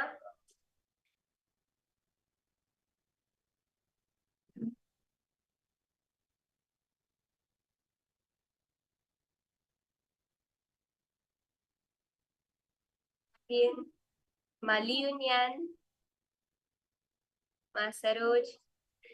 So what you're going to do is this one person, you're going to answer 5 questions for yourself. So you do not need to show this to anyone or post this anywhere.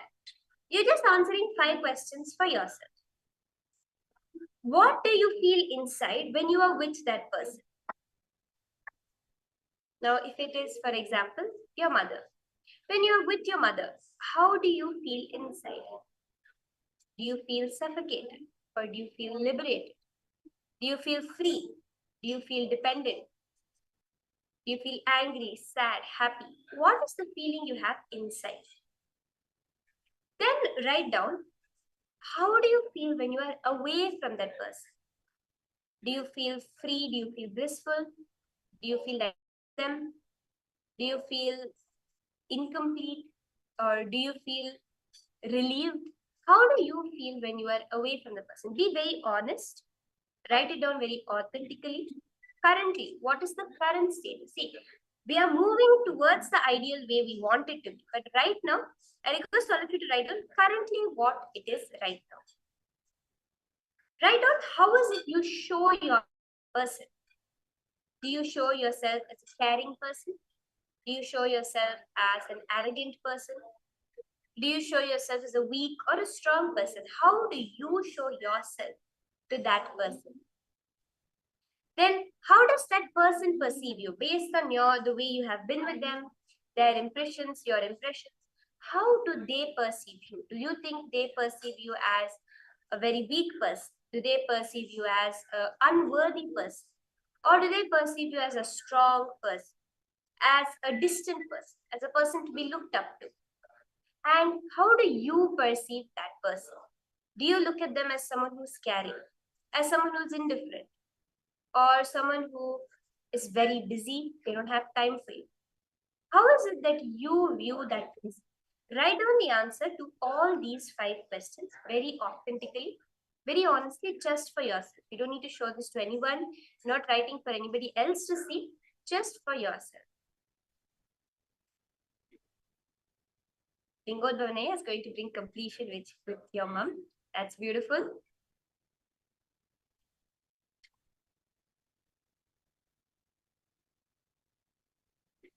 Write down all these 5 things.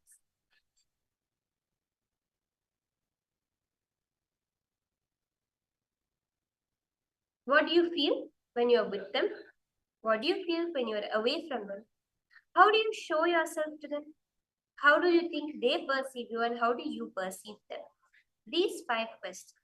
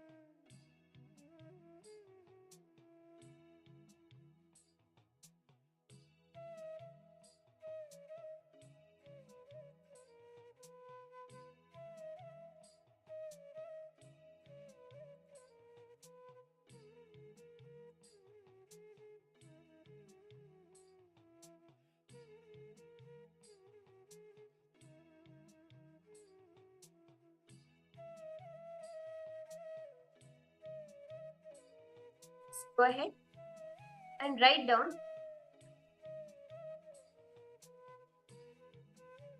all the different places, all the feelings you carry towards them. Answer these 5 questions.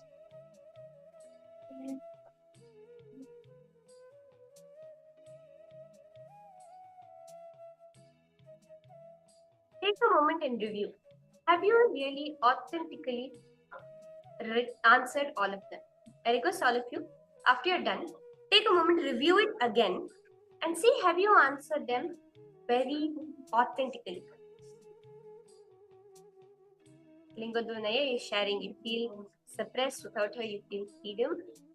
How do you think that she perceives you?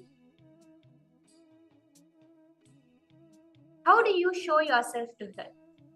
You can post, you can write down, how is it that you project yourself to her? As a rebel, or as a obedient person, as obedient boy, or as an annoying mother asking you to... How do you project yourself to her? Show yourself when you are interacting.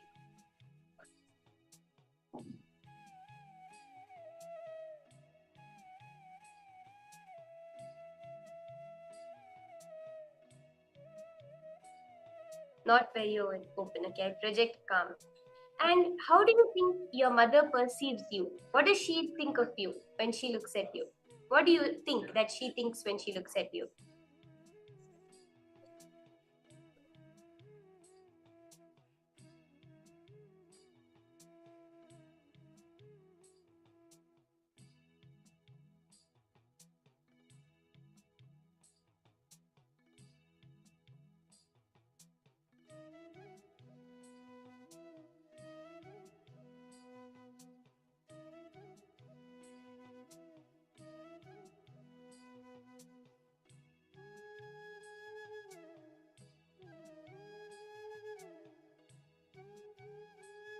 Does she think of you as calm? Does she think of you as someone that needs to be controlled? Does she think of you that someone as a very naughty boy or as a very good boy? What does she think of you when she looks Or at you? as a son who is obedient to her. What do you think? And also, what is it that you feel about her? That also you can write down. Very stubborn, inner thinking person. Again, what do you think about her? What do you feel about her? What kind of a person she is?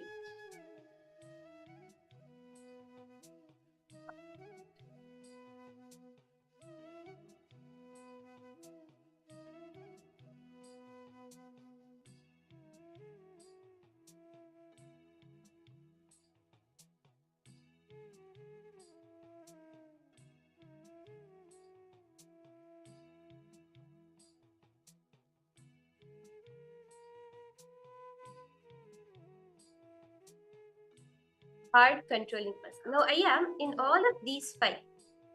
Look in and see where are there conflicts or contradictions towards the goal of you feeling completion with her. Try to see what are all the conflicts in this. You try to project yourself as a very calm person, but she thinks of you as a stubborn person. This is a conflict. Like this, throughout the whole, all the five, the conflicts or the contradictions that you're able to see. Just look into these. Because when we complete these contradictions, we'll be able to develop a new relationship with the person. You'll be able to develop a new relationship with your mother the way how you want it to be, happy, fulfilling, not in any incomplete way. So just try to see what are all the conflicts, all the contradictions in the relationship with your mother. Basil, I request you to post if you have any questions or doubts you have. Please to feel free to post in chat section. I request all participants to post if you have any doubts or any help you want in doing this beautiful assignment which Swami is given. Please feel free to post in the chat section. As see, we are going to bridge the gap between what we feel and what we project outside. Many times inside us we will feel okay. Many, especially let's say mother, or let's say father. If your father is coming standing in front of you, inside you also be boiling with anger, saying, "If at all I had a chance, I just want to scream at my father and run away from his presence." But outside, you'll be like one calm, obedient to ma. Okay, yes, father, yes, daddy, yes, I listen to you. As soon as he leaves the house, you go all out into it. See, what we feel understand what we show outside is completely different to what we actually have in our inner space.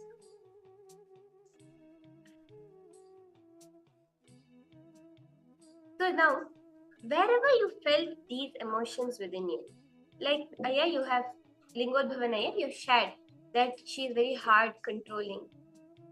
Recollect all the incidents up to the first time. When did you feel this with your mother? When was the first time you felt that she's controlling you? When was the first time? Try to look back into your life and see. Before, when you were very young, when was the first time that you were able to feel this? When were you able to recognize that the first time you felt these incompletions with your mother? For each of you, whichever relationship you have picked up. One, what was the first time you felt that incompletion with them? The situations, the incidents, when did you develop that incompletion? The very first time. If it's a high school friend, right now you may be 36, 40 years old, but you develop the incompletion with them, that they're always demanding, but they don't like to give me when I want something. When you were just 16 years of age. It would have been a simple incident of where she would have liked your dress and you would have taken it and worn it. But the other day, when even though she was not using a pen of hers, a designer pen, she refused to let you borrow it. It can be this simple of an incident which made you first feel she only wants me to be subservient to her, but she does not want to do anything for me in return. And that has defined your relationship since then. Look back to see the first time you felt that incompletion in that relationship.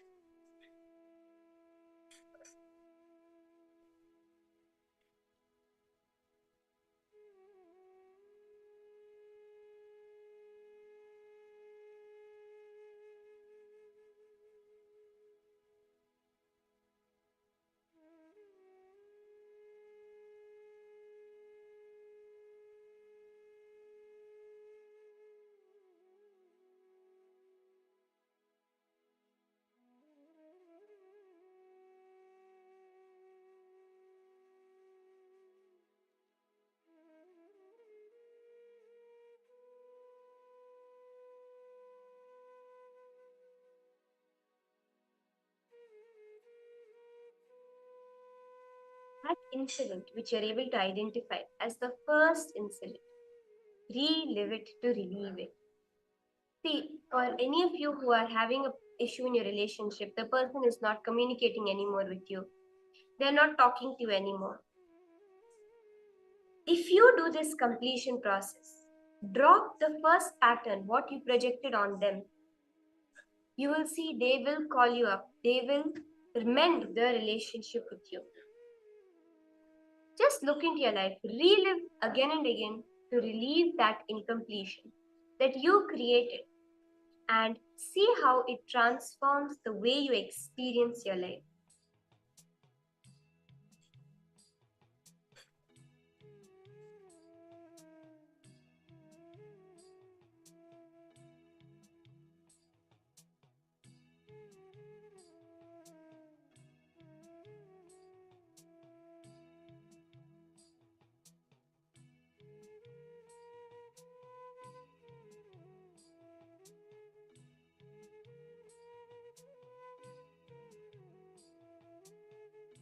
Just bring complete completion. See, it's very important to bring that complete completion into that incompletion. Whatever was sitting in you as an incompletion, it's time to bring that to completion. Relive it again and again. Just bring yourself to complete completion.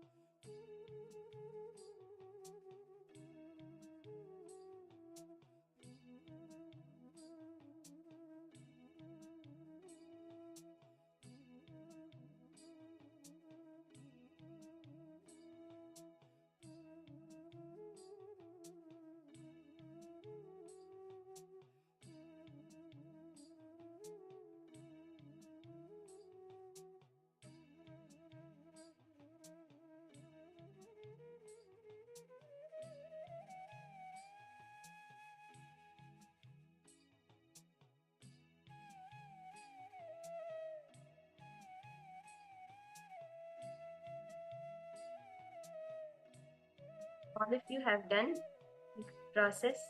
looking in, completing. I don't know the answer to the last one. How you perceive the other person? Yeah, you can just look in and see what are you thinking about the other person usually.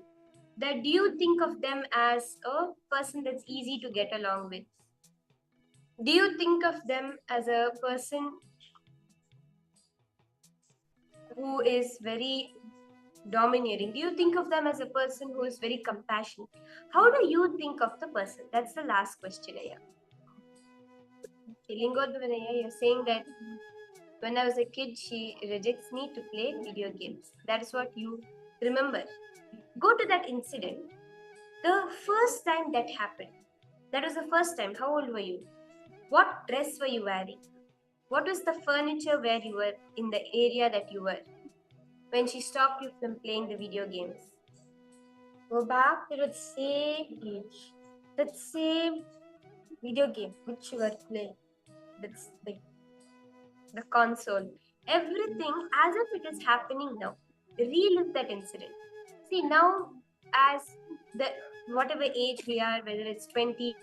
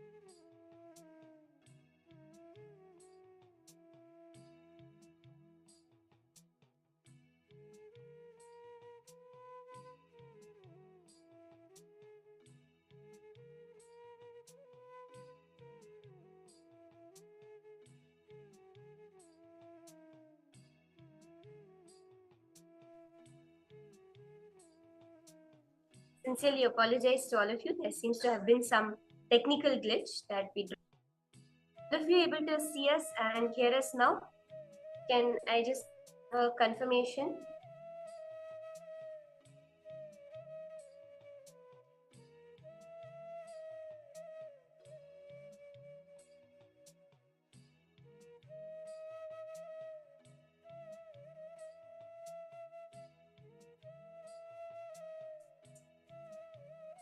Hope all of you are able to see us and hear us now. We seem to be facing some kinds. Just the same thought currents, the same feelings that you held.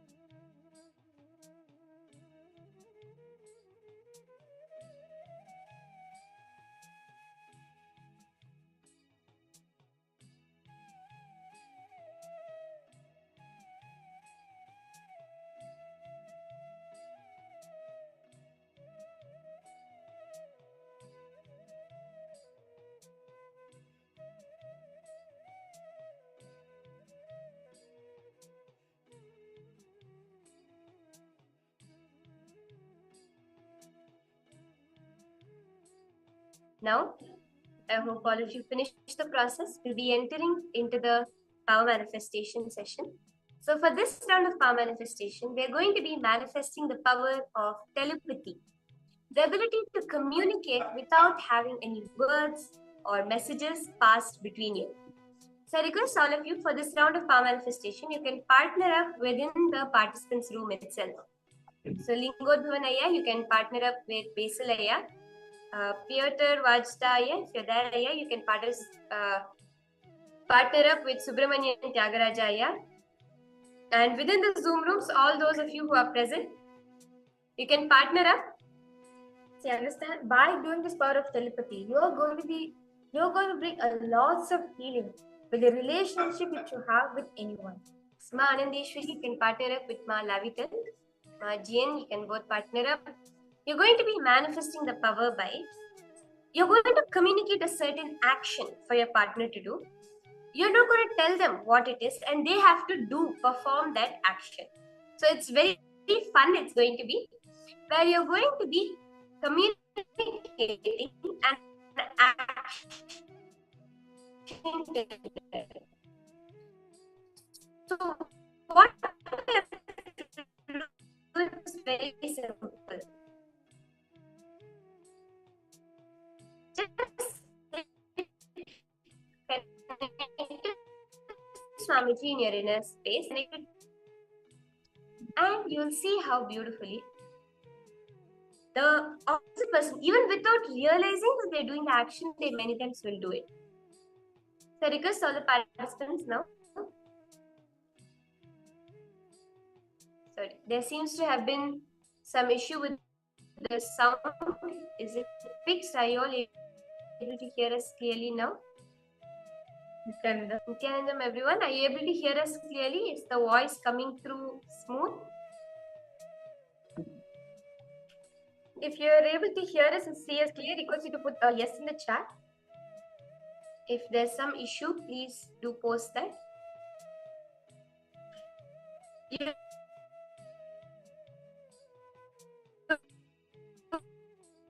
going to be connecting to a partner and commit an action with them. So I request all of the participants, you can partner up, choose your partner and just connect to Swamiji, chant the Mahavakya. We'll be having a oneness capsule going on the screen. You'll be able to just connect to Swamiji intensely and chanting the Mahavakya. So what you can do is, like for example, Lingodhavanaya, you are projecting an action. You're sending an action for Basilaya to do. What you'll do is you'll send the action in your inner space. And then you will ask Basilaya to post what is it that he is receiving. What does he feel? Like what is the sudden urge of an action that he feels to do? So you can do this. It will be very beautiful and powerful for all of you. Just connect to Swamiji, chant the Mahavakya. And the same thing, Basilaya, you also will be giving a command to Lingodhavanaya so that he can manifest this power. So both the parties, you'll be manifesting the power to each other.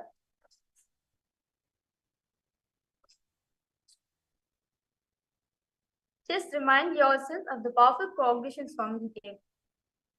The other person who is there in front of you is an extension of you. Just need to experience oneness with them.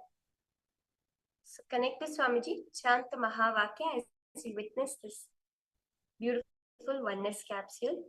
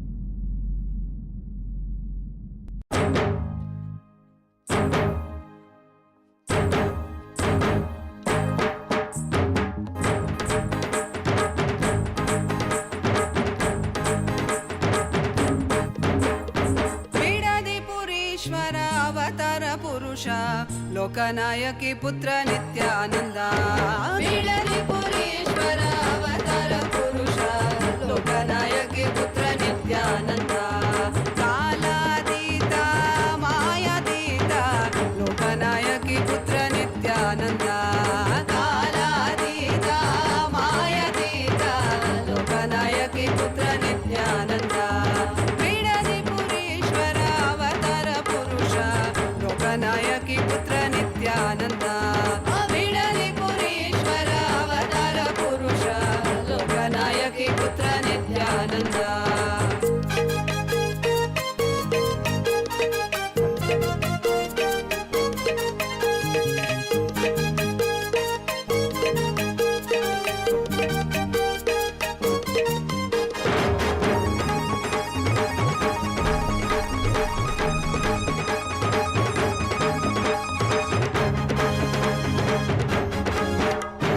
कालातीत मायातीत लोकनायकी पुत्र नित्यानंद कालातीत मायातीत लोकनायकी पुत्र नित्यानंद अरुणगिरीश्वर आनंदेश्वर अरुणाचलेश्वर नित्यानंद अरुणगिरीश्वर आनंदेश्वर अरुणाचलेश्वर नित्यानंद बिडली पुरेश्वर अवतार पुरुष लोकनायकी पुत्र नित्यानंद बिडली पुरेश्वर अवतार पुरुष लोकनायकी पुत्र Nityanand.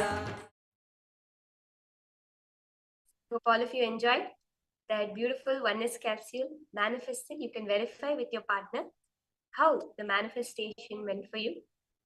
We'll now be entering into the next session. Actually, we are all going to be initiated into the powerful science of conscious birthing. So you can invite anyone you know who would like enlightened children. You can invite them to join for the program, the Darshan today, as there is the initiation. And let us understand about this greater science of conscious birthing directly from Swamiji himself.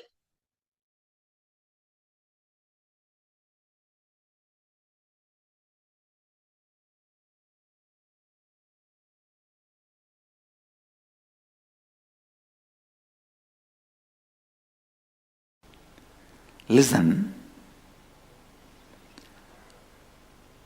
Microcosm becoming macrocosm is enlightenment.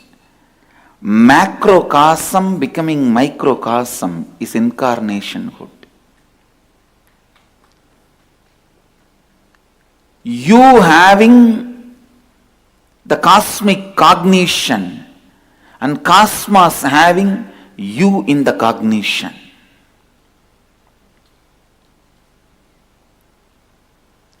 You dissolving into these great truths and these great truths dissolving into you. Both of them are totally different. Listen, catch it. Catch it.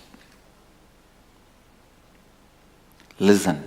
With Upanishads, not only those great truths will provoke you to dissolve yourself into those truths, even they will dissolve into you. Listen, even they will dissolve into you. Provoking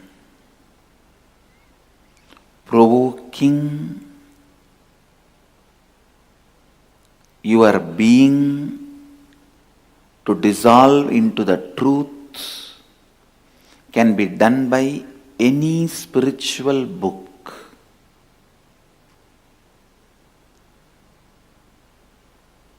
Even if you read some stotras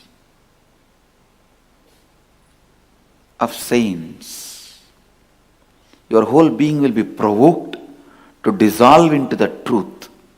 That is what the great bhaktas did. The saints of Vedic tradition preaching devotion, the intensity of the passion and emotion is used beautifully to merge with the cosmos. Meera, Jnana Sambandar,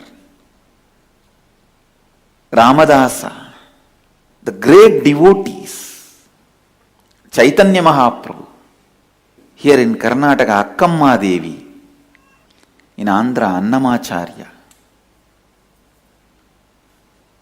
Tamil Nadu, Jnana Sambandar, Manikkavasakar. I can go on listing. They all used the passion and emotion, intensity of the passion and emotion to dissolve into the cosmos. See, provoking you to dissolve into the truth, any spiritual book can do. But provoking the cosmos to dissolve into you, only Upanishads can do it. Only Upanishads can raise you to that height. You become so vast that cosmos dissolves into you. The microcosm becomes so big as macrocosm.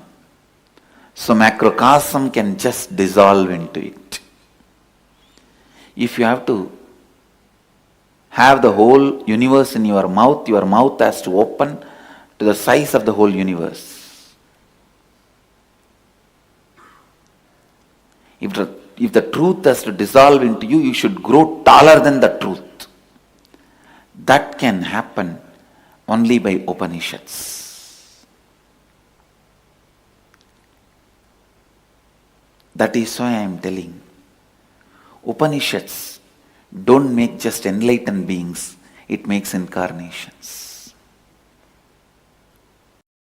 I am here to make you all experience, make us all radiate Paramashiva, the absolute and ultimate conscious possibility. Understand? My words are neither poetry nor prose, or logical, or magical, or theory, or philosophy. It is straight from the heart of the Paramashiva to the heart of my disciples. It's from heart to heart. Paramashiva's heart to your heart. Listen.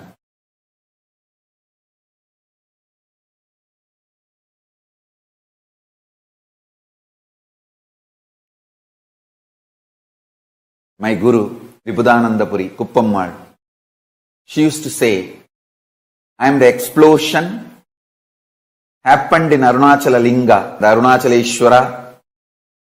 And she used to say, she brought that explosion through Mahakala Bhairava. In Arunachaleshwara temple, there is a beautiful Mahakala Bhairava with 8 hands on the banks of Brahmadirtham, the temple tank.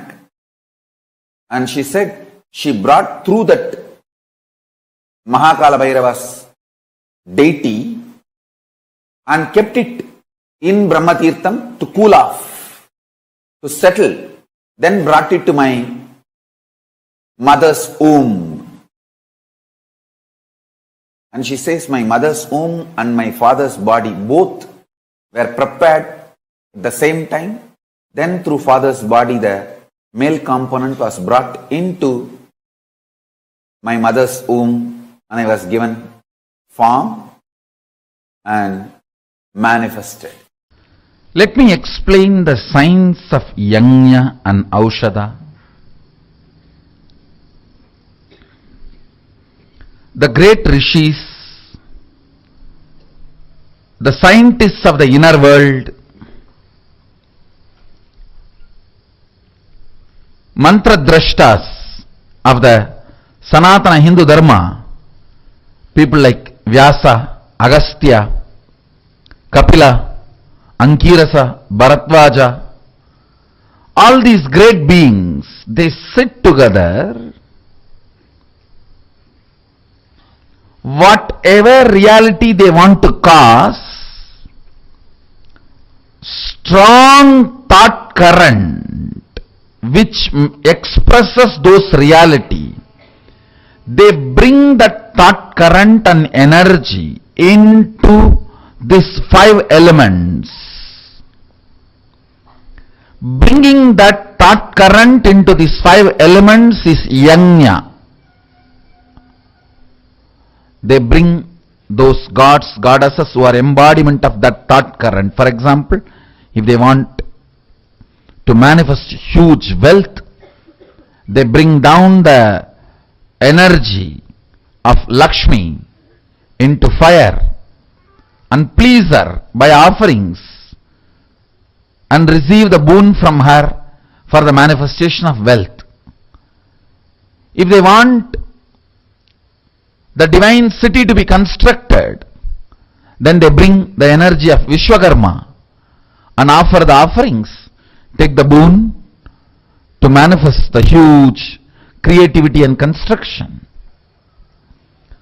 So for each action, they bring that energy and please it by offerings and make that thought current into reality.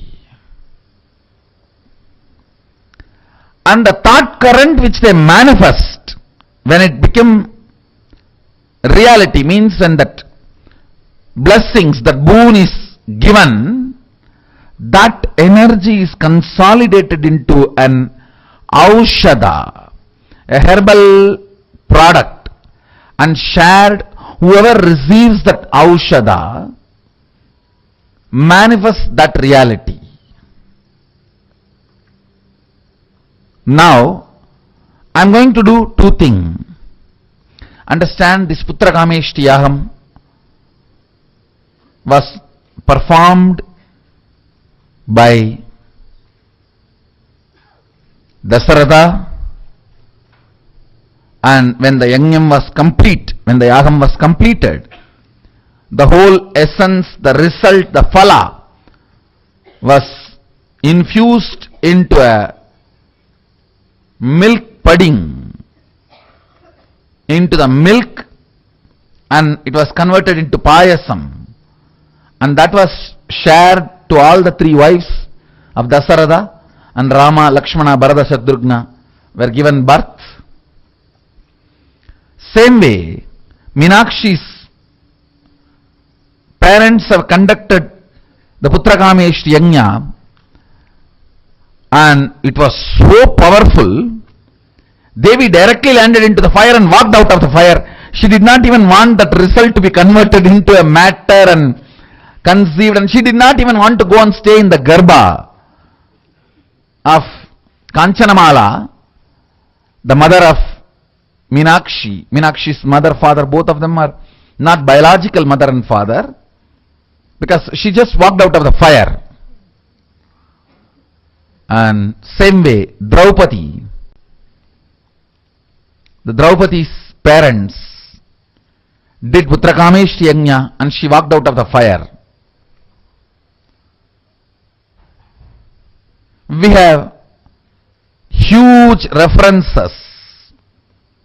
I was trying to find who is the first person who did the Putrakameshti Yajna, and I saw it is Sadashiva himself.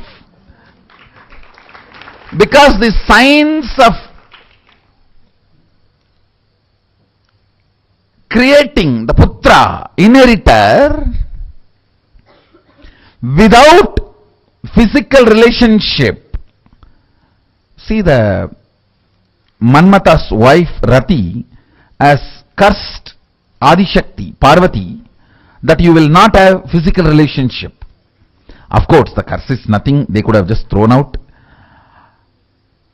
Anyhow, Sadashiva's form is beyond gender and sex. So without physical relationship, he has to create now Subramanya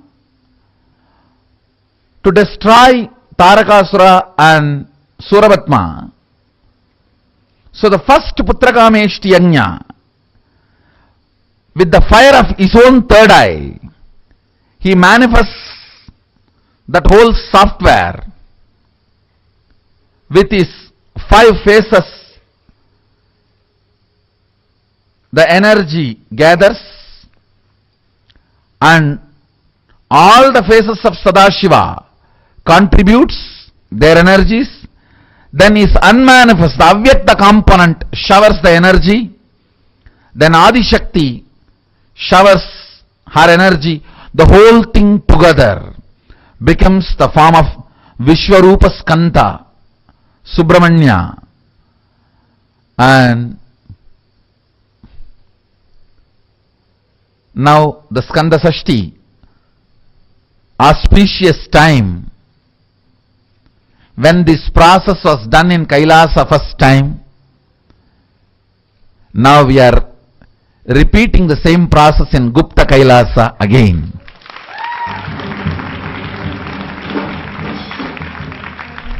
Now I am going to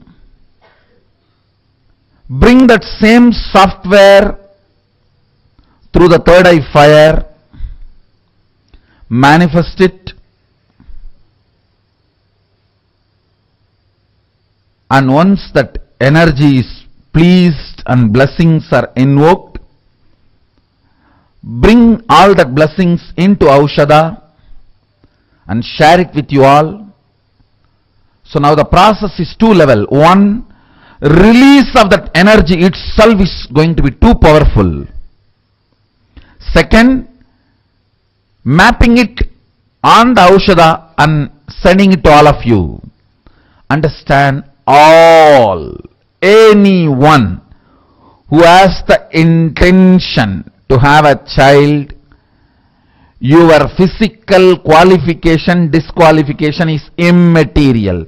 Doctors, medical science has no place here. Understand, in Hindu tradition, birth has nothing to do with sex. Birth and sex is separated in Hindu tradition. Best births are always Putrakameshti Yajna and Aushadha based. It was never normal physical sexual relationship based.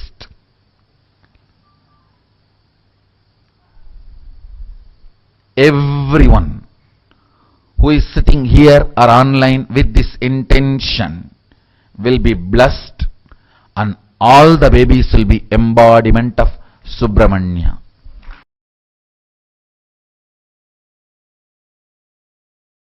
Again and again our traditions insist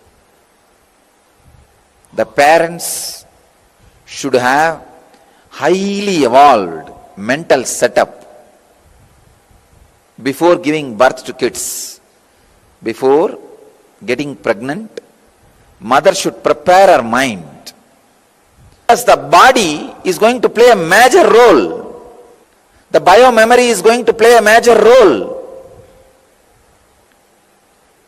A person with arthritis has to continuously suffer with hypocrisy till the person decides to re-alter the whole setup.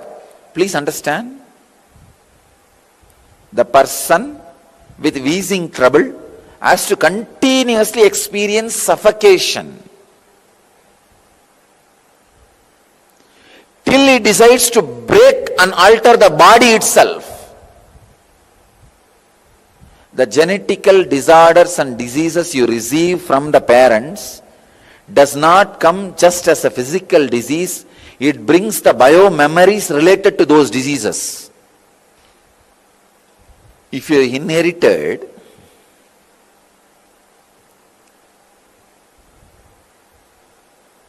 arthritis or asthma, these are the common diseases people inherit. Certain allergies, diabetes, heart problems. You don't inherit just the problem, physical disorder. You inherit the very mental setup, biomemory. Forget about all others. I can tell you from my own experience.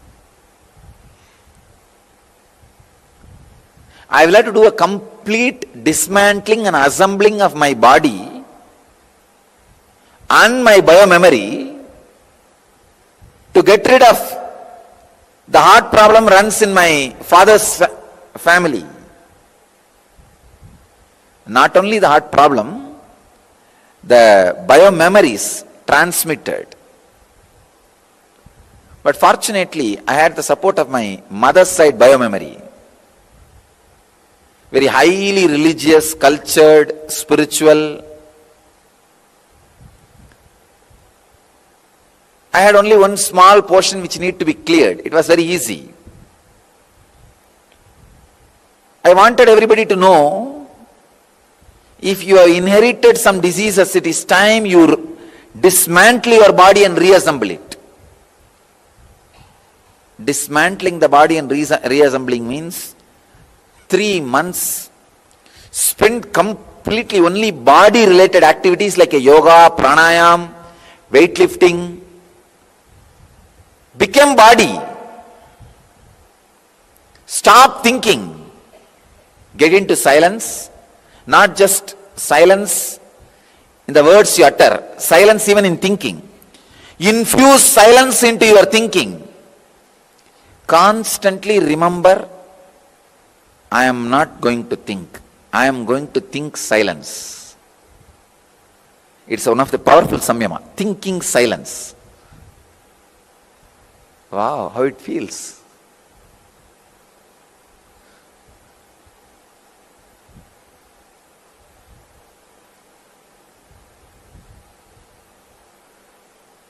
Thinking silence. Becoming body. Become body. See, when your body gets created, it needs 9 months. But when you recreate, you don't need 9 months. 3 months is enough. Drop all your responsibility, job, business. 3 months, take off. Become body. I tell you, this will not just liberate you from disease. This will liberate you towards enlightenment. Because there are many biomemories which are responsible for the disease are directly the mental samskaras, suffering. Before the end pregnancy program, the husband and wife, both of them should do samskara dagana kriya related to their own body and each other's body and lust pattern. Then they become a pure channel for enlightened being to land through them.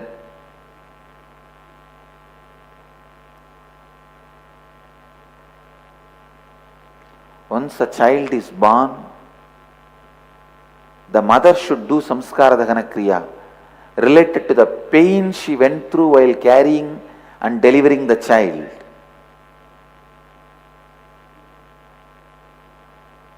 That will heal the child completely. Otherwise, the pain of the mother gets stored in the biomemory of a child. Please understand. When mother sleeps, the baby grows in the stomach. That is why the pregnant women are asked to rest maximum time. When a mother sleeps, when a pregnant mother sleeps, in Indian tradition, the moment she becomes pregnant, she is called mother. We don't say pregnant lady, no. The moment she is pregnant, she is mother.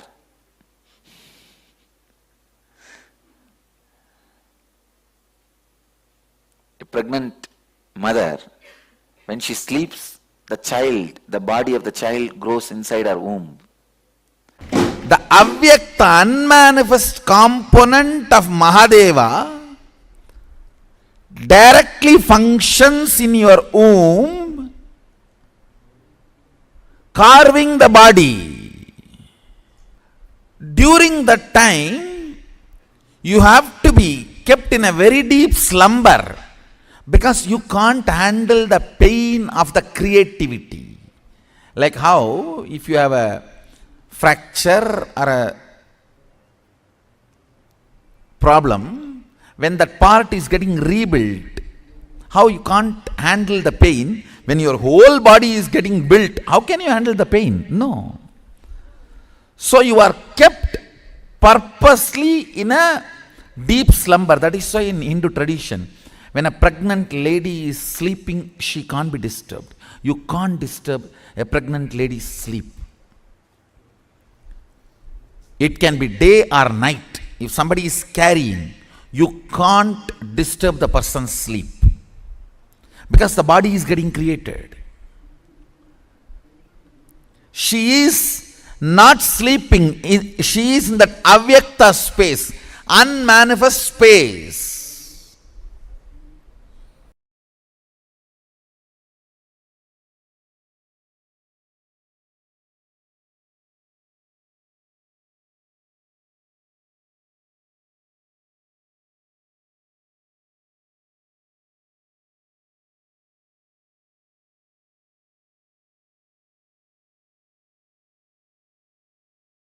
Nityanandam, to all the participants.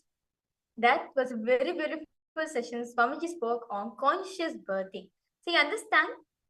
Normally, when a human being is born, Swamiji says the baby, when it's coming out, it goes through lots of pain and suffering when it's coming out from the womb. That is why they forget what exactly has happened in that past life. But in conscious birthing, the child chooses its parents, chooses its life. Not just that, they are aware of how they are being born. Swamiji says very beautifully, when he was born also, he could tell exactly how he came to planet Earth, how he entered his mother's womb, exactly that moment, the exact time. Swamiji says, I remember how I was born. That is conscious birthing. And by giving conscious birthing, Swamiji says, we need more than the number of human beings are out there in the world. We need more conscious beings, as it is important for the superconscious breakthrough to be continuously happening in this whole planet Earth. So now, after that beautiful session, we'll be entering into a power manifestation directly. In this round of power manifestation, we're going to be manifesting the power of Swachandachari. The literal meaning of this is being able to overcome any obstacles. Now, what you're going to be doing for this round of manifestation is, for yourself, take there any one reality you want to manifest. So I can request all of you to post it in the chat. One reality that you personally really want to manifest. Piotr Vajraya, Subramaniam Tyagaraja, Lingodbhavanaya, Baselaya, Robert Ramaya, Ashokaminaya. Can I request all of you to post any one reality that you really want to manifest for yourself?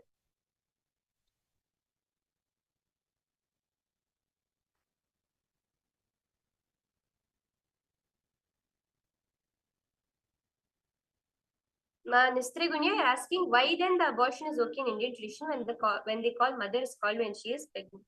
See, ma, abortion is allowed in Hindu tradition only as long as the mother's will is there in it. If she is agreeing to it, then it is fine, because Swamiji reveals the life enters the body only after the birth has happened. Only after the parturition, the baby is separated from the mother. Only at that moment, when it takes its first breath of the Vatavarana, that is when life enters the body. So before that, there is no light. There is no life in the body. It is only the extension of life of the mother. Because beautifully Hinduism reveals more than more than one soul cannot be there in a body at a time. So only one soul can be present. So the soul of the baby cannot enter the body until the body comes out of the mother. So as long as the mother is okay with it, she's complete about it, the abortion can be carried out. But if there is incompletion, if the mother is resistant to it and it's forcibly carried out, it does carry karma. It is not allowed in Hinduism. I hope that answers your question, Manasri Gunya. If any of you have further questions, feel free to post them. But pick any one reality of yours that you want to manifest. Yes. Okay. Mashuni Durga, your post. You want to manifest English. Okay. You want to download English. Okay. Anyone else wants to post? Share. What is the one reality you really want to manifest?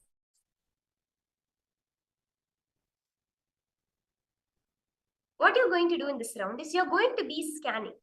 What is the actual obstacle you are facing? See, not the material obstacle, but what is not current that is stopping you from manifesting?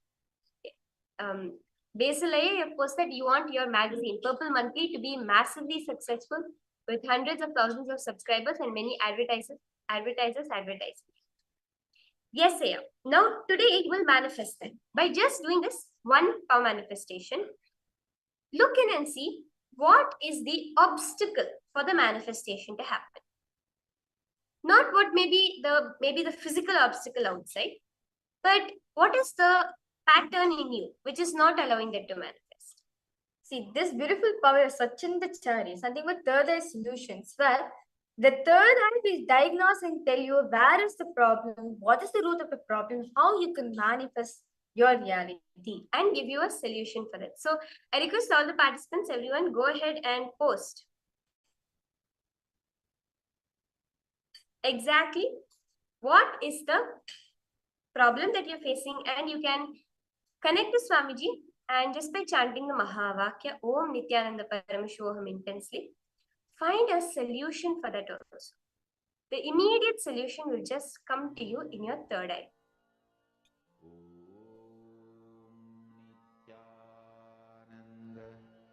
Paramashivoham.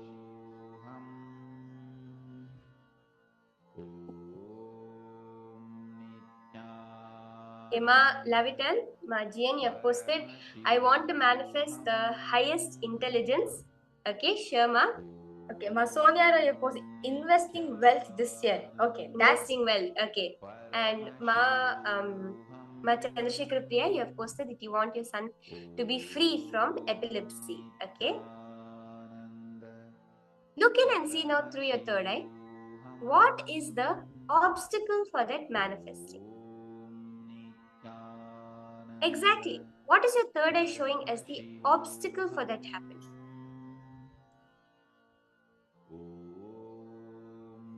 Just close your eyes. Okay, Ma Yonana Catherine, you want to manifest a response in the relationship that you are manifesting. Because when you talk, there's no response. You want to manifest a response. That's perfect. Just connect to Swamiji, chant the Mahavakya. Okay, Mahabha Sharma, you want to manifest enlightenment. That is very beautiful. Nana, you are posted you want to start a new harmony. Yes. Now, I request all participants now. Remember Swamiji. Now, drop this question. Now, whatever desires, whatever realities which you want to manifest, drop it in your inner space.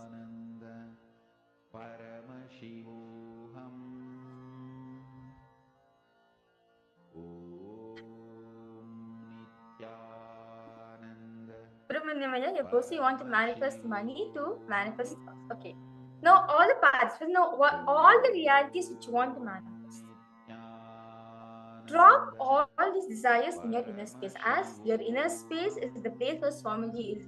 It's basically your Anandagandha region, as very beautifully all of us got initiated yesterday into the science of healing, and all of us got the Anandagandha region, the chakra awakened. So now that's the exact place where Swamiji is sitting. Now drop all these realities at your Anandagandha region.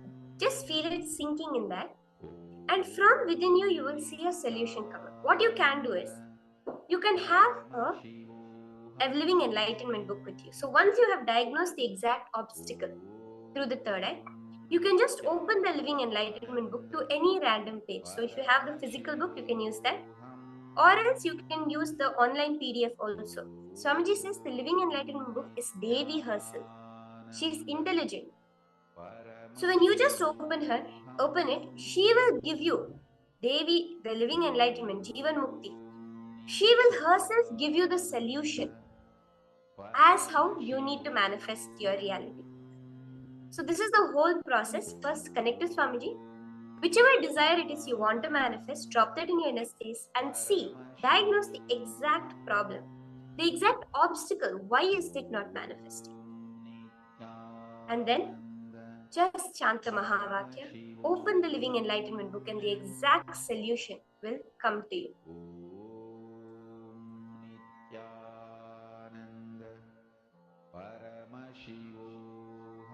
Ma Joanna, I want to manifest a big role in a TV series in my acting career and a financial breakthrough. That's beautiful. Ma Chetana Suragan, I request all of you to go ahead and post.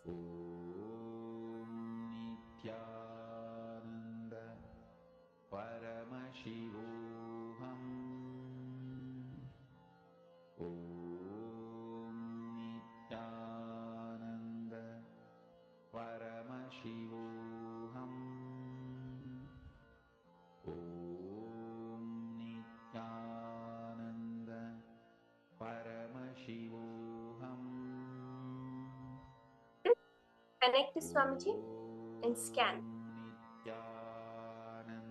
Look into your inner space.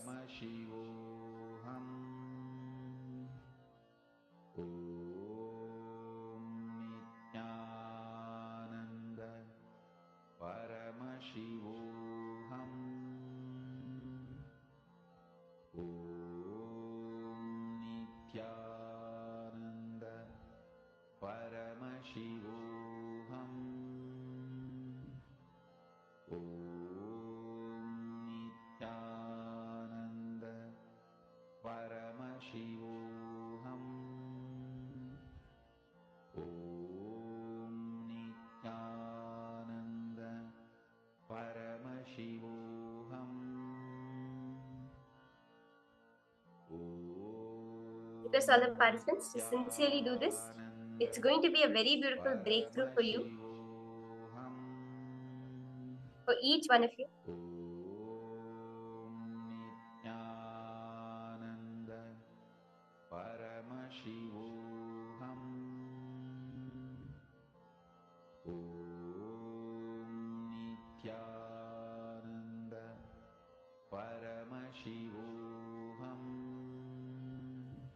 Ma Chetana is saying you want to get fit and healthy. Very beautiful. Just scan now what is the exact obstacle and get a solution from the Living Enlightenment book.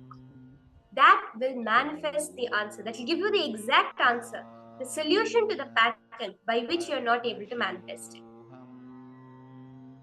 Now I request all participants, now after you have dropped your reality circuits at Swamiji's feet, the Anandaganta.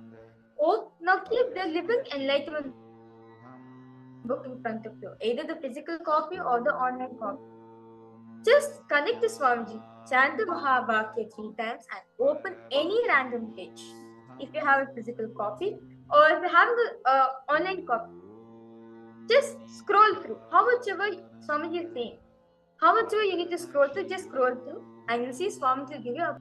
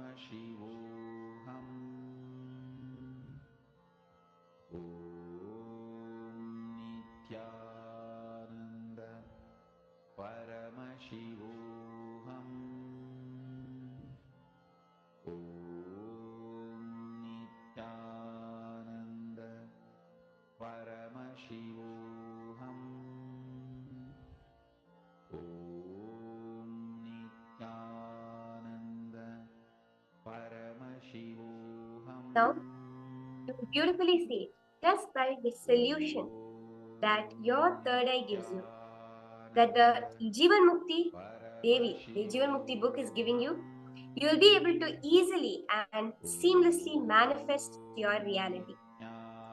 Now we'll be entering into the next session, the next powerful session directly from Swamiji himself, which is the session on the Kalyana Sundaramurti. So Kalyana Sundaramurti is whose darshan we are going to be having today. So I request all of you to pay attention, listen beautifully, as we are going to now be understanding the form of Paramashiva that came down to marry Devi 3 times, as Sati, as Parvati, and as Meenakshi, in the form of Kalyana Sundaramurti.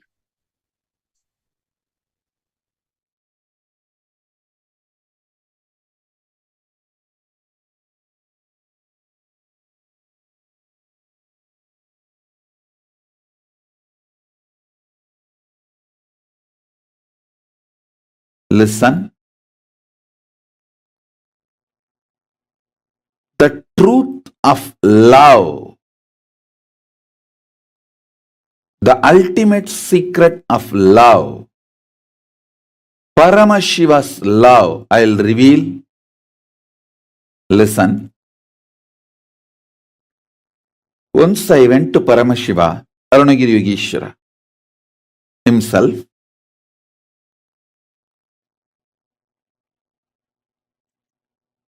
I did something which I thought great. He actually told me to do some work and I did it almost 95%. Went back to him with the expectation that I will be appreciated greatly. I went and reported the whole thing to him. He just looked at me. The way he looked at me, I understood he is not okay with what I did and what I presented.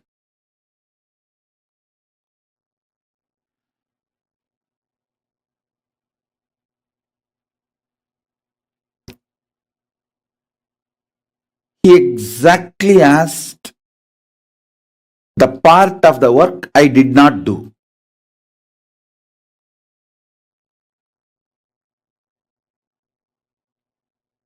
Let me tell you exactly the work he told me to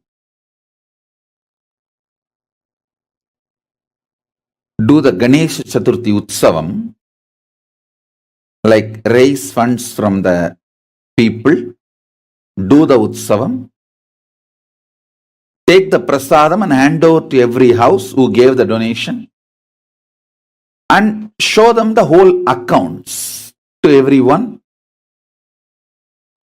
Take signature from them that you showed the accounts to them. I did almost everything other than showing the accounts to those people. I did the whole Utsavam, gave the prasadam. Everyone was so appreciative, overflowing. Oh God, not only you came and took the money and did the celebration, you even came to give the prasadam. That itself was too much for them. So no one bothered about the accounts. No one even thought about it because the whole collection is less than 10 rupee. And I did not show the accounts to them, even though I made a small note. I just neglected and forgot that instruction. I did not take that instruction seriously. So I came back and reported the whole thing. Arunagiri Ishra just looked at me and with a question mark, why you did not do that part? I really expected a great appreciation from Arunagiri Ishra for so much I have done. I did not expect him to be so ferocious with me on that part which I did not do. But he was only focused on that part.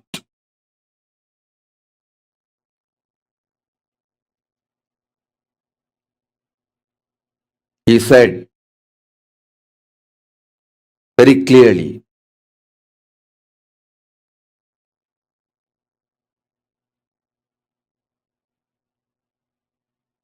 கொடுக்கிறவனாயிருக்கணுமா வாங்குறவனாயிருக்கணுமா?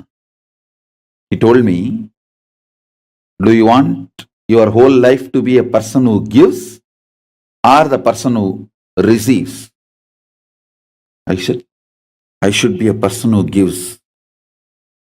Then understand. He beautifully explained.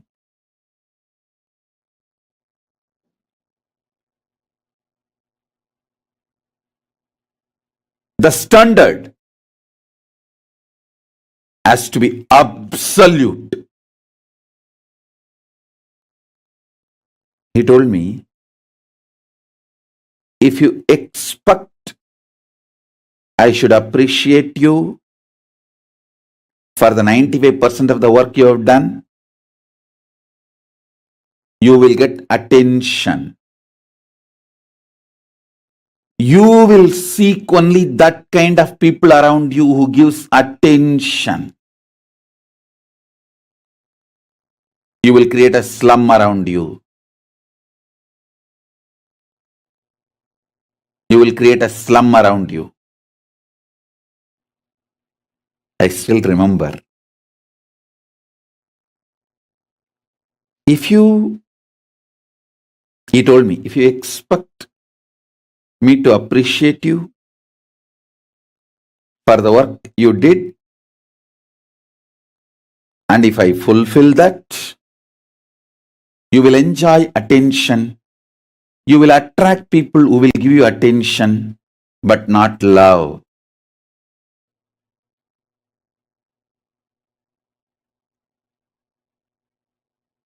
Tons of people miss me expecting that I should give attention. Actually, it is too easy for me to give attention. But it is cheating your soul, your Paramashivatva. I have to constantly keep you up as Paramashiva. Precisely Arunagiri Yogeshwara told me, hey, listen. The last instruction you missed. You slacked listening to the Guru's words. You missed the oneness.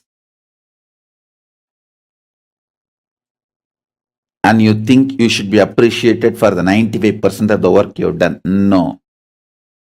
If I appreciate you, you will be happy. You will have my attention, but not love. And you will start building relationship with people exactly who will go on be giving you attention, not the love. Understand the difference between my attention and my love. When I hold you up, right and uptight as Paramashiva, not just appreciating for the 99.99999% of the things you have done, and staring at you ferociously for the 0.00001% which you did not do. If I am staring at you ferociously for what you did not do, I am loving you. If I appreciate you for all the 99.999% of the great things you did, I am giving you attention. Paramashiva in you is getting cheated.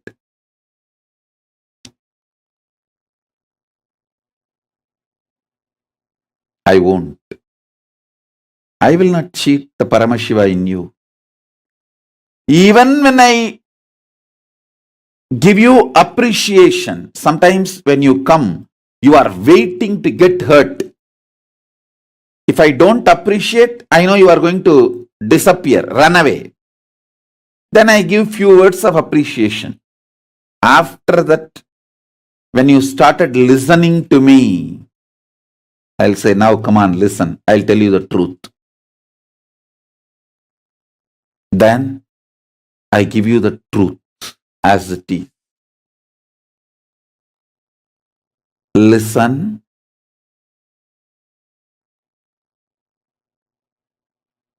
this incident of Arunagiri Yogeshwara, not okay with me not showing the accounts to the people after he gave the instruction. He gave the instructions clearly, this should be done. I did not obey that last instruction.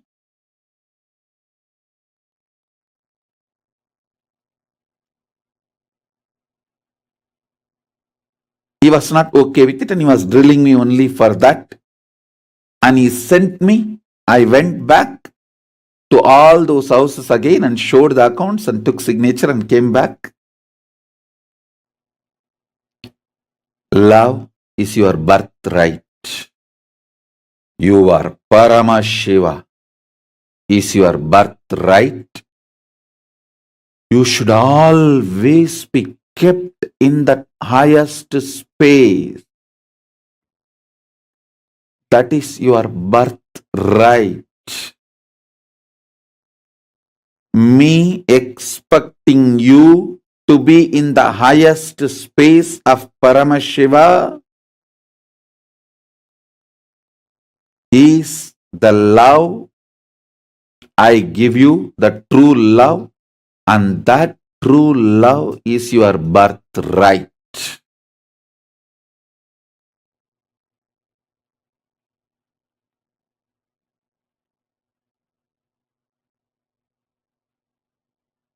Holding, see, you have tons of people to appreciate you. You have only one person, me, to hold you straight to your Paramashivatva. If I don't hold, who is going to hold you?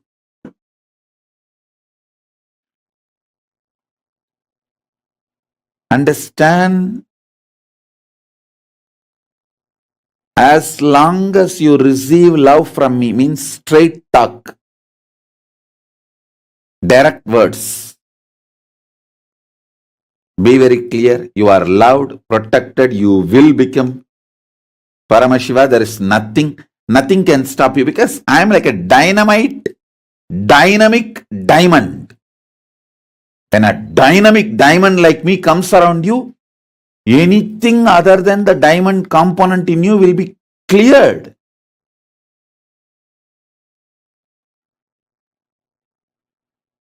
Only the diamond component of you will remain in you.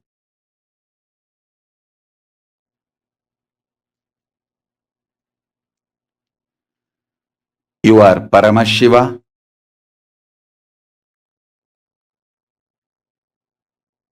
Loving you as Paramashiva is the true love I can give. My true love is your birthright. Get attention, appreciation from all other human beings who are around you. But receive only true love from me. Do not expect this small attention, appreciation from me.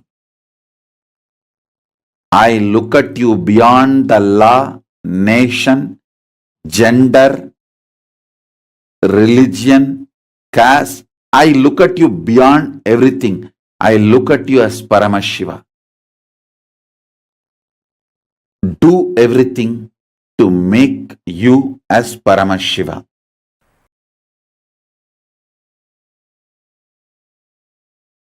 See, when the attention need starts happening, you are almost like a drunk. You don't see the reality. You don't know the reality. Please understand, when you are filled with attention need, you are also in the same position. You don't know what you are doing. You just take everybody for granted. You just know that they have to do this, they have to do that, they have to be doing this. And constantly you are nagging. Constantly we nag people if we are caught with attention need. If we are filled with attention need, we constantly suffer with vikalpa. Sometimes you suffer with attention need not only with others, even with yourself. You need to pep yourself by some words. You can see when you are sitting alone, you need to use many words to praise yourself. No, I think I am doing well. I don't have to believe all those guys. You will be talking to yourself all these words. Means you are not only suffering with attention need from others, attention need with yourself. That's the worst thing.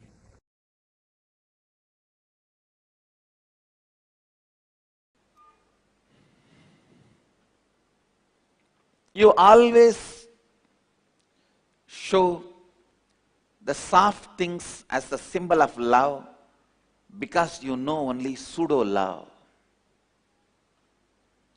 Understand? We always show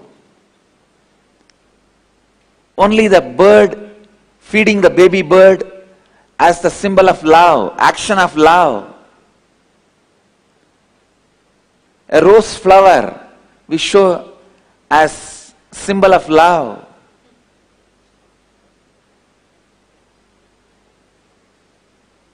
But we never show a banyan tree root, the hanging root, as a symbol of love, or a lion with a lion cub as a symbol of love, because we know only superficial, pseudo love. I have a story. A guy walks into a post office one day to see a middle-aged, bald man standing at the counter, methodically placing love stamps on bright pink envelopes with hearts all over them. Then he takes out a perfume bottle and starts spraying scent all over them. This man was really curious. What is this? During Valentine's Day, you will send a card for one person. Usually, some people maybe two, rarely 3, 4. But this guy, with 1,000 Valentine cards, he is doing the whole work. His curiosity was really high. He went near and saw the card, and 1,000 cards are having 1,000 different addresses. The guy asked the bald man, "What are you doing?" This fellow said, "No, I am sending 1,000 Valentine cards signed guess who to 1,000 different people." The man asked, "But why?" This man says, "I am a divorce lawyer."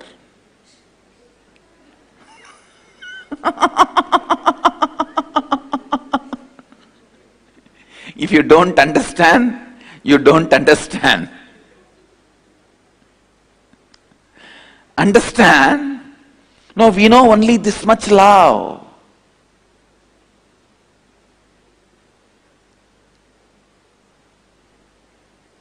We do not know the love behind the hanging root of the banyan tree. How the tree loves the root first, and once the root gets rooted, how it supports the tree next. We do not know the stable love. I tell you, the Roman civilization do not understand the word God-man. The Indian media living with a Roman civilization, trying to make India as a Roman civilization, uses the God word in an abusive way. In your civilization, in your religion, there is no interaction between God and man. But in our civilization, there is a lot of interaction between God and man. We overlap each other. We have a lot of transaction. You should know, we marry with each other. We give a girl and take a girl. I tell you guys, the whole Indian civilization is different, and the Indian media lives in a different space, different place. They do not know the ground reality.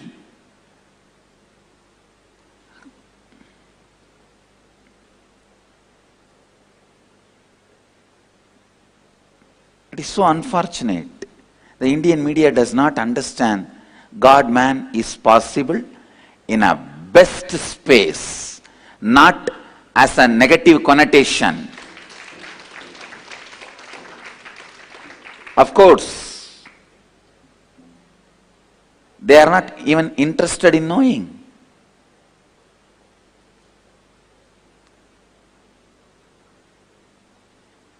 They are completely living in a different plane, and they think they are democratic. Indian media thinks itself democratic, and they allow various viewpoints to be presented to the public. No, it's a lie. In India, media is completely autocratic. There is no democracy in media. It is completely autocratic. Otherwise, why do you need each political party to have their own channel? If media is democratic, why each political party needs their own media house? Each political party needs their own channel. Shows in India, media is not democratic, is not neutral. They will never understand. Indian media will never understand the idea of God-man. Come on. Are you trying to make the whole India into Roman civilization? Using the word God-man as an abusive word?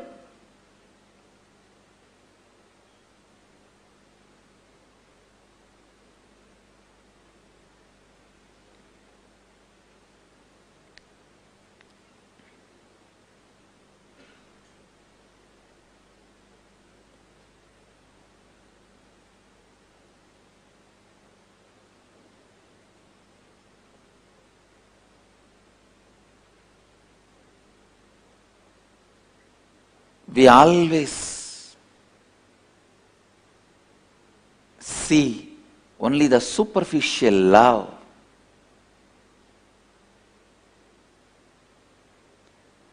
Superficial love of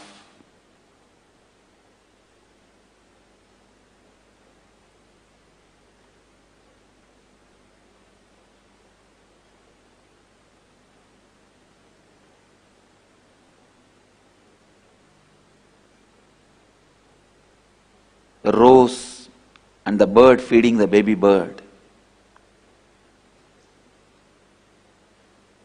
But I tell you,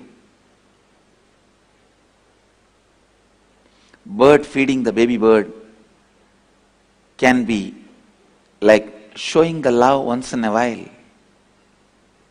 But a lion training the cub to hunt, lion making the cub to realize its potential, its possibility, that is the real love. Making every individual realize.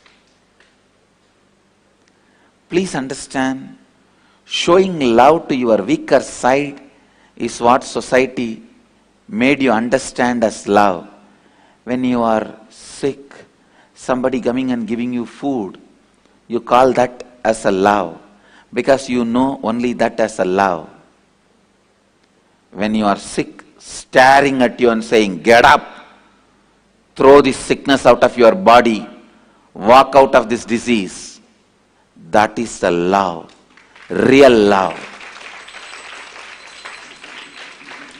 But you neither cooperate nor enjoy that kind of love, because you are never given the idea, impression that is love.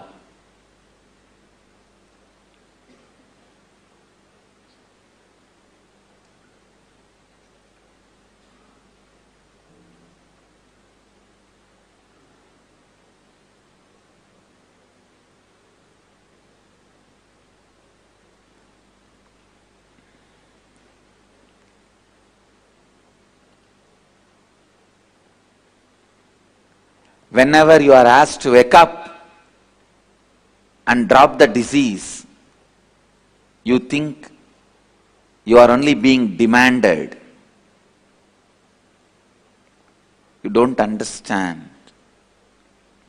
Love should be given to the right side of you, not to the wrong side of you. Love should be given to the right side of you, not to the wrong side of you. But you always associate yourself with the wrong side of you and always associate yourself and the love showered to the wrong side of you. First of all, understand the wrong patterns and right patterns. Wrong side of you and the right side of you. The conscious side of you, unconscious side of you. The completion side of you and incompletion side of you. Love should be given to strengthen your completion side. Love should be given to strengthen your right side. Love should be given to strengthen your right space. But unfortunately, you always enjoy, entertain, expect, attract, reciprocate only to the love given to your wrong side. First statement I am making, your life has nothing to do with what you do, and it is all about how you experience you, your consciousness. Second statement I am making, life has nothing to do, life is everything about what you are contributing to others, not about what you feel about yourself. Both looks very contradicting or paradox. If you understand in both words, in both statements, I mean different truths, different level truths. First statement when I say you, I mean different. Second statement when I say you, I mean different. First statement when I say about you, I am talking about consciousness. Second statement when I am saying about you, it's about that selfish, too much of me. That powerlessness, weak selfishness.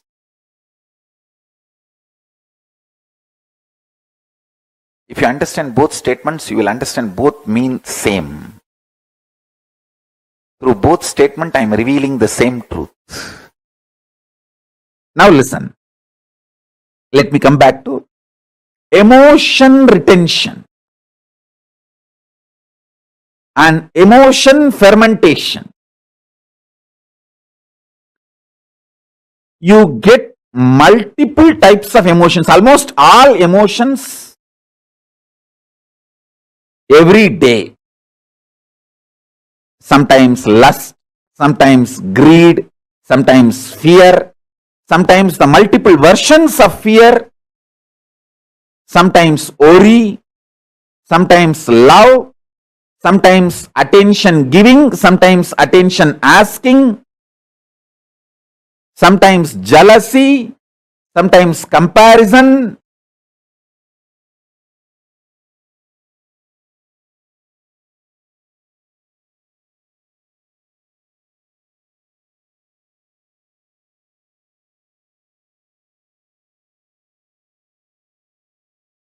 Various emotions, sometimes the willpower, sometimes arrogance, sometimes frustration, different emotions I can describe. All kinds of emotions you get.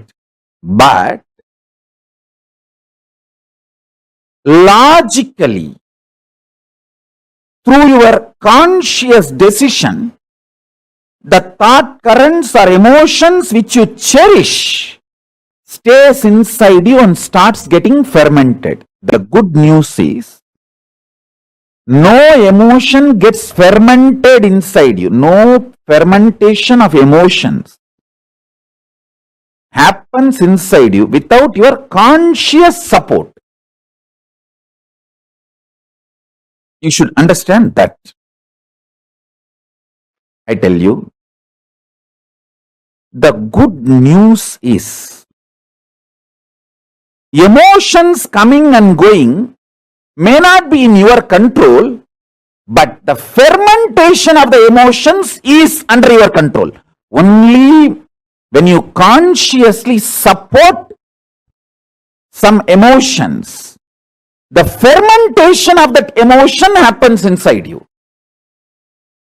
All I am trying to tell you is stop consciously supporting the fermentation of life negativity.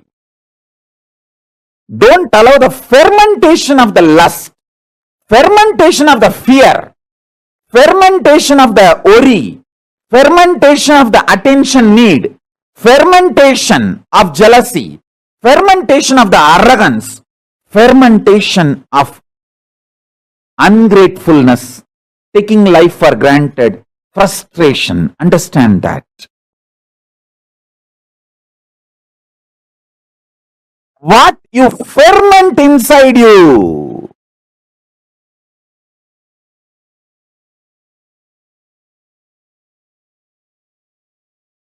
is your conscious choice.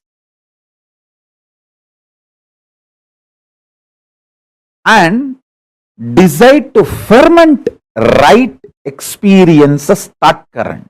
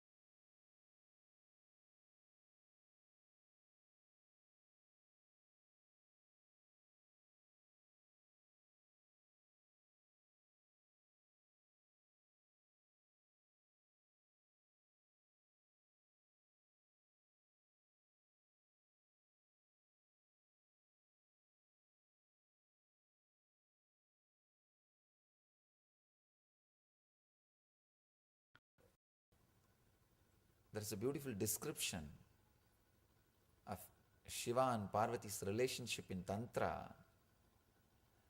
The description says the Shiva had the motherly attitude towards Devi. The relationship was described. I was surprised when I read those descriptions. It says Shiva felt Devi is his own mother.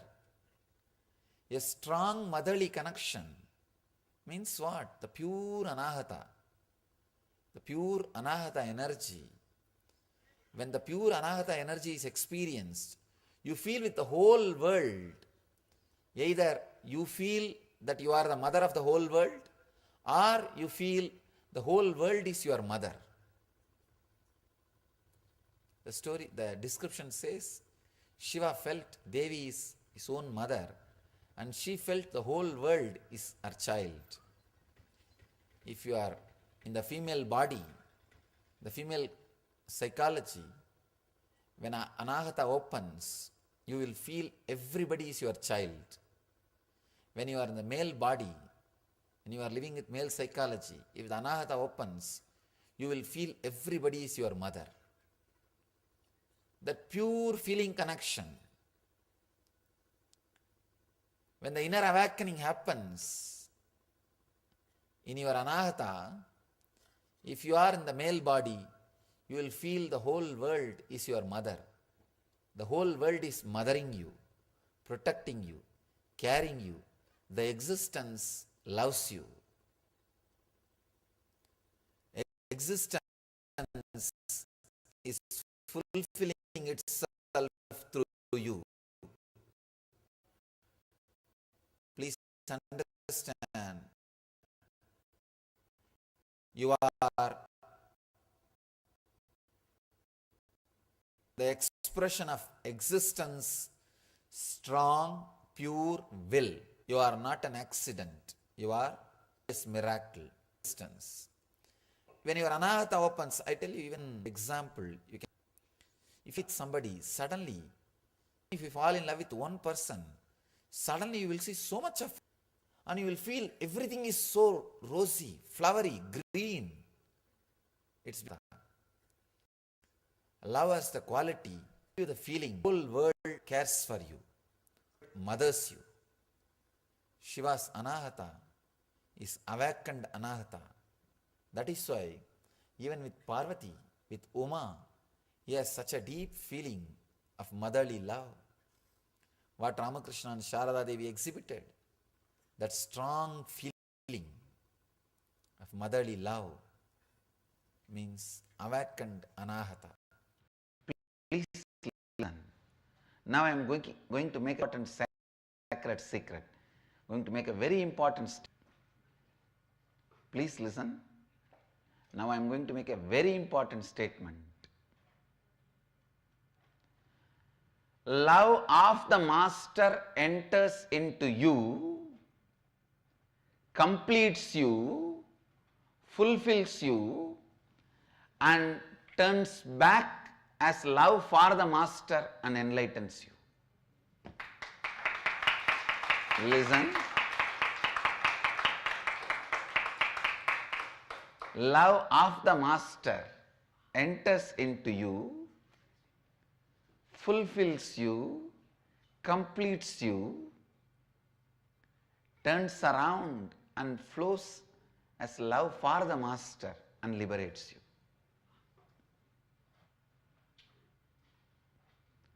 Blessed are those who taste love of the master.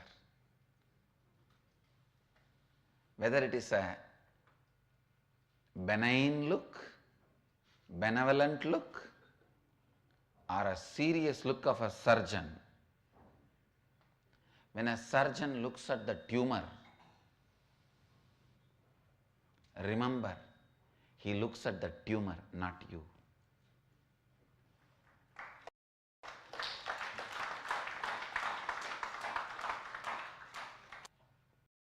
Unfortunately,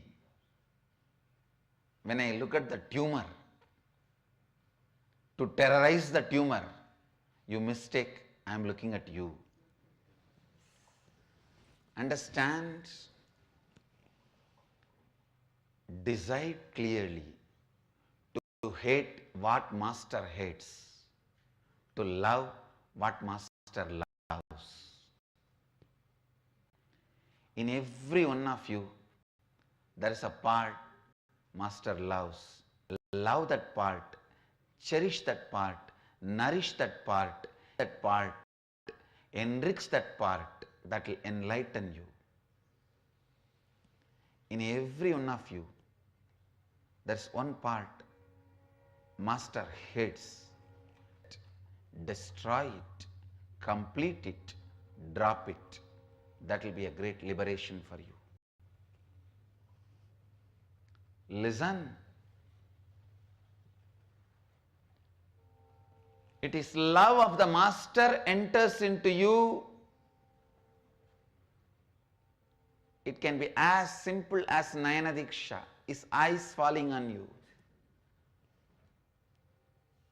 I have created a new Diksha, new initiation, with which successfully I have initiated millions. I have to give a new name for it, Smiling Diksha. Just a smile. It goes and does the job and it never comes back empty-handed, brings that person alive.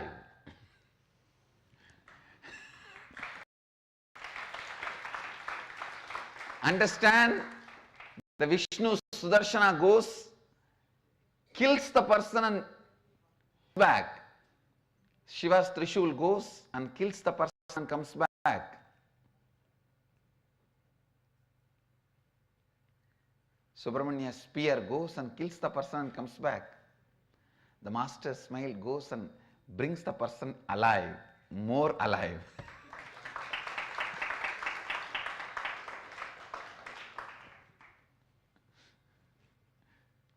We can come up with a new name.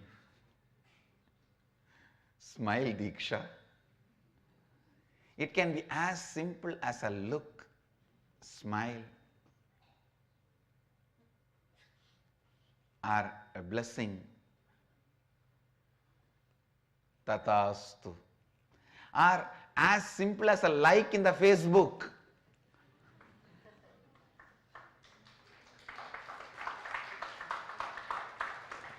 We have to create all these new Dikshas, like Diksha.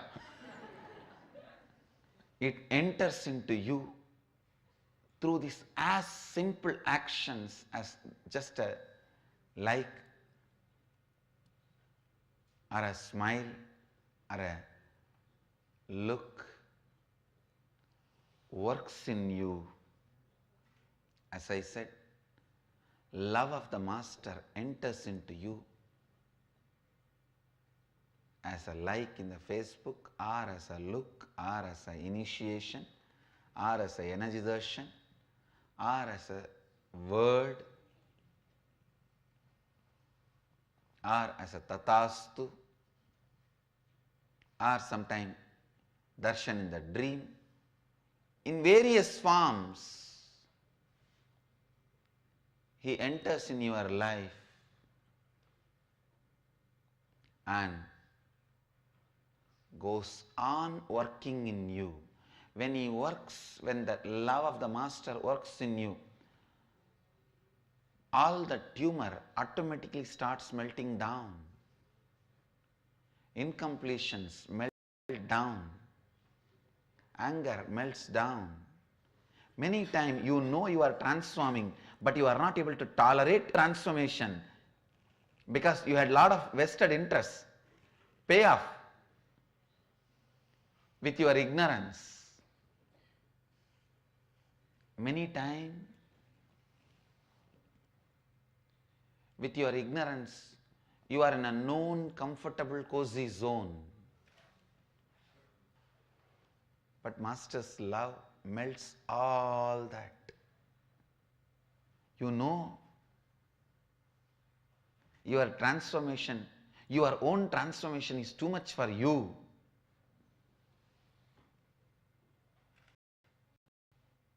And you even try to escape.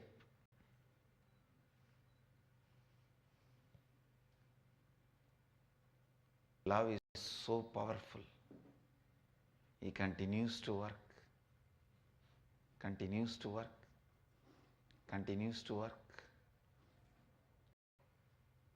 Only one thing, don't shut the pipeline through which is supplying the love.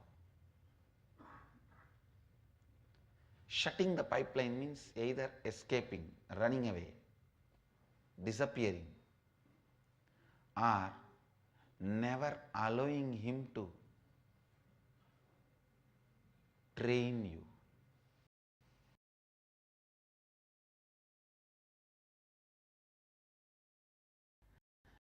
I tell you, oh my dear ones, with tremendous love I tell you, do not be agitated to practice Advaita. And remember, my love is so powerful. It comes from Advaita. Allow it to sink in your life. When it comes back to me, by the time it would have made you Advaiti.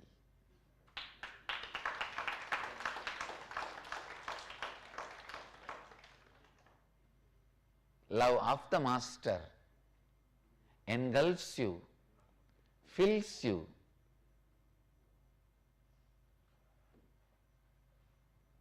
completes you, and raises you to the space of Advaita back as love for the Master. So just wait. Allow my love to sink in you. When a Master's love of the Master showered on you, suddenly you feel nothing in the world matters anymore. Matter does not matter anymore. You feel you are on the top of the world. Everything is forgotten. That is what I call Visishtadvaita. Means you feel everything is part of you. You are part of everything. And then when the love faster starts in you, you feel in the world there is nothing else other than you and the Master. Nothing else matters.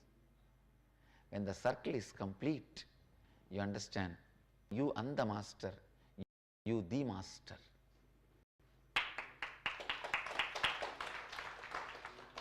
I tell you, Advaita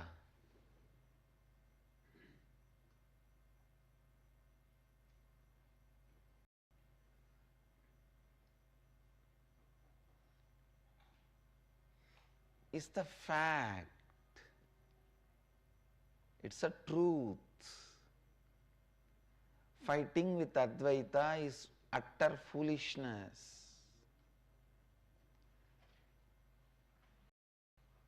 Saying, no, that it cannot be practiced is utter ignorance. Today or tomorrow, you have to land up only in that space.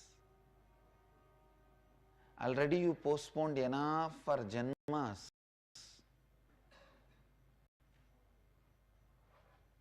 Landing up in the space of Advaita. Now don't postpone anymore. No need to waste the life. All success happens from Advaita. All failure are happening from the fighting with Advaita.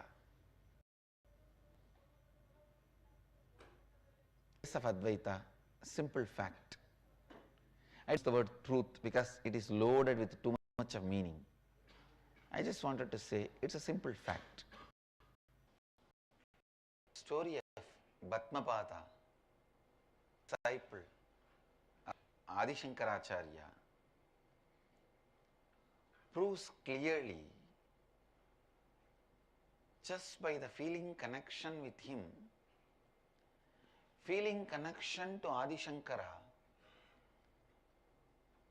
he has mastered the nature.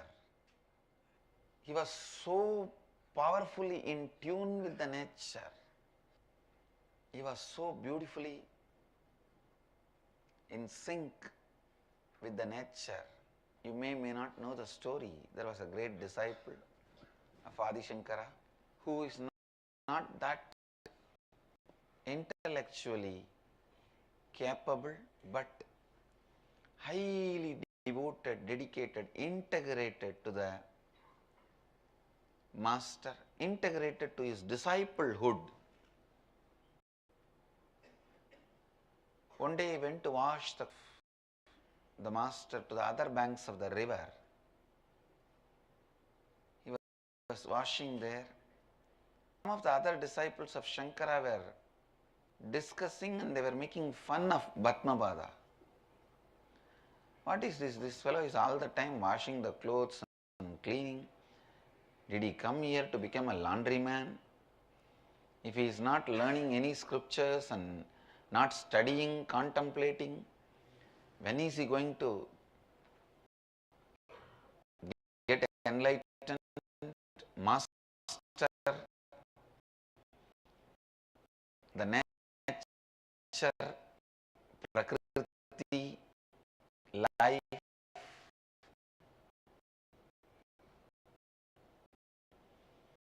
Shankara was just laughing.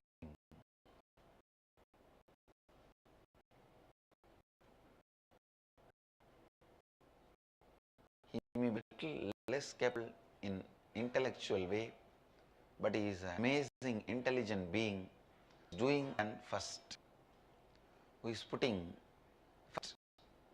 Shankara, this to other disciples. So he just calls from Bhatmapada. He uses the word first time Bhatmapada. Earlier his name was different. He just calls his disciple. The moment master called, disciple forgot everything. On the river, oh God, him. When somebody is in such a deep space of trust with the whole cosmos, master is a representation of the whole cosmos. I cannot allow him to suffer, I cannot let him down. So the river just makes lotus flowers and holds his feet wherever he puts his feet. Please understand, lotus will never happen in the river because river is flowing water. It happens only in ponds, stable water. But here, river produces the lotus and holds his feet when he walks and makes him cross the river. Usually, people will be anxious when they cross the river. Maybe first time, a river would have been anxious when a person is crossing the river. That she has to safely reach him the other side. Because every step is held by a lotus. He was called Bhatmapada.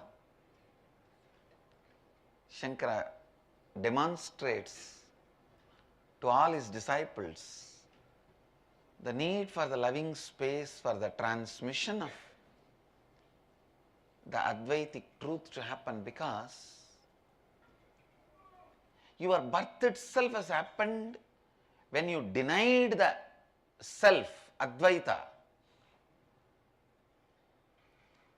Something that deep which is able to make you assume a human body and broken mind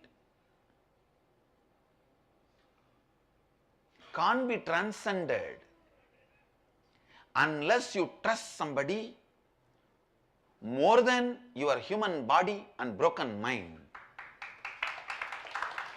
So master makes himself available for you to experience the completion of the love circle. He makes it possible for you to experience the completion of love circle.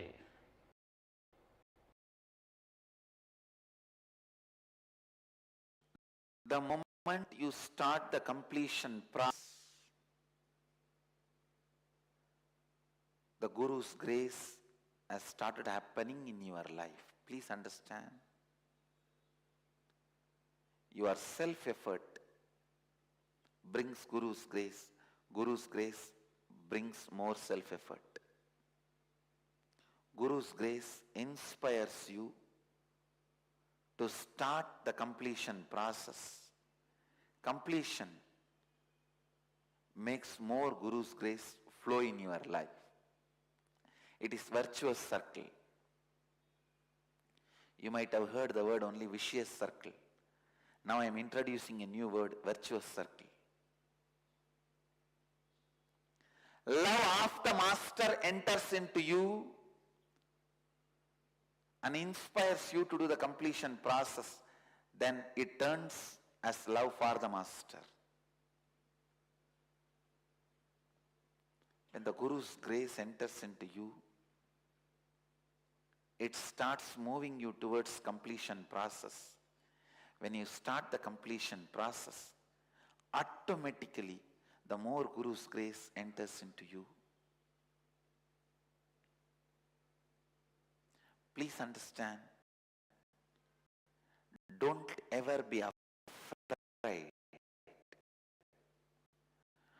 Don't say, oh God, I have so much incompletion. How can I ever think I can complete and rewrite my future? When a fire starts burning the trees, not only the forest reduces, the strength of the fire gets added.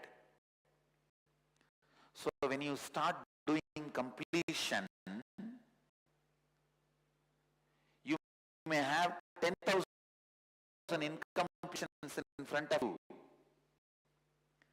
But when you do even one completion, two completion, all the completed thoughts will become part of you.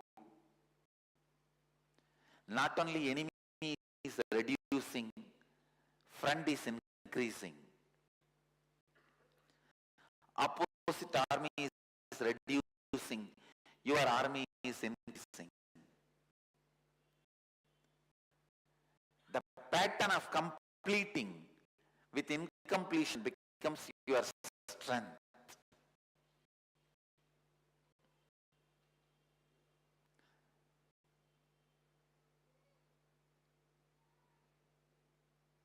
When you start walking or running, day one, don't start thinking, how can I run the marathon of 50 kilometers? First start running 1 kilometer, 2 kilometer. The stamina your body builds, that will take care that you run 20, 30, 40, 50 kilometers.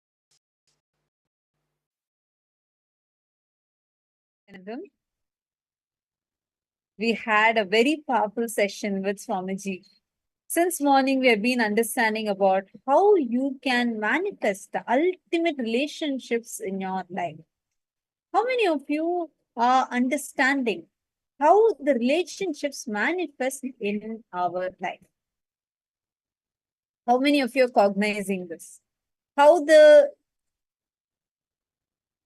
our own internal cognitions that we carry inside of us actually reflect outside into people, and how it is this inner space that's actually manifesting outside. How many of you are understanding this? Can I request all the participants to please take a few minutes and share with us?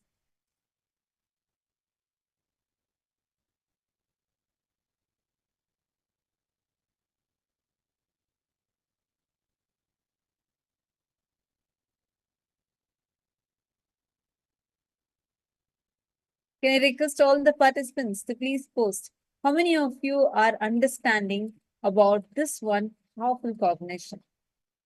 How it is your own inner space. Listen carefully. Now, Swamiji just revealed about our relationship with Swamiji, Guru, the ultimate relationship in our life. Okay, Vasilaya has shared the powerful cognitions he's gotten. who is going to hold you accountable to you? No one outside of you has a commitment to make you 100% accountable for who you are being and your casual behaviors about life. If you're filled with attention need, we are not being 100% accountable for our actions or our commitment to our truth. We suffer from attention need. And that shows up in our pseudo love for simple things like a rose or a bird or bird feeding its young. But love exists everywhere. Even in those things we might find gross, like a snake giving birth. If we operate from superficial love, we can never experience Mahadeva. Very beautiful, Aya. Actually, what Swamiji had revealed, see, even whether in any form of love, it is Paramashiva. But how are we experiencing that love? That love, how are we taking it inside of us? And how are we showering it outside of us in our lives? Where to a point, literally that inside and outside, that barrier itself will not exist anymore. Living in this powerful, see, usually we think love weakens us. But Swamiji revealed very powerfully, love does not weaken you. Compassion does not weaken you. Swamiji is the most compassionate person ever. Like literally, even when people do bad things to him, there won't be it's not that Swamiji, it's not that because Swamiji does not react alone. Even inside, Swamiji will not give up on that person. Even you would have done any kind of a mess up, some really bad things if people have done. Even if people have left, Swamiji till date has never ever given up on anyone. Swamiji will always tell, like if you see the decisions from which the very platform from which Swamiji takes the decisions, right? Like I know what you posted is a beautiful understanding. I'm just adding to that. If you see the platform from which Swamiji takes the decisions, you'll actually experience that immense love and compassion that Swamiji has. Like something that really touched me is every year, every month, we have every day we do Annadan in so many places. Annadan is where the free organic meals, not just that are served, but they are energized and they are served where the food itself is chosen in such a manner. By eating that food, your body will experience healing and your consciousness will experience healing. So it's a very powerful way. It's called as Aushadha Annadanam. Swamiji has been doing it for last so many years now. And this is happening in many different places. One significant place is the sacred spiritual capital of the world, which is Tiruvannamalai. And where Swamiji's the conscious descent had happened. And in Tiruvannamalai, in Nityananda Janma Bhumi, like once when Swamiji was every month, Swamiji actually oversees end to end. Swamiji micromanages and ensures that everything is good for the Annadan, for people to come and eat and go, right? Like people are coming just to eat. It's free food. You're giving free food. It's a great service by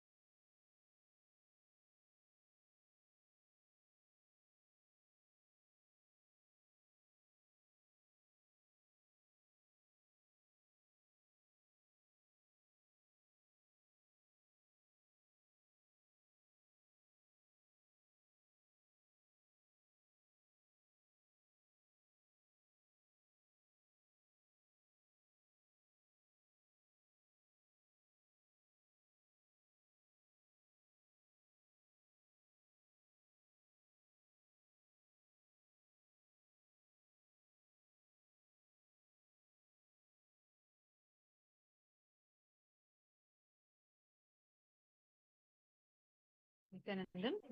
I apologize for the technical glitch. I hope now all of you are able to see me and hear me clearly. Sorry, I was just sharing about how Swamiji takes the decisions, right? Like at that time, Swamiji was taking this, doing the planning for the Annadan and for people to be coming for the Annadan and how the whole Annadan is going to be happening and how much we should, like, if you actually see, like Swamiji, it'll always be, Swamiji will always tell. It should always be showering. Everything we have, we should keep showering it more again and again and again for people. So that's like the fundamental basis from which Swamiji takes any decision. It will always be for showering upon people. Like everything best we have should be showered. And at that time, Swamiji was seeing the whole setup that was there. And Swamiji was checking what is the heat in Tiruvannamalai. And then Swamiji said, when people are coming, especially the Padayatris that are coming, they'll not be wearing any slippers. They won't wear any footwear. So when they step into the Adinam, and because of the floor, it will be very hot, right? Like normally in the afternoon time, it's going to be really hot. So Swamiji said, just for them not to experience the heat, and for them to be, the moment they walk in, they should experience that complete, like immediately they should feel like attended to. They should feel that disturbance should not be there, and they shouldn't wait in queues, everything. The way Swamiji immediately got them to get the mats that will help cool down the temperature. Swamiji made them get, made sure that the whole thing was put properly, and